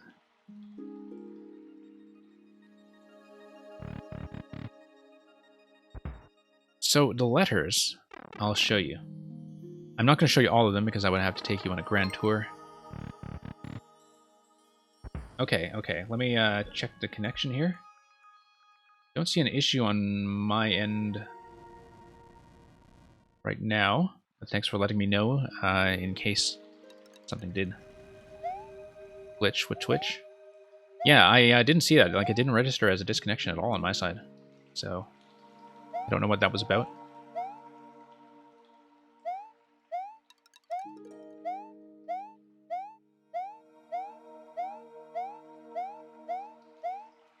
And yeah, I'm not going to stay on this one through too many timeouts. It is a level that does require a little bit of work, and I feel like the code is something I might want to do with pen and paper offline, because that can be done without actively staring at the level.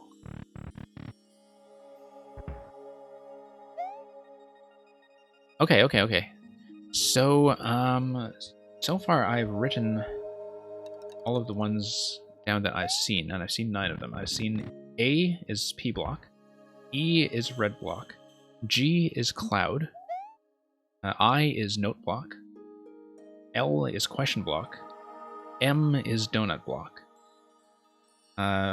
O is ice block, R is the standard yellow spinny brick, and T is spike block.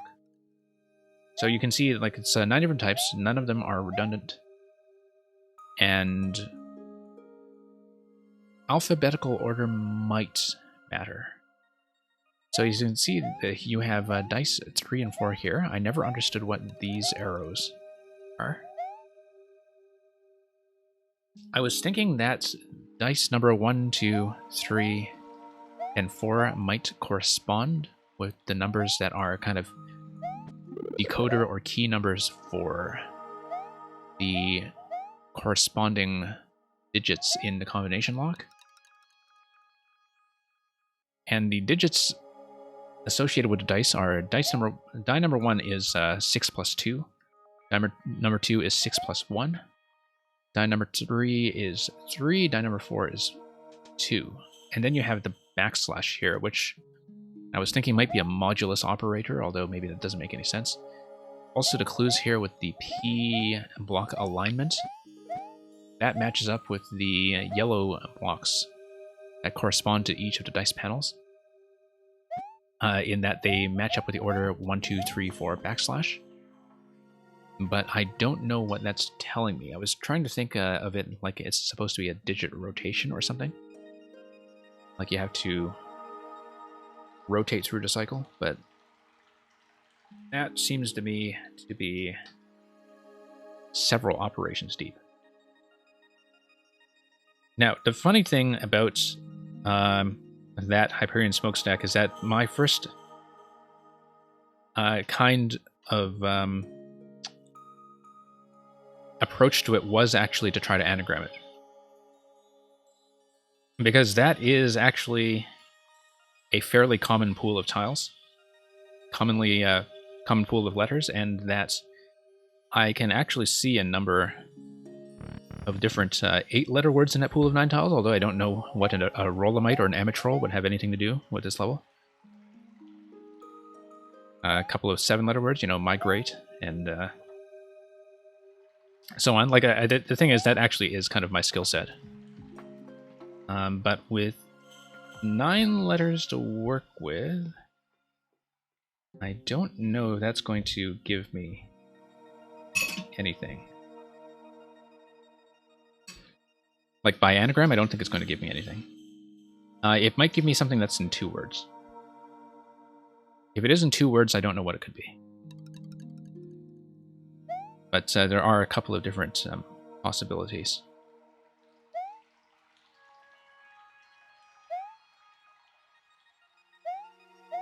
EGLT Mario? Yeah.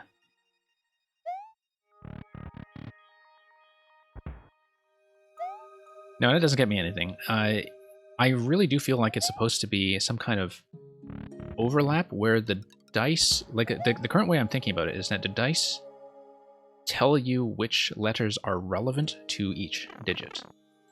1, 2, 3, and 4.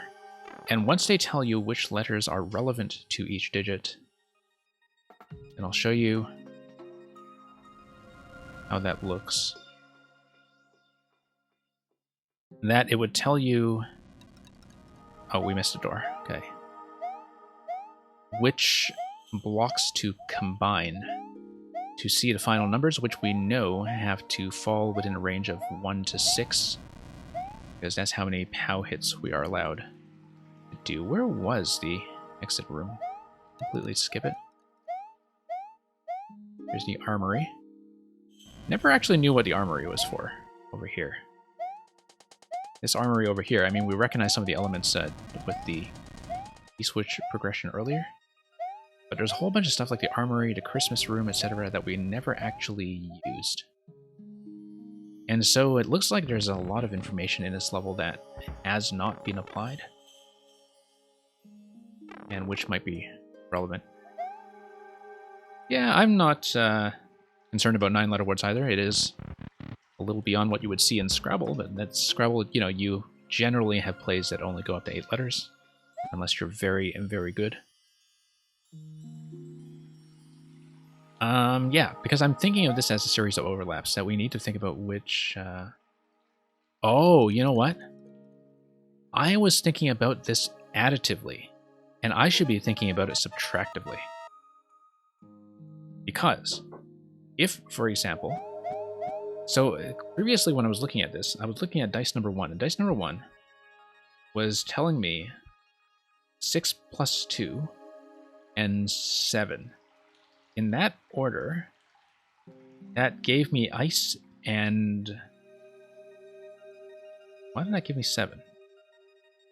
Yeah, they gave me donut, ice, and red.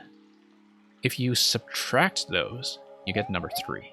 Let's see if the subtractive method works for anything else. Dice number 2 is 6 plus 1 and 6. So we would subtract P block, and we would subtract donut block, which doesn't give me anything. It just gives me a mess. Or does it? Subtract P block, subtract donut block, you get... Yeah, no, that just gives me a mess. So maybe that's not what I actually wanted there.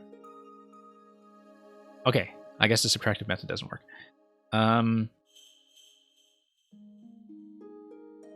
The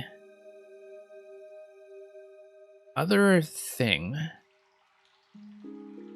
we're going to run out of timer here. Okay, on this next attempt, we'll do one more attempt before timeout. Next timeout, I'm going to skip past this one and get through more of the queue before we solve it.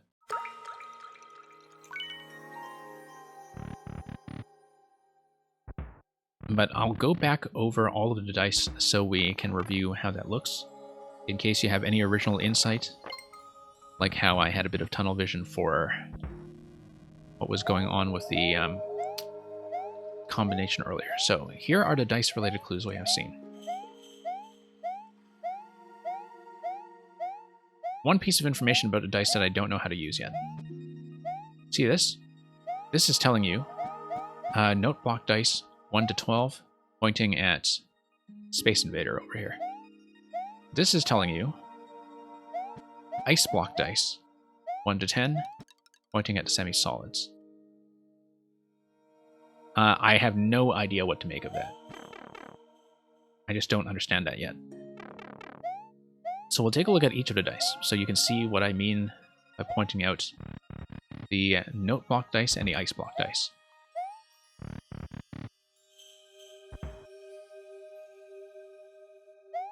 Okay.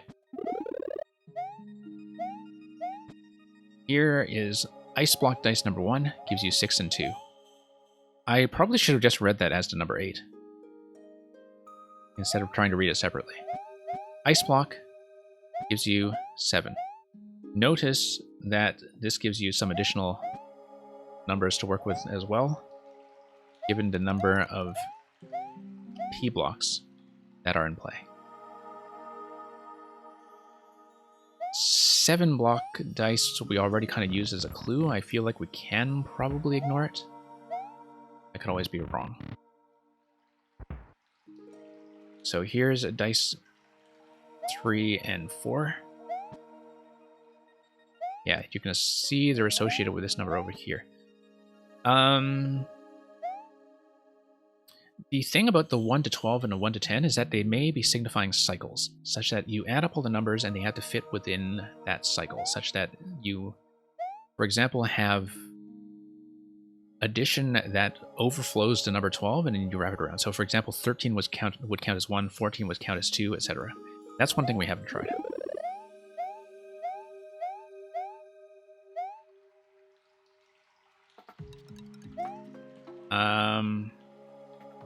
And last but not least, we have this guy over here. Still don't know what to do with him. The backslash dice. Like I said, my first inclination was to think like modulo operator or something. But within the context of the numbers we're working with, that doesn't seem to make sense. But anyway, the important thing here is that we know that ice block dice are bounded 1 to 10. Note block dice are bounded 1 to 12. And we know that that might be important because of the space of numbers that we're working with.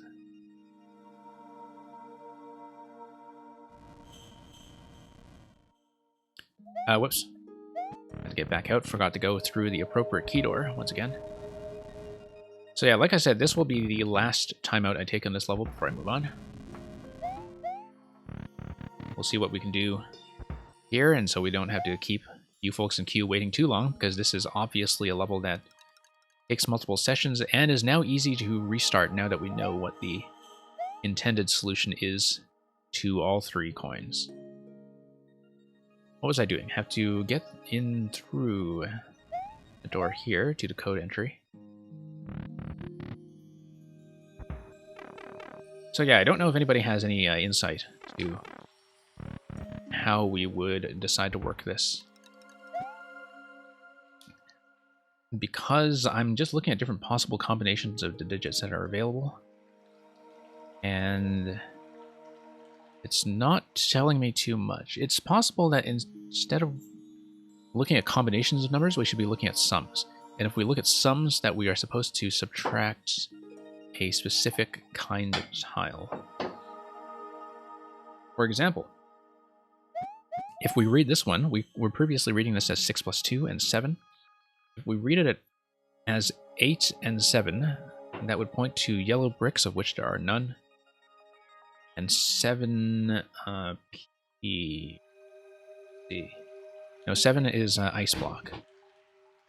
That doesn't give me anything readable. However, if we think about it as 8 plus 7, 8 plus 7 is 15. 15, we can read that as a number 5 because of the way that the ice dice was constrained from 1 to 10.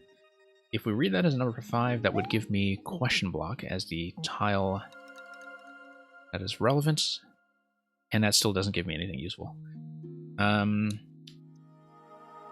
Basically, we have a lot of potential numbers to work with, and I don't know how any of them could really be applied systematically. So we may just be kind of stuck at this code entry for the time being. So yeah, if nobody has any suggestions, we might have to kind of put this away and inspect the code off stream, I think, just to see what can be done. Also, you can see from the green pipes above that this is built directly beneath the spiny room, I believe. Those are clues, by the way, we haven't used. We haven't used the fact that we had the 7 spinies up there, or the 7 ice blocks that were in the cheap bone shell receptacle or tank. Yeah, at this point I think this is something that I do have to work out off stream. So, like, I feel like the code is something that, like, it's the kind of problem you have to stare at for a while and try a couple of different numbers. And so, in terms of running around the level, there's not much for me to do, because we have the information that we want to work with. So, I think we're going to suspend this one for the time being. You are welcome to bring it back, and I don't know if you have further revisions to make. But this code puzzle is one that I will have to look at separately and think about. So we're not finished with this one yet. We have some unfinished business to go. But yeah, it's gone through tons of revisions even with the last couple of days, or the last week or so since I first saw it come up. So safety of man, if you do want to take a stab at it yourself, you should be looking at Progan's maker code, not at the level code, because it's quite possible that will become revised. Let me just jot that down for you.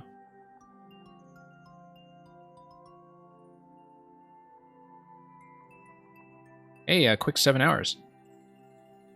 Thank you for coming by. I am going to move on with the queue at this point. And did we already have a removal on that? Okay, let's remove for now. It's going to be sub next for Hyperion Smokestack. And then we'll just alternate down the list. Given the time that I have available, I'm not closing up just yet, but I'll be closing up fairly soon, depending on the clear rates that we see coming up.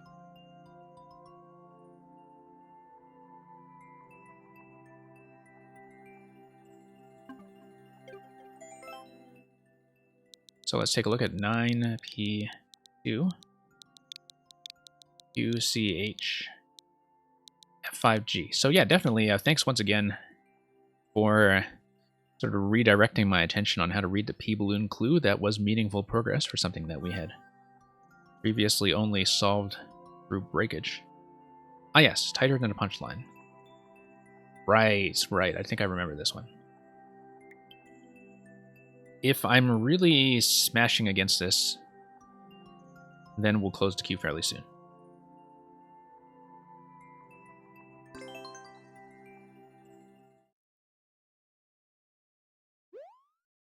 Explosive 200, why when you make something tight, somebody one-shots it with 2 seconds left? Well, the solution to that isn't necessarily to make things tighter. Remember that difficulty isn't the only thing that you want to be concerned with all the time.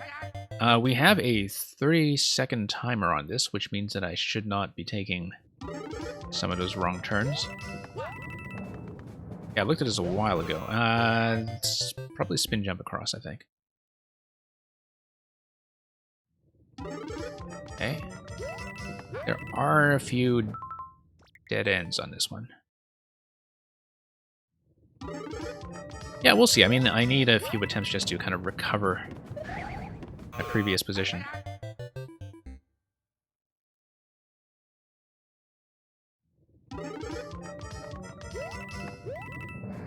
Yeah, I mean, it is a good thing sometimes when people can one-shot your hard levels. It means that they are, in fact, readable blind. And it's a... whoops. Not really a bad sign, by any means. Okay, we'll fall off here. Yeah, needed to spin jump a little closer to the edge. You were asked to make a mean speed run, so you did, yes. Okay, headroom there seems a little bit weird.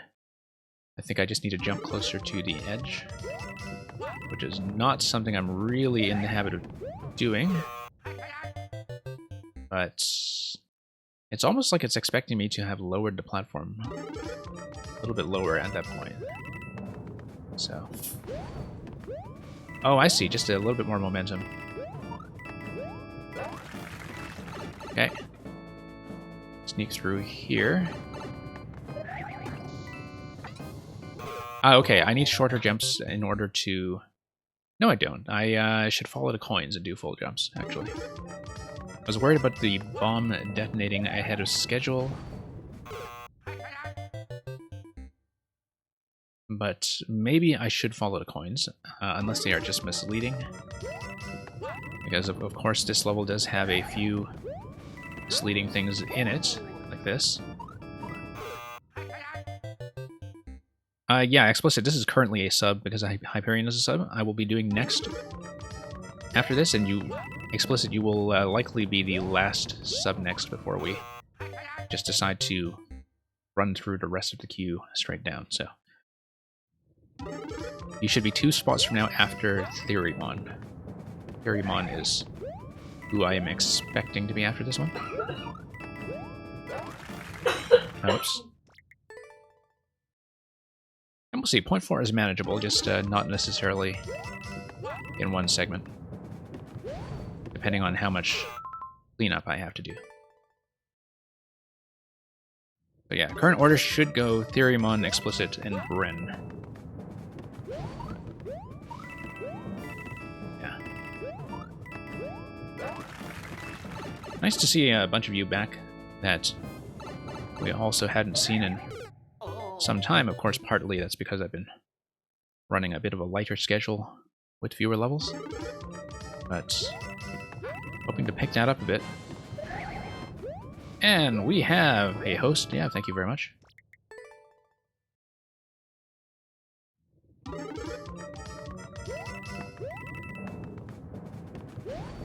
Okay. Don't need a spin jump, but the headroom there is a little bit claustrophobic.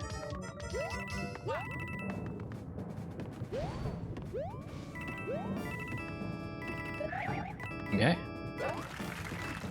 It's not too bad once I get the headroom issues out of the way. Small bomb. Okay. It's not too bad here, as long as we race that thing before it hits the inevitable key-switch trigger at the very end that will impose a bit of a speed restriction. That's why I was going a bit low on some of those jumps, was because I thought beating the timer would be the thing I need to do.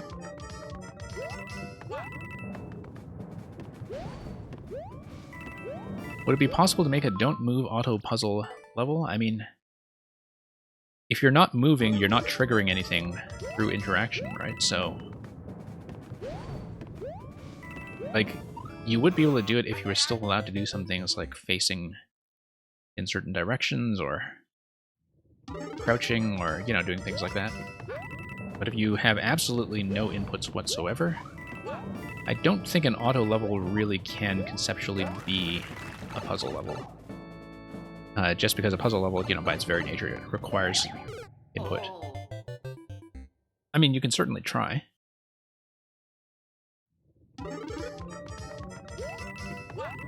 But yeah, safety of man, I think the YMM levels have certainly been a very good way for people to catch up. That's what I did with Maker 1, actually. Like, my first contact with the YMM series of anniversary projects was because I was catching up on Maker 1 after several years off. And when I was doing that, playing the older YMM lists as a series of greatest hits was actually a very good way to see what had been done with the tech in my absence, and also just to discover a lot of new makers at once. Oh, you said non-auto. Okay. Okay, yeah. If you still have some kind of player input, you know, the player input doesn't need to be movement. You can do it, as I said, through facing directions. You can do it with jumps that are switch activations. You can do it with objects that you pick up and drop on a track. I've certainly seen some levels that use Link's abilities, for instance, that you stand in one spot and you have to use things like the sword and arrows and bombs in order to interact. So yeah, there are a lot of things that are conceptually quite possible. Wrong way.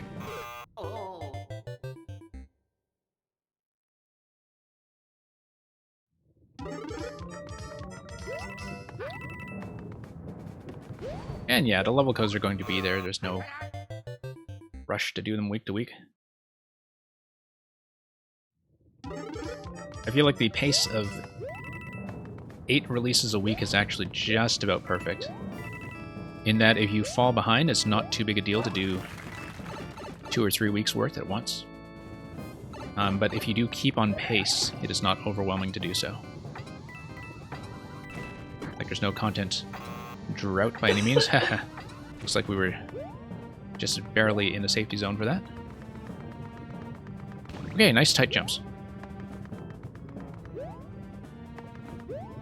Not too tight. Okay, just barely beat the P-switch.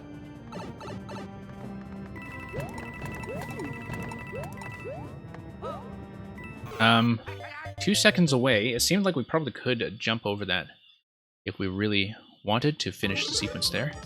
Quite close to the end. Just need to read the appropriate sequence.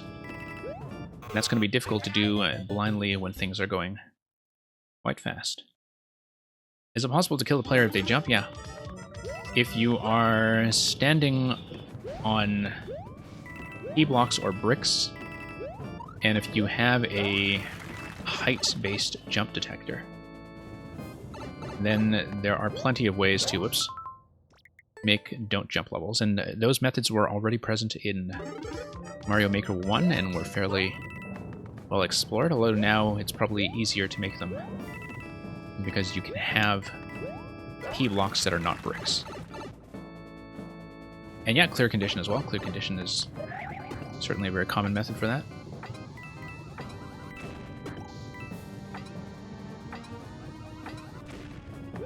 Okay, nice tight jumps, and we should be able to beat the P-timer just barely, like we did last time. And now we take on the Thwomps. Okay, this is looking doable.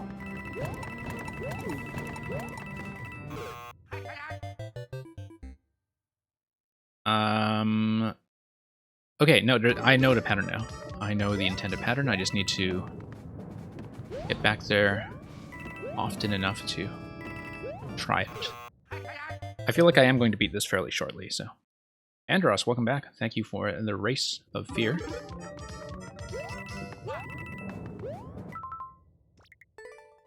Yeah, we're 2 seconds off from the end, so I feel like this is doable, unless there's a really nasty surprise after the on-off switches that I may or may not have seen the last time I played this. Hey, this is the worst person. It's been a while. Welcome back.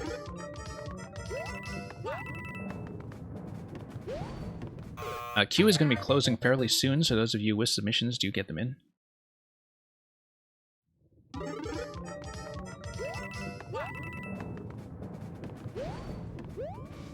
And yeah. Whoops. Just have to get into the habit of taking off a little closer to the edge every time. That is something that has been an issue throughout the entire level. I think just often I like having a bit more of a safety zone for jumping. But then, you know, it's just my habit that I'm not too accustomed to edge jumps, and some players would be very accustomed to them as a regular habit. Okay. Always satisfying to get that last jump in there. Once again, need to do the edge jump.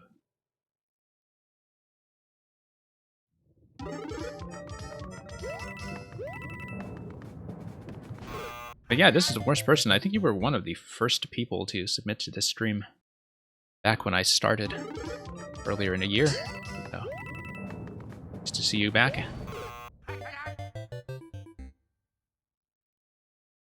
You do like your corner jumps very much. Yeah, just need to kind of stay on my toes with the final on-off pattern. And I think I should have this. Final on-off pattern just can be visually confusing the first time you see it. It's just a lot of information to take in when it comes to the state of the successive blocks.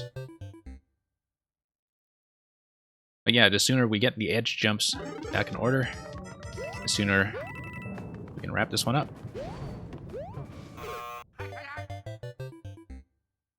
Always coming in just slightly ahead. Yeah, Safety of Man, thank you for dropping by for such a long time today. Once again, thank you for your violation of OHSA's guidelines. It certainly was not the only one.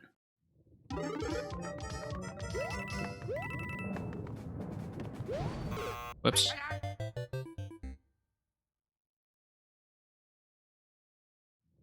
Okay, really do need to clean up the edge jumps here.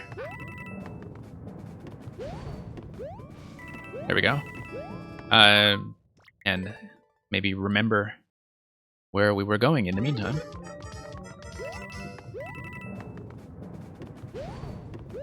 There we go. Yeah, because coming off the edge on that platform there does allow the platform to lower slightly, such that bumping your head is not so much of an issue. Okay. Almost. Obviously, if you do shorter jumps on the bomb sequence, you are able to save time. I think it's quite possible to do shorter jumps there if you were fairly accurate. And buy some time for the ending segment if it's somehow necessary.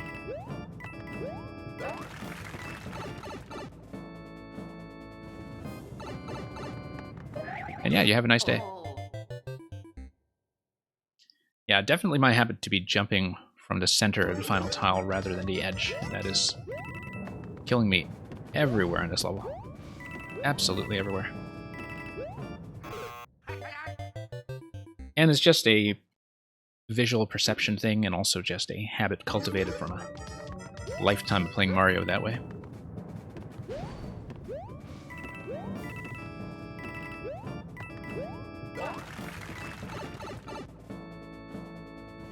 Okay, I kind of want to make a rhythm-based level. I was not thinking.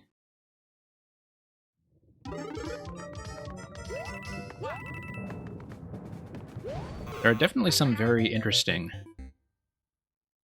variations on rhythm levels out there, particularly because there's so much going on these days with music tech as well. The music tech has gotten extremely advanced in this game. Okay, look, we're relatively close. I just need to clean up the edge jumps.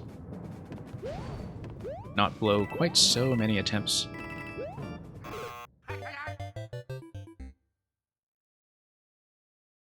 It is, I think, partly just a bit of a mental block. Particularly because we knew that we were so close to the end. I'm going to do a bit of a twirl there to hash that up.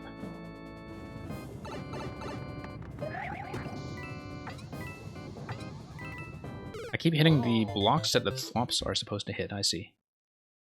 Yeah, some of them I was jumping into them prematurely, I do know that. But it's one of those things where if I don't have a consistent pattern, it's going to wind up feeling kind of like trial and error, and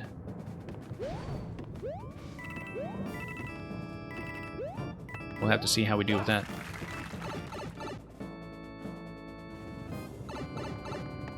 Get right off the edge. Right off the edge once again, there we go. Now, as long as the jumps here are accurate, this segment should not be a problem. Okay.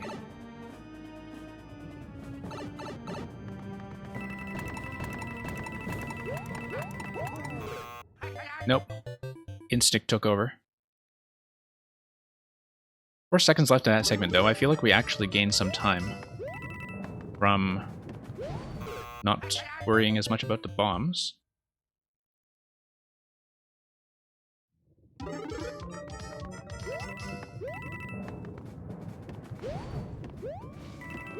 And let's... down here. Yep, just need to clean up the edge jumps.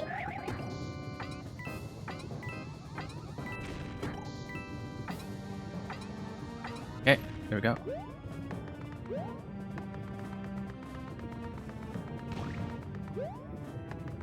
So yeah, my decision about what to hit or not hit should be based on whether I see the thwomps.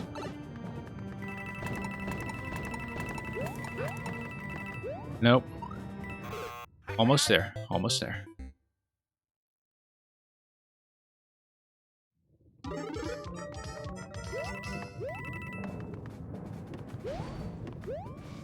Once again, bit of a mental block. Process that. But I'm sure we can get that in no time. Nice low jumps on the bombs. Do give me a little room for optimization as long as I don't slip quite like that by losing momentum.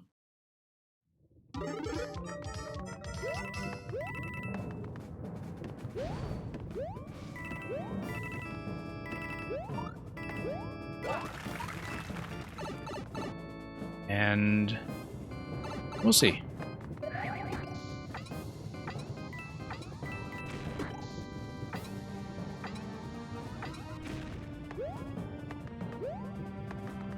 Okay. Dash.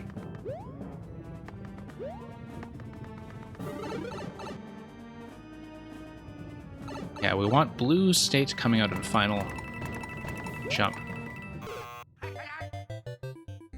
I'm thinking too far ahead there. Okay, on-off switches, and then we have the thwomp at the end to deal with. Always satisfying to get to triple jump.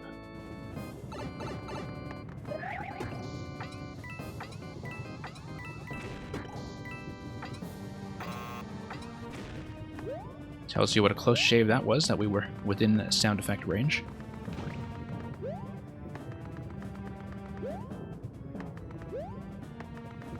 Okay.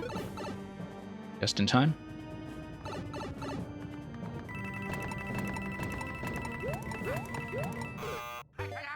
Nope, have to skip the second last one. It's the only one we need to skip, in fact.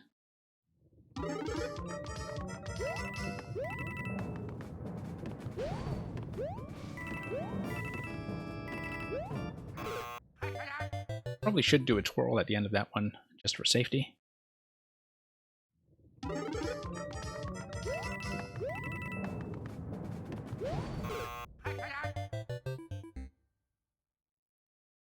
Yeah, we'll get there.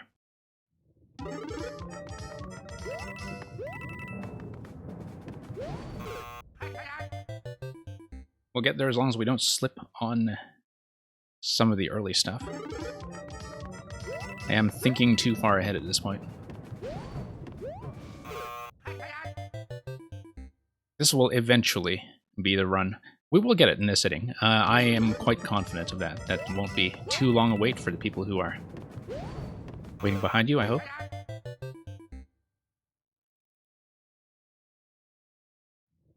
Fastest run expert endless? I'm not sure what you mean by that, given that endless is based on high score rather than speed.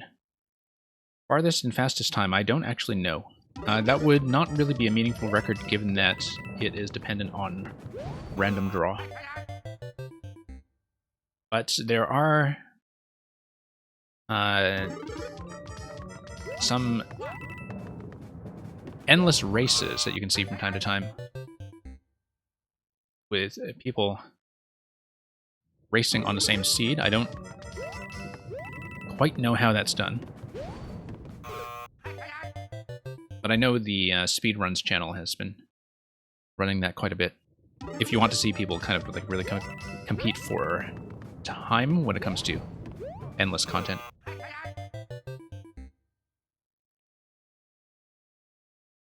Okay, let's clean up the edge jumps so we can get back to where we were.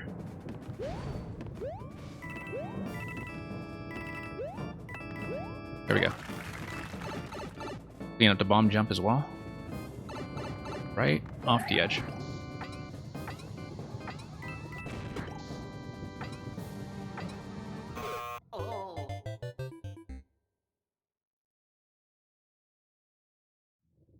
Alright. Getting there, getting there. Just dying a lot to the edge jumps. And that's something that is a known issue, rather. Okay, there we go. Losing a bit of time on the second bomb. With a lot of unnecessary airtime there, but that seems fairly consistent. Now let's see if we can do it.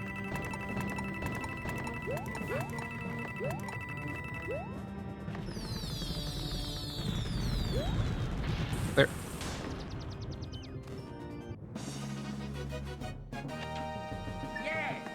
Ah, yes, that's right. So they are not on any kind of identical seed. They just run endless. Yeah. I know those are quite popular when they are on, and that a number of streamers do compete in the head-to-head endless expert runs. I just haven't really seen much of that. So yeah, I'll kind of begrudgingly like it. I think that it's, it's clearly an older level and that you do have the troll spots and I think some very low ceilings on some of the edge jumps, but ultimately satisfying to jump around.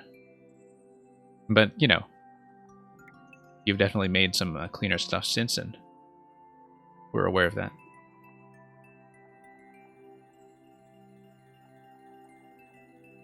Okay, next, thank you for the patience of everybody who has been waiting. I will almost certainly close the queue at this point. Let me just take a look at the list. Yeah, so hopefully all of you are able to remain online. I will run until I am through everybody who is already here, so it is worthwhile to stay if you are able. And that's why I tend to close the queue relatively early to do that. So let me just punch in this code first of all. I generally find Theorymon's clear rates to be pretty manageable as long as I don't go for some of the optional hard routes that are sometimes in there. Oh, and thank you for the cheers for getting the monkey off the back. Paper title beta test 4.0. Okay, happy to give this a look, as is usually the case for beta tests. And meantime, we are going to close up. Let me just edit my stream title to reflect that.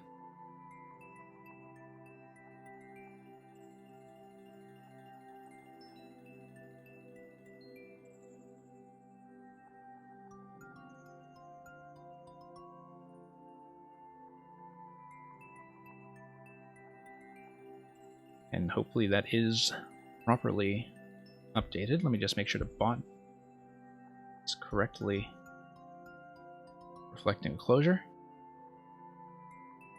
So yeah, if clear rates turn out to be shockingly high and we just whip through everything, and I have some time left over, it's possible we'll take a look at some more. But the current list of people are the people that I will guarantee a run through if you stay. Did I see your comment? Your comment on something else? Oh, how about you can only move backwards and...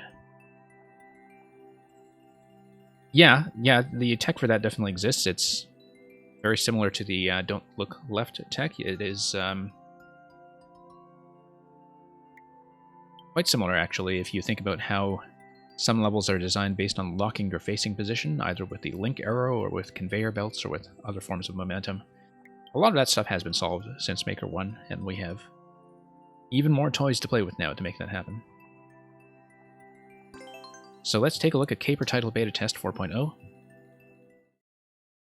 And you said this was supposed to be out as the anniversary level, but it's gone through some crazy changes. I've played your other title screen anniversary level that I think you did upload on that date.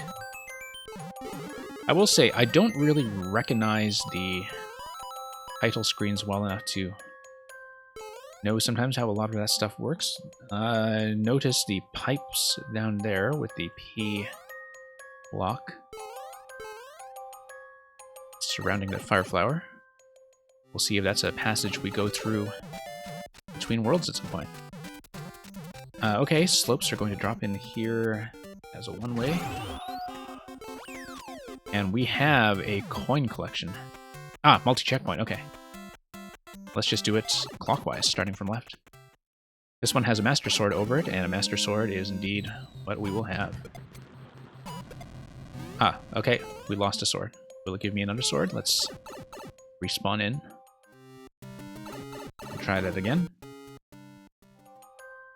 No, because it's a power-up, and once collected, it does not stick around. A great title screen caper, I see.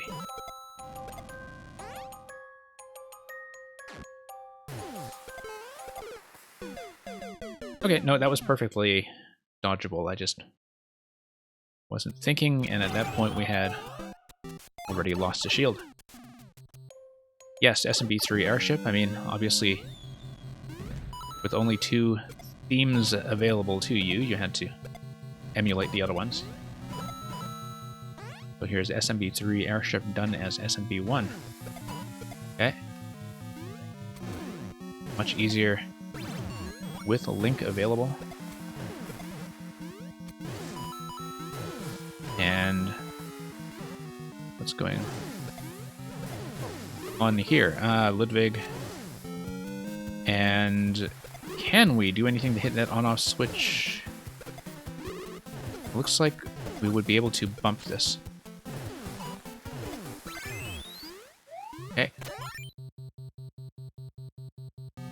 Pretty simple interaction, so long as cooler heads prevail. On-off state is going to gate us off and funnel us back into main checkpoint room in the SMB2 suit. Once again, let's go clockwise. Looks like this is something that we can just hit, given the appropriate object.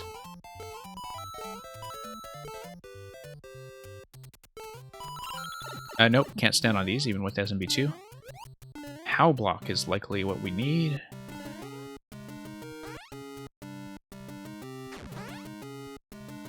And I don't think we have double access to the power-up, because the power-up just spawned in the world. Whoops. Okay. That was all optional anyway, didn't actually need POW. Okay. Going to miss something very easy. This part is the SMB3 Desert title screen, okay. I have to be careful about some of these one-way panels and not totally go on autopilot. Yeah, interesting here. I guess you would take a shell or something and take it back here. Possibly it would give you...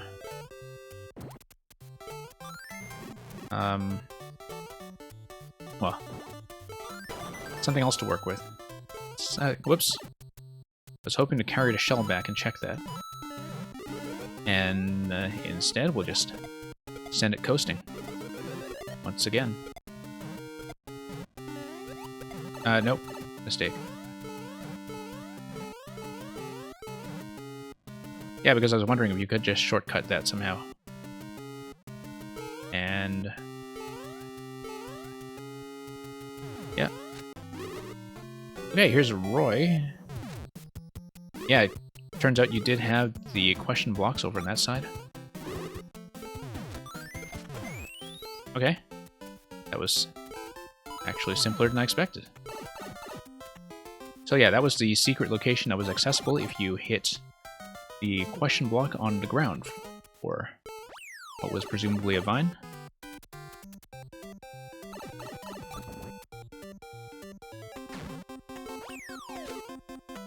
And what do we got here? Yeah, fire flower. In a room full of fire. Okay. I assume that this was based on what was originally an ice level. Although, with all the fire going on, it can be difficult to tell. Optional content, haven't been doing nearly enough of it.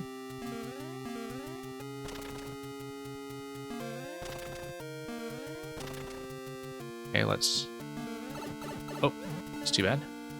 Fire flower down below if we wanted to switch into that. But instead, we'll just slide across. And... whoops. Slipping a bit on the ice. Yeah, I would have been able to blow that open if I had the mushroom still on me. And that I don't have it on me. I need to obtain something to deal with that. Whoa, okay.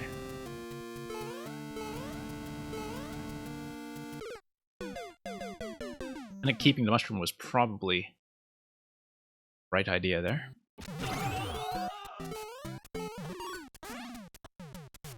NSMBU ice level, okay, I see.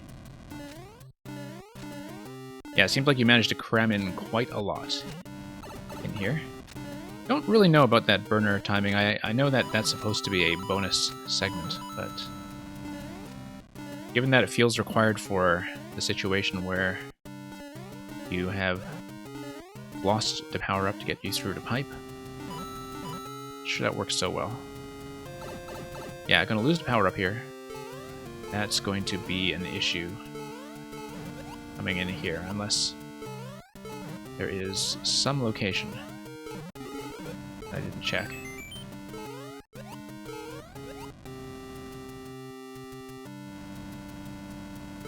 Yeah, pretty narrow window to work with in some ways. Hey, got that money. That was last week, actually, not this week, but thank you anyway. Glad you enjoyed it.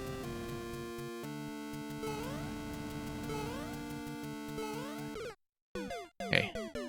It's gonna be a bit tricky. I think I should just keep the mushroom as best as I can. That will really be the only trick to it. Big mushroom is where a giant coin used to be. I see. Oh, I guess if you ran over the coin limit already.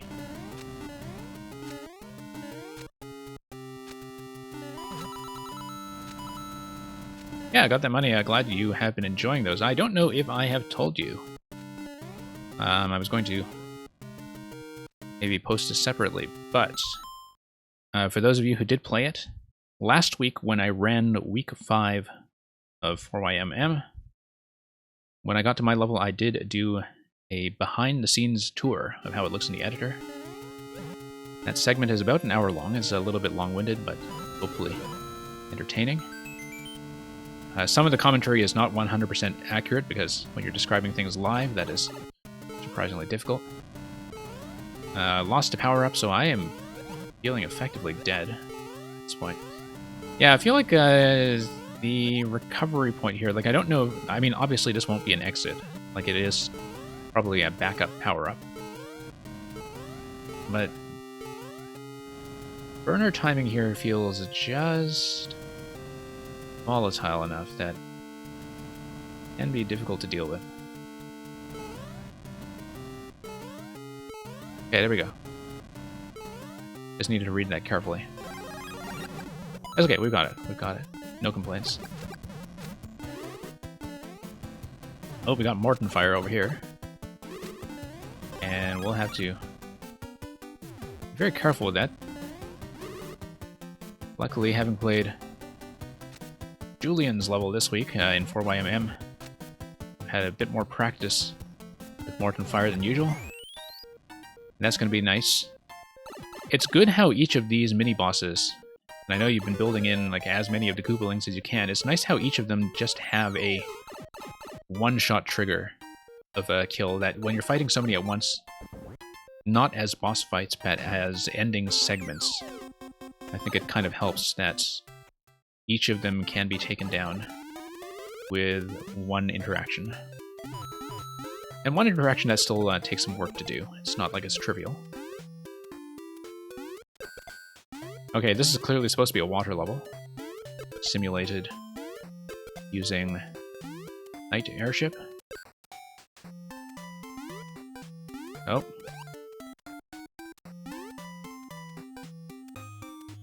Now that is an interesting cloud. And one that would be nice to float around in if it would just get out of our way temporarily. Fish bones, there we go. Let's go grab some of these 50s before we get mobbed by calamari. Okay. More Super Ball. And looks like Wendy's interaction here will be to hit P-switch on the top side. That's going to be using some kind of Super Ball deflection. Probably by firing in that slot. We'll have to just find the appropriate location, I think. Oh, I see. Okay. Whoops. That the Munchers do block that. Yeah. Once again, very simple interaction. I think the endings to these segments have been quite nice. Okay, we have the key. Let's not die to key death as we look for access to the safety door. The exit door, which is right here.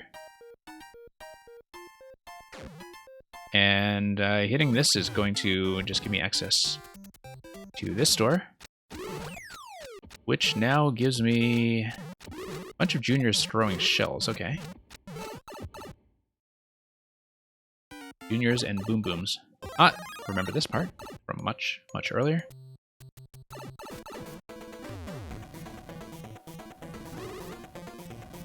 And okay.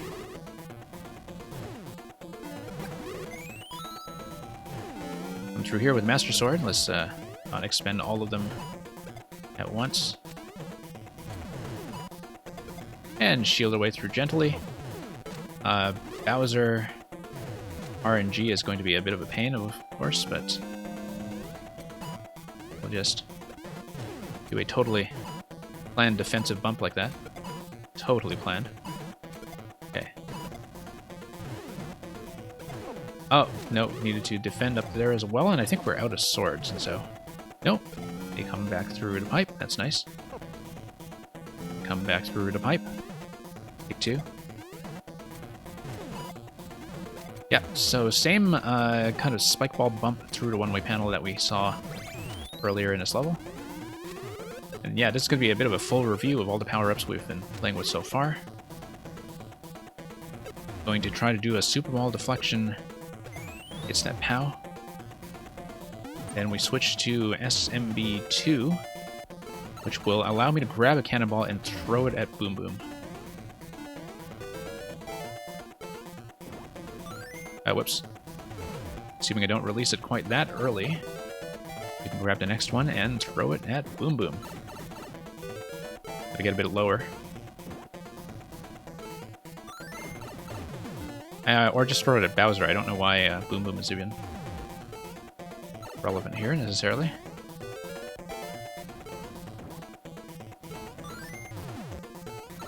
I was kind of wondering about throwing in a Boom Boom in case we have a quick P-switch interaction, perhaps. Yeah, you see? There we go.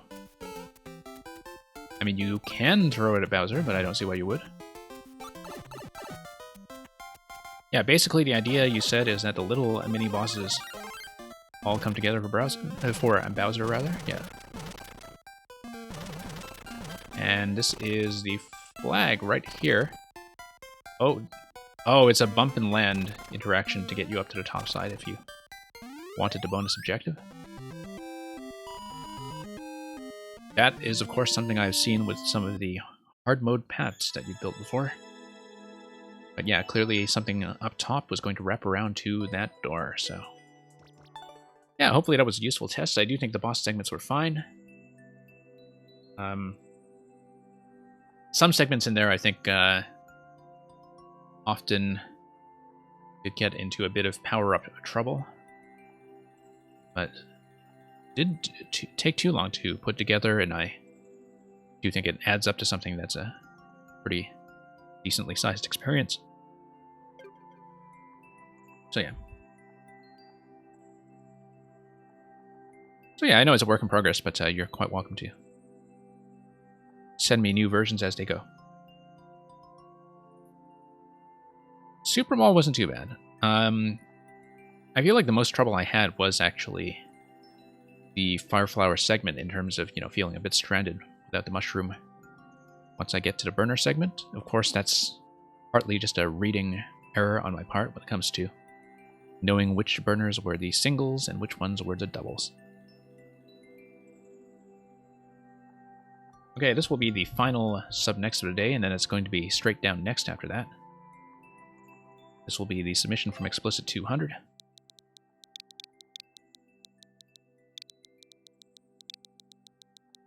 And yeah, we'll see how this one goes.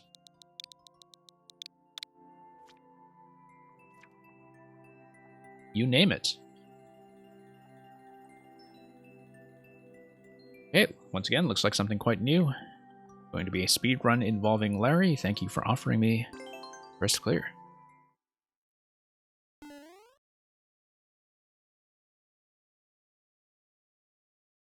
Yeah, Theoremon, I think it's one of those segments where having, or not having a power-up can make a really considerable difference. Seems like dropping icicles and getting up to the top level is what we do here. I see a big N there, like it's about to say no. Drop the icicles.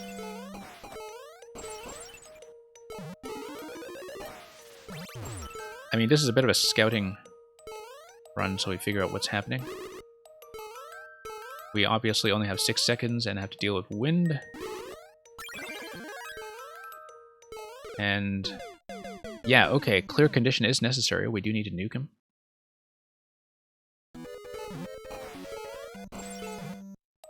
Okay.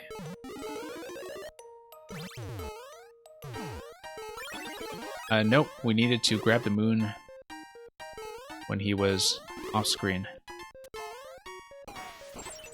Afterwards, no pipe, okay. It's a fair bit to read in the space of the time that we have, but obviously we needed an on-off toggle at the end in order to get on a flag. Yeah, fair bit that we need to scout ahead and see if we're going to do this within the allotted time. A lot of desert wind to fight with in the meantime. Oh, going to totally miss the moon. No pipe, okay. Yeah, and you can just get on top of here. So as long as the switch is set to on, and as long as we get the kill on Larry, you don't actually need anything like the P-switch too early.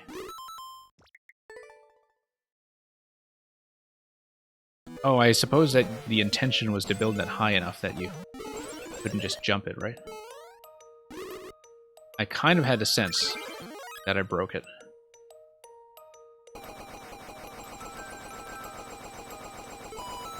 Whoops. Well, it depends on what you count as cheese. It looks like I didn't have to interact with the P-switch already on-off at all. I just needed to get the kill accurately. Ah, too early. And then I would have time to spare, so... I mean, if you need to revise it, that's what playtesting is for.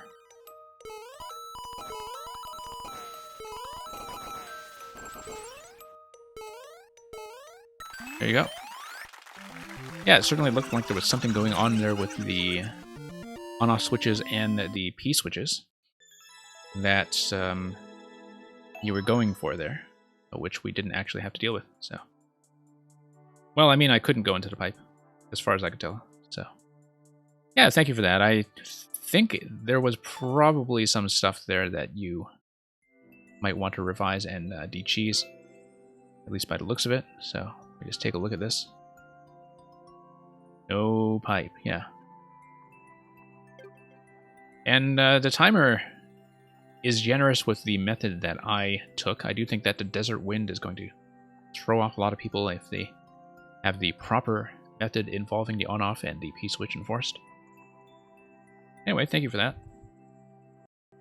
And we'll go down and go next to Bren321. Thank you so much for your patience. You have been here forever.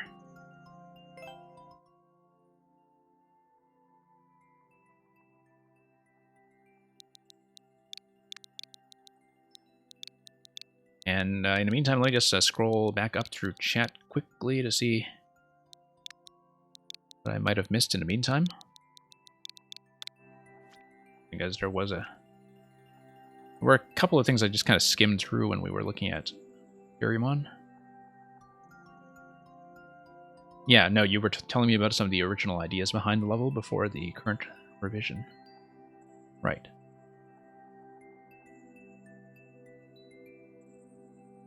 And... okay. So, Bren321 has sent me Hurt to help. Damage Mario to escape from this mysterious frost-covered cave. Looks like this is something with a very high clear percentage, and is going to be based on low-risk puzzles, so... yeah, always respect when people can do high clear percentage puzzles that still feel like engaging interactions. It's definitely an art form in its own right. So you see X over mushroom, X over flower. Looks like you will probably want to say small. The title did say that you're supposed to be tiny. We'll go small. And looks like we'll just need to sneak in there when the trampoline is not active. There we go, bump out. And we'll just need to catch that. Considering how much trouble I have with the baseball minigame, that went surprisingly well. Okay, going to have to take 2 hits to lose the flower. Going to require some Lemmy bouncing.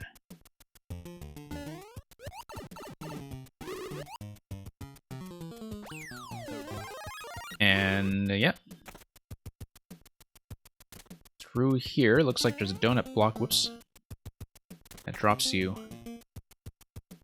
back down. We are kind of protected from going back through, which is good. Also, I see a big retry conveyor belt down below, which is how you would offer a very generous clear percentage to people. Looks like this is going to be tail whip. Up on top of the semi-solids if we can. Yep. Spiny is going to drop something that should damage me. Yes, that's right. And we'll just wait for that one more time. Yeah, nice use of the tail whip as a puzzle element. Yeah, there are some people at Furyamon that specialize in this sort of 70 to 80% stuff that still feels good. And I've been playing more and more of them recently Not because they're easy, but because, you know, like there's still a lot that you can learn about design from them. Oh, we don't actually need to reset door, given that I met the condition properly.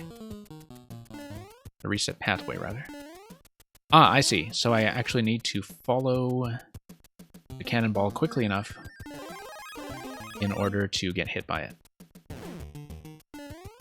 Yeah. There we go. Yeah, you see? Kind of an engaging, retriable challenge. And, okay, we need to send this guy through. There we are.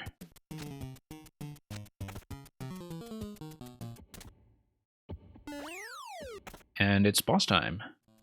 Now, what kind of boss do we have with this concept? It is a boss where the fire flower is the boss, and you just have to dodge it as well as possible. This is a really neat inversion of your usual relationship to enemies and power-ups. However, it does not really tell me how I'm going to get the key. I think I have to get the key by being small and receiving both of the pink coins on the right.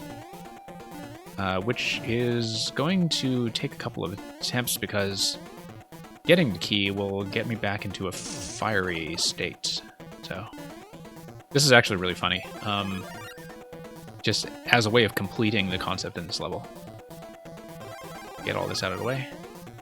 Actually, getting it all out of the way would just make the blasters fire, so maybe let's not do that.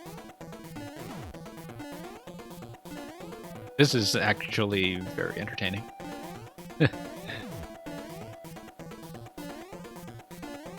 You know, because the level so far had been a pretty controlled series of challenges that just surround a central concept, a bit of a variety piece, but then this room really brings the whole thing together. It perhaps resembles some of the anti-softlock games that are at the end of Troll levels. Perhaps even disturbingly so, but we'll go through here and see if we needed to take damage. There we go, damage. Certainly you wouldn't lock me all the way here. It's part of the level, and there we go, and we'll just exit the cavern. And yeah, speedrunning would be a decent challenge, given that, you know, doing things cleanly on the first pass is the test of your finesse. And you can see that I was about 50 seconds behind the fellow with the current record. So yeah, thank you for the GGs, and glad you enjoyed the commentary as well. And yeah, Bren, that was a very nice submission. I mean, we are closed up for today, but hopefully we'll see you back for more. I mean, I see you floating around the other streams all the time as well. And so, nice to see you come by.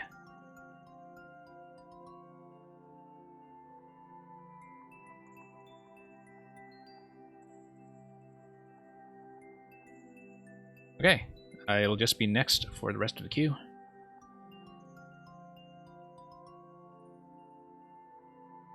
Let's see what we see from Quick 7 hours and 0 minutes, which is not going to be the length of this stream. But punch in the code and see how we do. Oh, Quick Tom, okay. I keep reading it. It's Quick 7 hours because it totally looks like 7 hours and 0 minutes, right?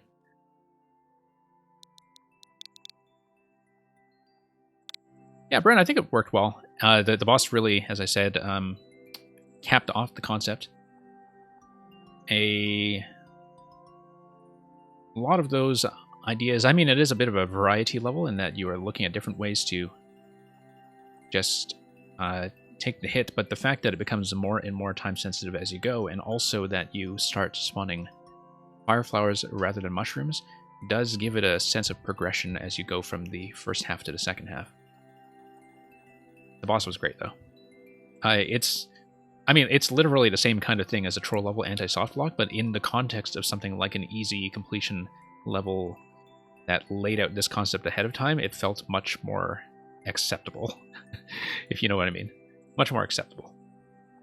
That, like, the way it was timed actually felt like a standard boss fight in terms of the cycles when you were able to progress and the cycles when you had to defend. Anyway, Gerald's game. Luigi starts having hallucinations at a chalet. And Gerald's game, probably no relation to the classic Pixar chess-playing short Jerry's game. This one looks like it has much more object manipulation just looking at the preview screen. But yeah, we've got about 1.2%, one checkpoint. We have a very short queue right now as I get to the end of it, so hopefully I'll be able to spend a nice chunky amount of time to clear this properly. Yeah, Bren, I'm just sort of pointing that out as a bit of a coincidence. I know you didn't intend that. That was not a troll-style level at all. Just that they ended up converging on very similar design patterns. Okay, going to have a soft drop location after the shell bounce. What's going to come out here? Mushroom. Okay, no, I was trying to set that down gently and I missed.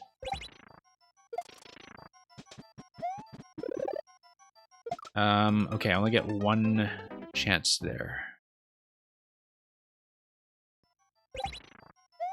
Yeah, this is just going to be a bit of a reading challenge. I see, because I am supposed to fall on that gently. And grab the mushroom and probably damage boost with the mushroom. No, missed the block.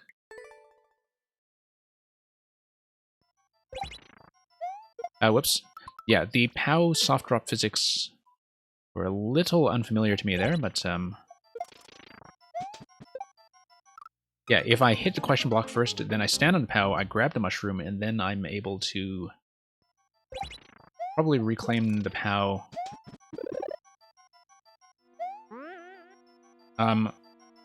If I fall on the mushroom as it's over the thwomp, then I will be invincible while the thwomp carries me over to the right side.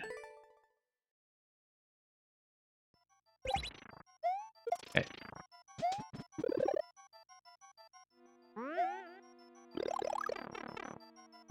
Okay, that carries me through.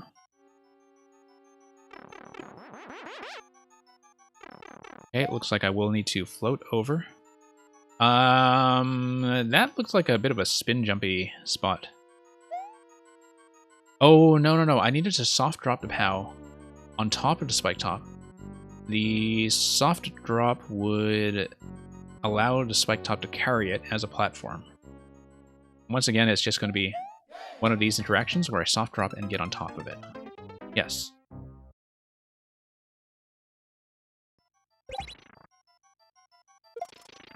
Okay. I feel like this has been pretty fair to me so far, as soon as I understood the POW drop physics, which, as I said, are somewhat new to me, just from lack of experience. Whoops. Don't want to cut through it like that. I do want to drop on top.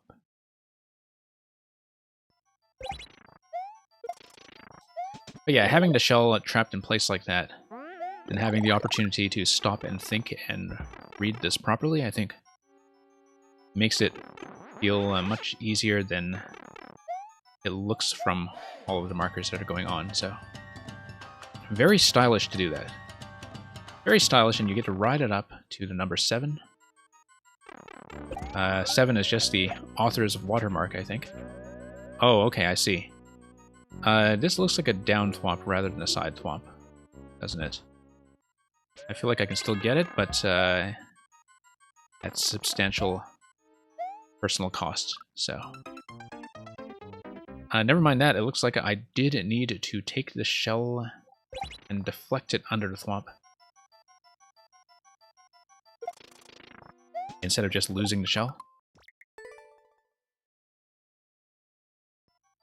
And, oh yeah, I can reset? Okay, yeah.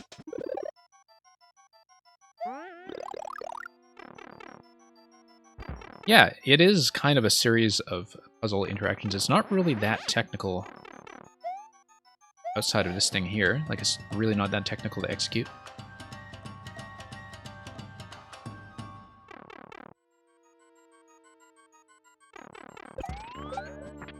Okay. We drop it from the claw and then we bump it. Okay, I think I need to get right under it, actually, in order to bump it accurately. Okay, I just didn't know what the P-balloon and bump interaction was going to be like. I can, in fact, reset it through the pipe. Yes. More about observation and execution, I agree. And I like that. Usually when you see so many of these markers, you start worrying that it's going to be much more execution focused. That's going to gate the P-balloon. That's going to force you to be small once again. Okay, so... I mean, obviously I don't know where the spike block is going until I see it. Looks like we will need to claim the trampoline. Ah, okay. Jump across, catch the trampoline.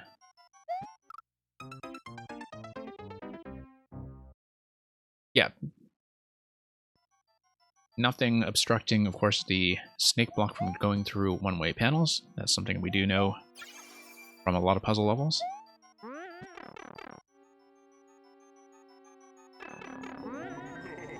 Should have held right there.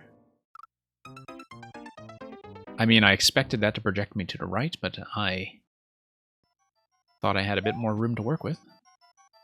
That's okay. Very easy to get back there from checkpoint. No, this is going to be a sequence where you spin jump on the bomb and spin jump on it repeatedly at these junctions to take it up. And take yourself up. It's going to be a pretty interesting interaction. I don't think I've seen a spin jump bomb column like that. At least not in a very long time.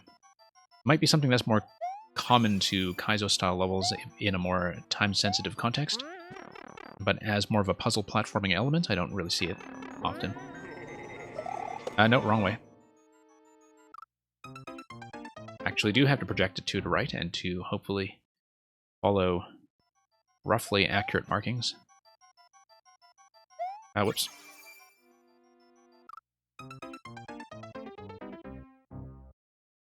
Yeah, the spacing is fine. I was kind of pulling back a bit, I think. Nope. I have to sort out my timing here. Okay, you only have to hit it once. Interesting.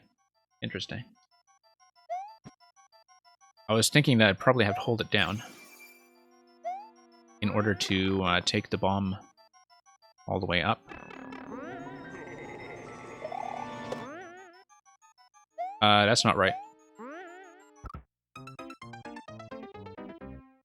Interesting. Okay, no, because I didn't need to hold it, because that brings me too high. I needed a soft... or short landing, rather, in order to get back onto bomb. And that will just take a couple of attempts to sort out, I think, because it is an unfamiliar interaction. And so it's nice that you have the checkpoint placements right in this location, so I can work some of that out. Okay, there we go. Very satisfying effect for... Okay, no, I see how it's supposed to go now. I just need to center myself, lightly tap, and I'll just ride up all the way. Yep. Just needed to see it. Just needed to see it, and we'll hopefully be able to get it down consistently from here.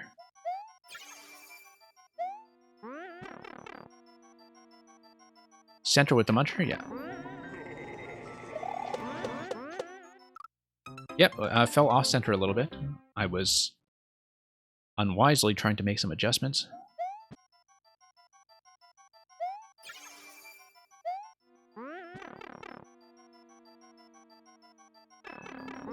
Okay. Yeah, no, I am drifting a little bit to the right. There's a bit of momentum I have going in, and I actually need to straighten myself out as I go up the stack.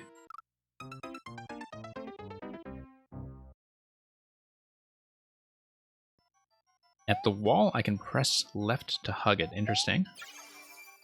Okay. Not quite sure what you mean by that, but... Oh, hug the wall as you go up. Yes, yes. Because it will go all the way to cover all 3 tiles of that gap. Oops, not enough of a dash there. Yeah, bit of an unconventional interaction, but it's very neat to pull off. And, you know, it's is about as gentle a teaching segment as you can have, given how quickly you reset from checkpoint. Okay, I need to really straighten out this timing, so we don't burn quite so many attempts on it.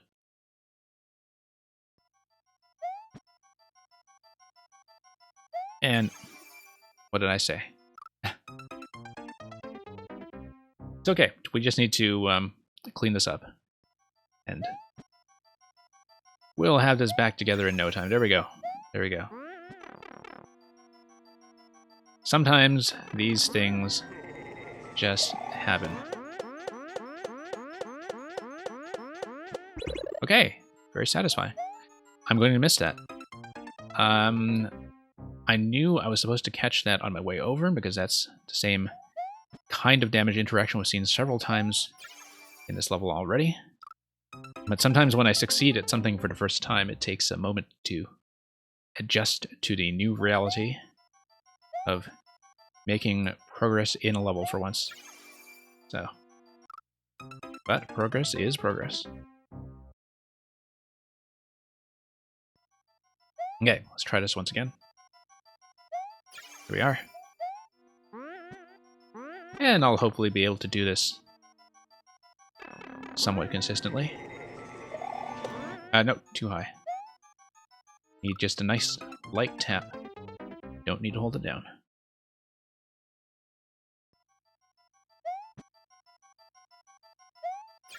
Too early.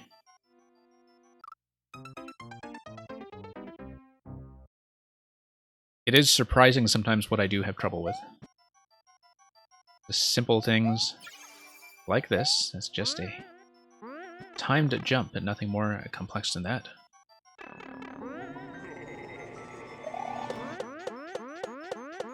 There we go. Something seemed off there about the lack of the on-off activation on the right side as I was expecting. I don't know what I did differently that failed to trigger it. Watch that a little more carefully. Whoops.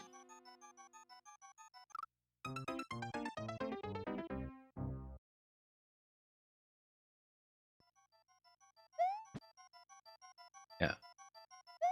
Too late.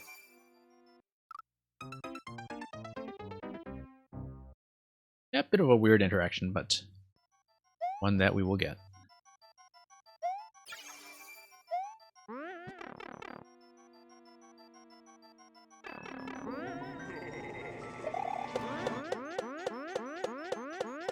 I see what's going on. It's because I dropped it on the wrong side before we were able to project it over to the on-off switches on the right side. So we'll just try to hug left, as you were saying. Actually trust a wall for once. And then catch that mushroom, get across to the other pipe.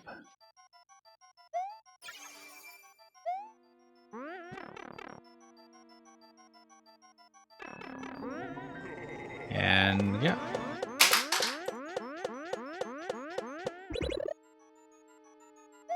There we go.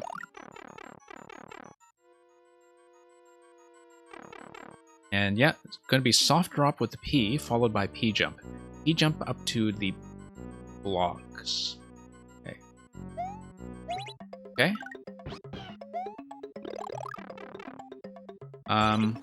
Oh, nope. Didn't expect Yoshi would have a timed activation there. I didn't know what was going to happen, so. Or maybe it's space-based. I don't know. I didn't know if I was supposed to trigger Yoshi or if I was supposed to progress to the next set of P blocks first, so there was a momentary confusion there. But we have that sorted out now, and this will hopefully go somewhat more efficiently. Nope. Just completely flubbed the soft drop.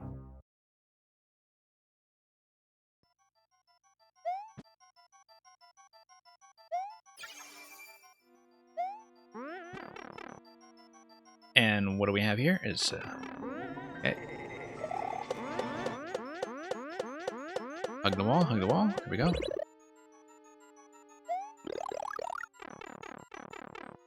Yeah, soft drop, P-jump. Nope, just missed a jump. Kind of astonishing I got it without any trouble on the first try. It's not the easiest technique here.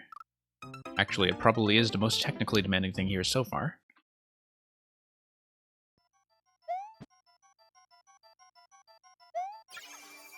But we'll get it. We've done it once, we'll do it again.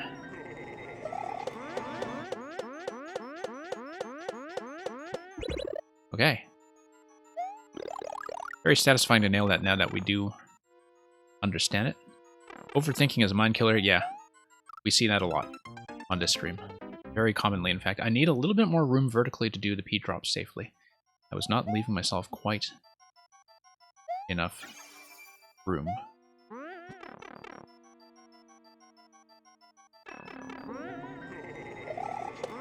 Ah, whoops.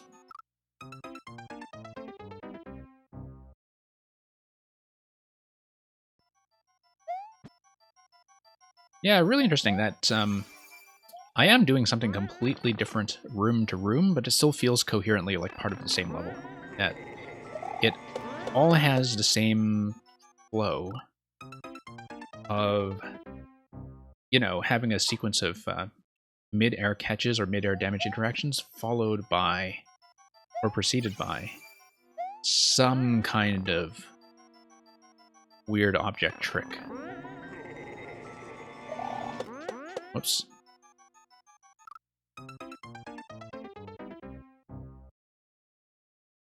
So yeah, in one sense it is kind of like a variety level. And in one sense, I can tell that I'm playing, you know, one continuous thing. It's not like it's developing the same ideas, but the ideas feel alike. And, nope. Here we go. Small item manipulation rooms, yes, with a lot of timed mid-air catches here and there, but item manipulation definitely is the theme.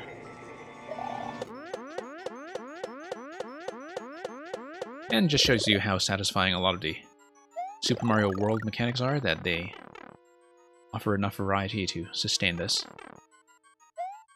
Nope, just missed the jump once again.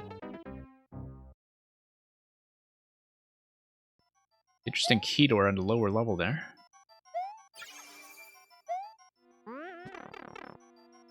Don't know what that's about just yet. Okay. Looks like a very proficient player could just kind of speed their way through to this jump.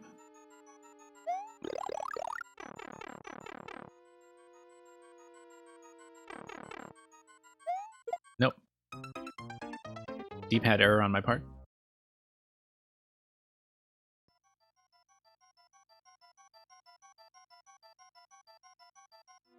Okay.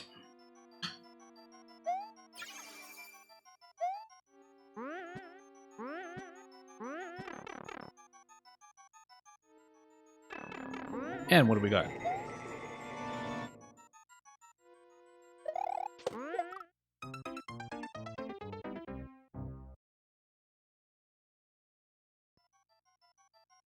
This moment, just going to check one thing.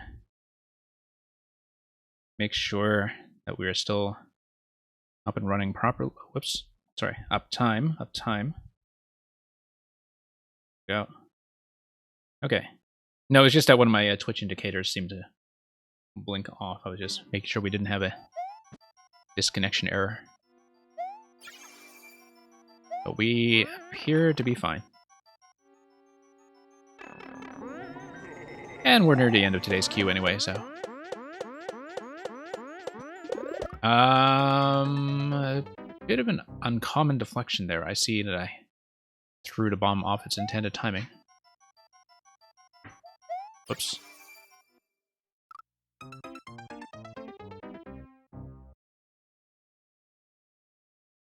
Yeah, I think I repressed it and that threw off the jump height and therefore the spacing of my deflection. So I don't know if there's a graceful way to instruct the player that they should not repress. I mean, I guess you just need to press them to go with the flow here. But I think psychologically, when you see the question block up top, it's very tempting to just lunge for it right away. Although obviously the correct interaction is the one that deflects the bomb over to the right side before it detonates. Nope, off.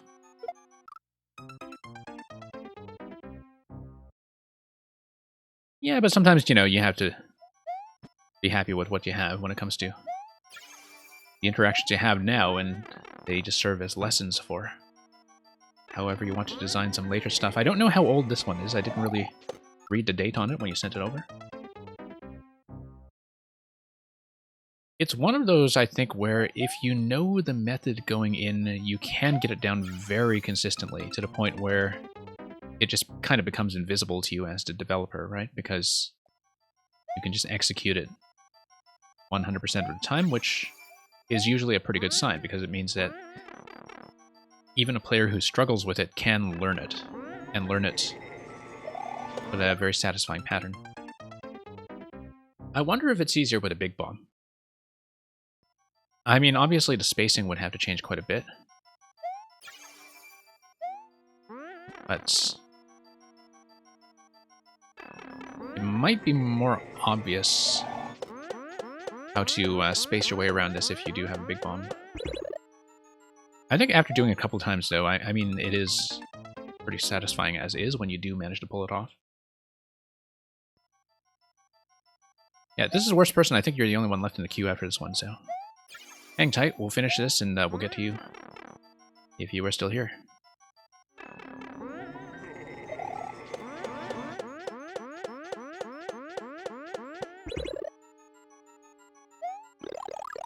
Okay, here we are. Oh, is there one other person? Okay, yeah. Nope.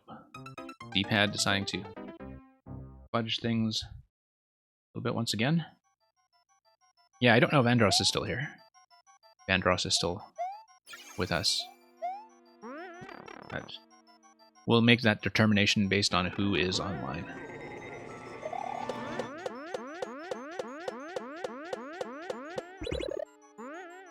No. Did not expect the trampoline on the right over there.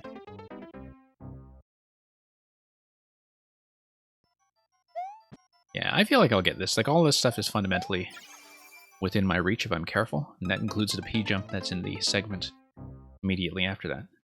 Just a little bit unfamiliar and unconventional, and you just sometimes need to price that in when you are estimating how long something is going to take you. But I feel like fundamentally this is within my ability to clear, and it's not really a concern. As long as we don't, you know, blow too much time on simple stuff like this. There's something about that timing that is throwing me off. Something about that timing that I'm failing to estimate. And it's probably that I'm misreading the moment that the block gets pushed. Like, I'm expecting one additional block of spacing for some reason. But yeah, very important, I think, when you see stuff like that, to try to think about fixing it and think about what kind of micro adjustment you can make consistently to just clean that up. I just missed. Okay. It's pretty funny that I managed to get it so cleanly the first time I saw that. And we haven't been able to replicate that since. That's okay, as long as I kind of keep my head together with the Yoshi acquisition that comes right after that. Not too concerned about getting through that segment. Tried to repress jump into that again, and we just missed.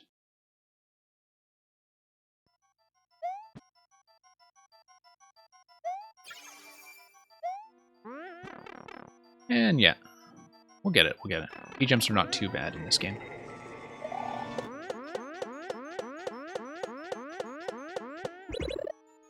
Like the P-jump itself isn't the issue, it's more that doing it in very quick succession after another input can be tricky.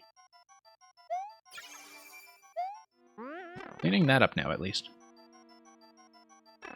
Yeah, I like it. I don't know if you need to re-upload it. Like, I feel like it has a lot of ideas here that can be further developed into levels of their own, almost.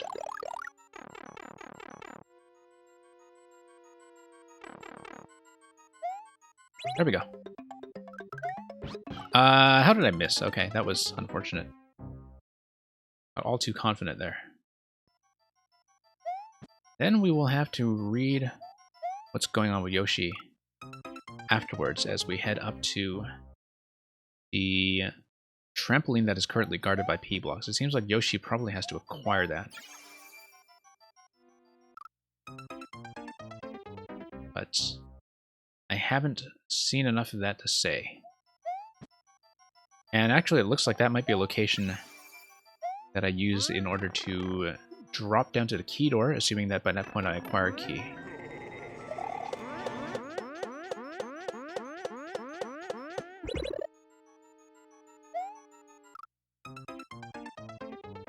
Catching things in midair, as you can see, is definitely not my forte. But then that's half of what this level is testing, so really just have to clean that up on my part. Okay, there we go. Much better timing.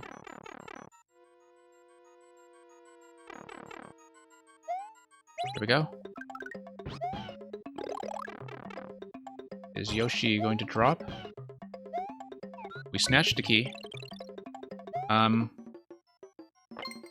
That was a save. That was a save. I was kind of panicking there when I was underneath the trampoline. Oh.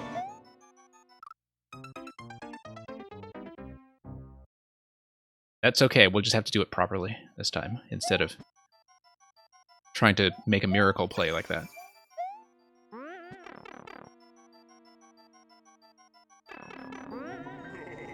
That's the thing, those miracle plays, like, they never come in the attempts where you actually finish something cleanly, you know?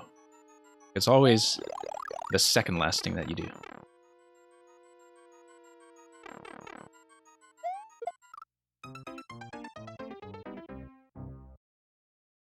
So yeah, that was certainly a moment. That was certainly two moments, actually. I think I was still in a little bit of shock that I managed to pull that off, which was why I died to that really easy final jump at the very end of the level that was extremely clearly signaled.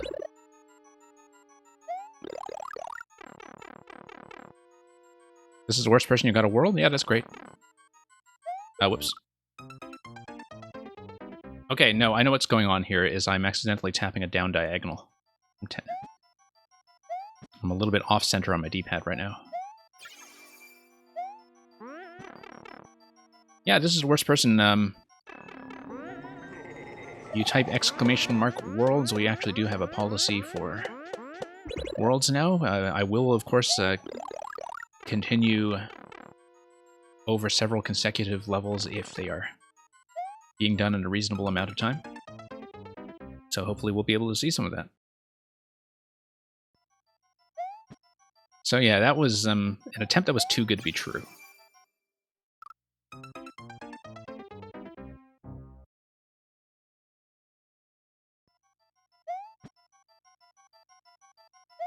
Okay. Anyway, we know what's going on now in terms of where I'm supposed to go.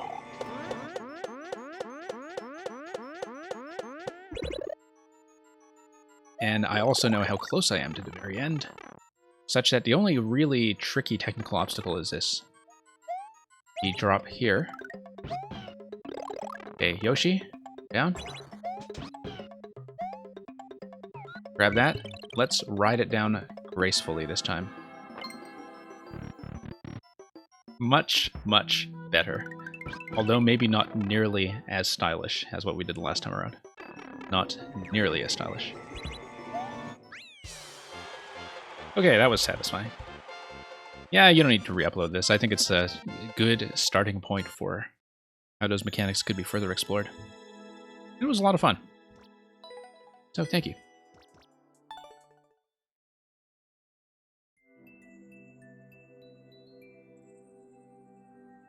Yeah, nice to have you back.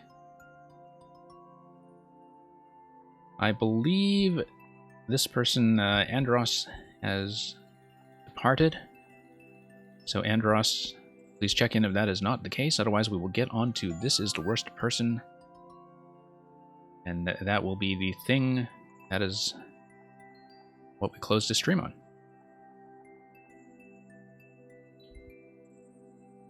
Yeah, no check-in from Andros. Let's go on to This Is the Worst Person, who, as I said before, was one of the first people ever to submit to this stream very early on. So, very glad to have you back. L7T, 482. 8KF. Always nice to see that people are just, in general, keeping on with Mario Maker after all this time. So, for those of you who are unfamiliar, not that anybody is waiting behind this one, but this is the set of rules we have for Worlds. I'll play the first level like a regular submission. After that, we will continue as time permits. I can be a little more flexible about that since this is at the back of the queue. And I'll try to do at least World 1, unless we hit game over. So I do see that you have a full suite of 40 levels over 8 worlds.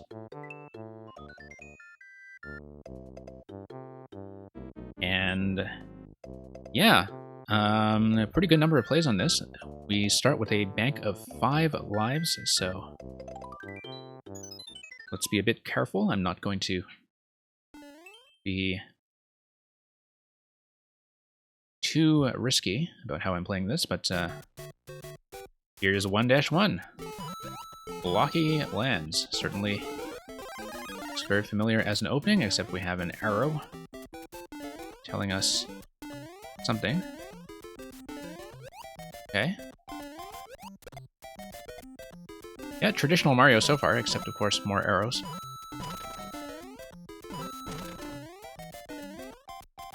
And I saw this thing that somebody made as a joke. Oh, can we actually catch that? Can I? Can I? I don't need it. Okay. I saw something a while ago that somebody made as a joke called 1-1, but with a good level design. And what it was just a remake of 1-1 with tons of indicators everywhere to mimic what people tend to call level design if they, really want a strict path that is spelled out for them. Hey, Silver Ghost, our queue is closed for today. If we get through this quickly, I might reopen for one more, but I am playing through at least World 1 of this probably, so I cannot guarantee any more plays past this one here. Thanks for dropping by anyway, though, and if you come back, and if you perhaps drop a follow if that's more convenient for you, we do run viewer levels on a fairly irregular basis. Okay, 5 up. That's going to be helpful. But yeah, no, that previous one wasn't over-indicated. It was more that I think maybe some of the arrows stuck out a bit as being something that was not quite what you would expect from a traditional format.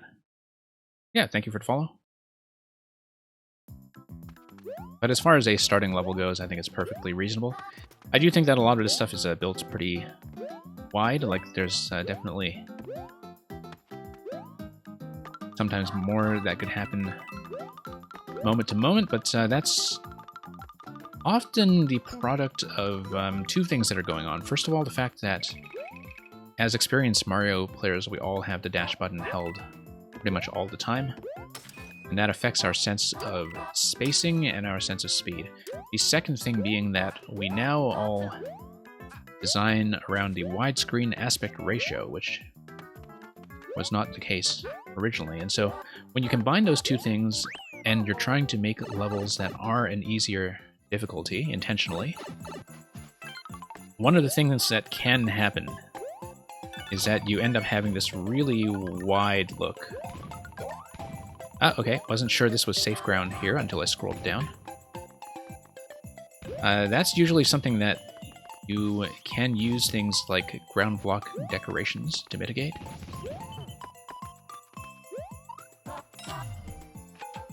You know, when you're scrolling down with the camera, you do want to be able to see where you're going, because you can't always guarantee that it's safe, so just a question of visibility. Okay, let's catch this one as sweeping down this way so we can grab that safely. Yeah. Not a bad design at all, though. I think it's something that's, like in something like the snowy segment we saw. Oh, panicked a bit there.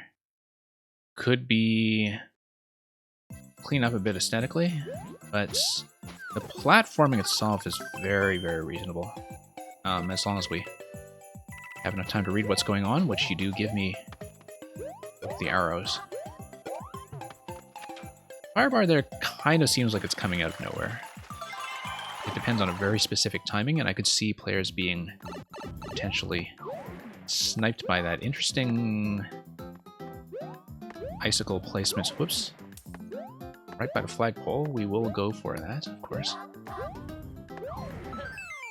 So yeah, it's a level that I think could use a bit more of a focused sense of identity, but as something that's traditional level for an early world, I think it works. And we can be generous about it. And yeah, you like arrows. And yeah, this is Worst Person. I do agree that at this point when you have so many plays on your stuff, that you don't want to kick out people's progress unless it's something that is like kind of broken. Especially when you have something that's spread out over 40 levels. So this is going to be optional, I think. It's going to be find the odd one out. Yeah, I think given the difficulty tuning here... Ah, it's Spot the Difference, okay. Spot the Difference, this is going to have a coin behind a fire flower. I've definitely played some Spot the Difference levels that are extremely hard. That are down to, you know, pixel precision. This one seems reasonable. It's not trivial. It does require that I pay attention and check things carefully. But it's not super punishing either. I say that, of course, as I try to match up each of the mushroom platforms and see how everything is also connecting to the various blocks. I know that these can be frustrating to watch as the viewer sometimes when you see the solution way ahead of me. Currently, all I'm seeing is a little bit of a background cloud tile behind this coin here, and that's just background art. I don't know if that's actually relevant to the solution at all. I might just be missing something extremely obvious. We'll go with it. And it's not. Okay. That's fine. That's fine. We'll just redo it.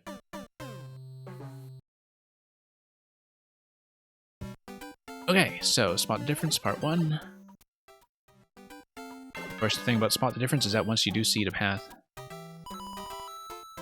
you can just remember where it is. Yeah, I was referring to the background cloud, like in the background wall. I doubted that was actually part of your intended design. But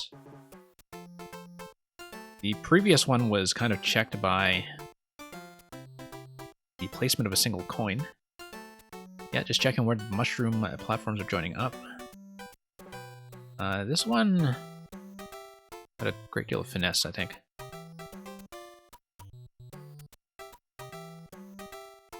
Is there some extraneous coin or background thing, like a background one-way panel or something that we should be aware of? Gotta just read this very carefully. I don't know that oh, okay, no, question block. Yeah, this is easy. I was making it way too hard for myself. Question block in the top right, yeah.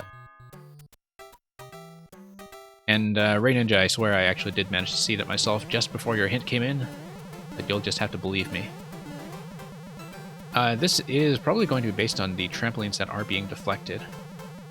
Horizontal, horizontal, vertical, horizontal, horizontal, vertical, horizontal, horizontal, vertical. Okay, no. Key switches could be based on the stacks in the middle columns. Note there is a vine underneath this one, you see? Vine underneath the left side stack. And that's correct. And yeah, the solution cards are going to highlight precisely the spot that we should have been looking at, which is nice. That is a fairly common feature to the spot to difference in the genre. But it's always nice to kind of isolate it in a very clear fashion, so there's no confusion about what's going on. Once again, let's not pay too much attention to the background art. I don't think it's too relevant to what this one is doing. Although that has been the case with some levels I played in the past. And it's going to be this one here because of the bottom right block. Checkpoint. And yeah, that's going to show you that accurately. Did we actually read all four? I don't think we did. Okay. Interesting. I think it's quite clear which one is different here. I mean, unless there's some kind of trick to it. I think that's a bit of a boss fight joke. Oh, okay. No, no, no. That's kind of cute as an ending to a spot to difference level. That's actually neat.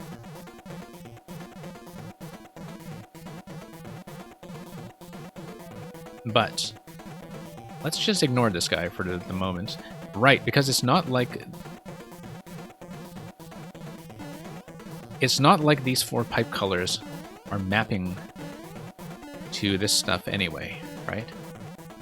Like, oh, it's based on corners. Okay, it's based on geometrical positions. So, yeah, I just needed to read what was going on there. I was matching the pipe colors, and that was clearly not the case when it was red pipes on the other three.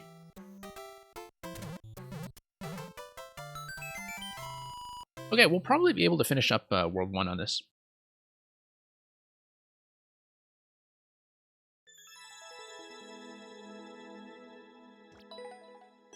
Hey, kind of a neat spin on spot to difference.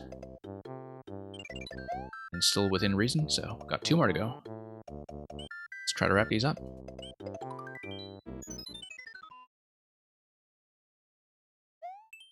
Easy mushroom jumps.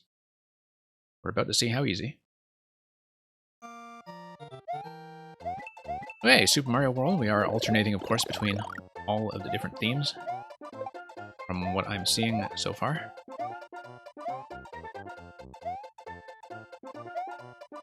And what do we got here?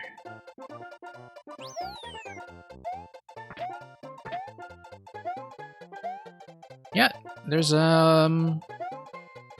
I mean, you did say there were easy mushroom jumps, and we're going to fail the easy mushroom jump. But, I was about to say, like, there's a lot in this level that, is kind of just jumping. I mean, I know that's the concept. But, I kind of feel like it needs a little bit more variety to spice it up. Because right now it does kind of just look like a series of jumps. And again, that's just one of the consequences of sort of building wide, like you're expected to just play it through and breeze through it quickly. But I find that a lot of the care and attention in sort of official Nintendo level design goes into making experiences feel meaningful for both people who go fast and people who go slow. That, you know, one of the ways they cater to people across a really broad difficulty range is by thinking like that about pace, and having enough that's creating some interest and creating some escalation. at any given moment, such that it can be very satisfying to blow through everything, but there's also kind of enough to engage with moment to moment. We're taking it a bit slower.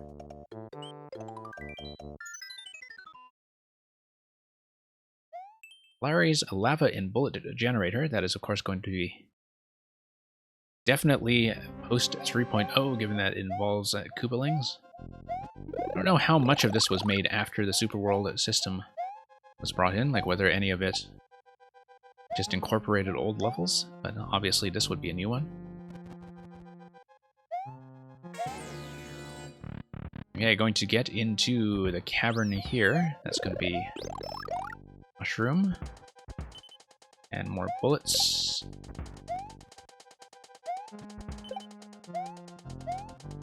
And yeah, just going to take a bit of a maze here. I feel like there's a lot you can do to create more of a sense of place using things like semi-solids. So you see how, you know, you have just this big block of ground over here? And that often there's some things that you can do with some aesthetic variation, but as a kind of simple World 1 castle, I think this probably is what you were going for, so. Nice how you have the exit door in a bit of a safe, secluded location as well. I always underestimate how long the shell phases actually are in the Koopalings. Well,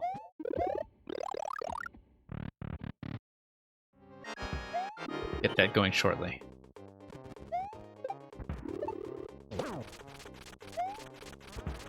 And okay, just got a second bounce. Third bounce.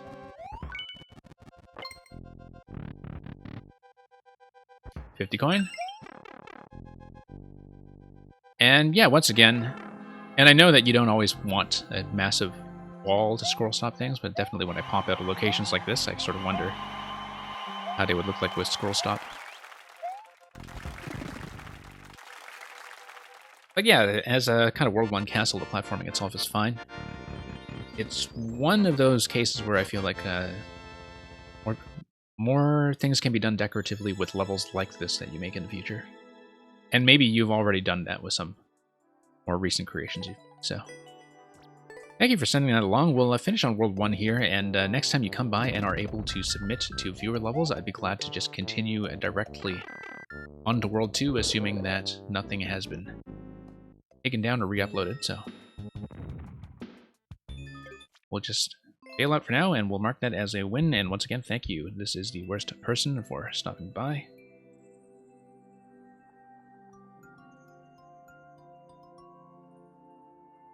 Okay, we'll have to wrap up at this point. So, thank you everybody who has stuck around this far in the stream. As is typical, we're going to be looking for somebody to raid, usually somebody who is doing Mario Maker, so you can send them some viewer levels as well. And yeah, usually viewer levels, although sometimes we change things up and try to show you some other interesting content that's going on from our fellow streamers. Over here, I'll be trying to pick up some of the viewer level schedule again. We have a couple of things going on in the meantime. I'm still going to be doing some post-game puzzle content in Paper Mario The Origami King, when I can stuff that in. We are finished with the main game already, but we'll be doing some puzzle content, and that will be spoiler-free, and so you can drop by if you want to see some of that. Over here, we will, of course, be running the usual backlog night on the Saturday to Sunday late stream, where we'll go through some of the unfinished business that we have, possibly including that gigantic escape room that we still haven't solved, and which we looked at for quite a while today. And definitely involving the preview of some of the makers that will be involved in Week 7 of 4YMM, which you should definitely catch up on if you haven't already. So with that out of the way, that's going to be it from me. I certainly bid you a good night, or just a good day, depending on your time zone. And we'll send you off to somebody else in just a moment, so stick around. And fare thee well.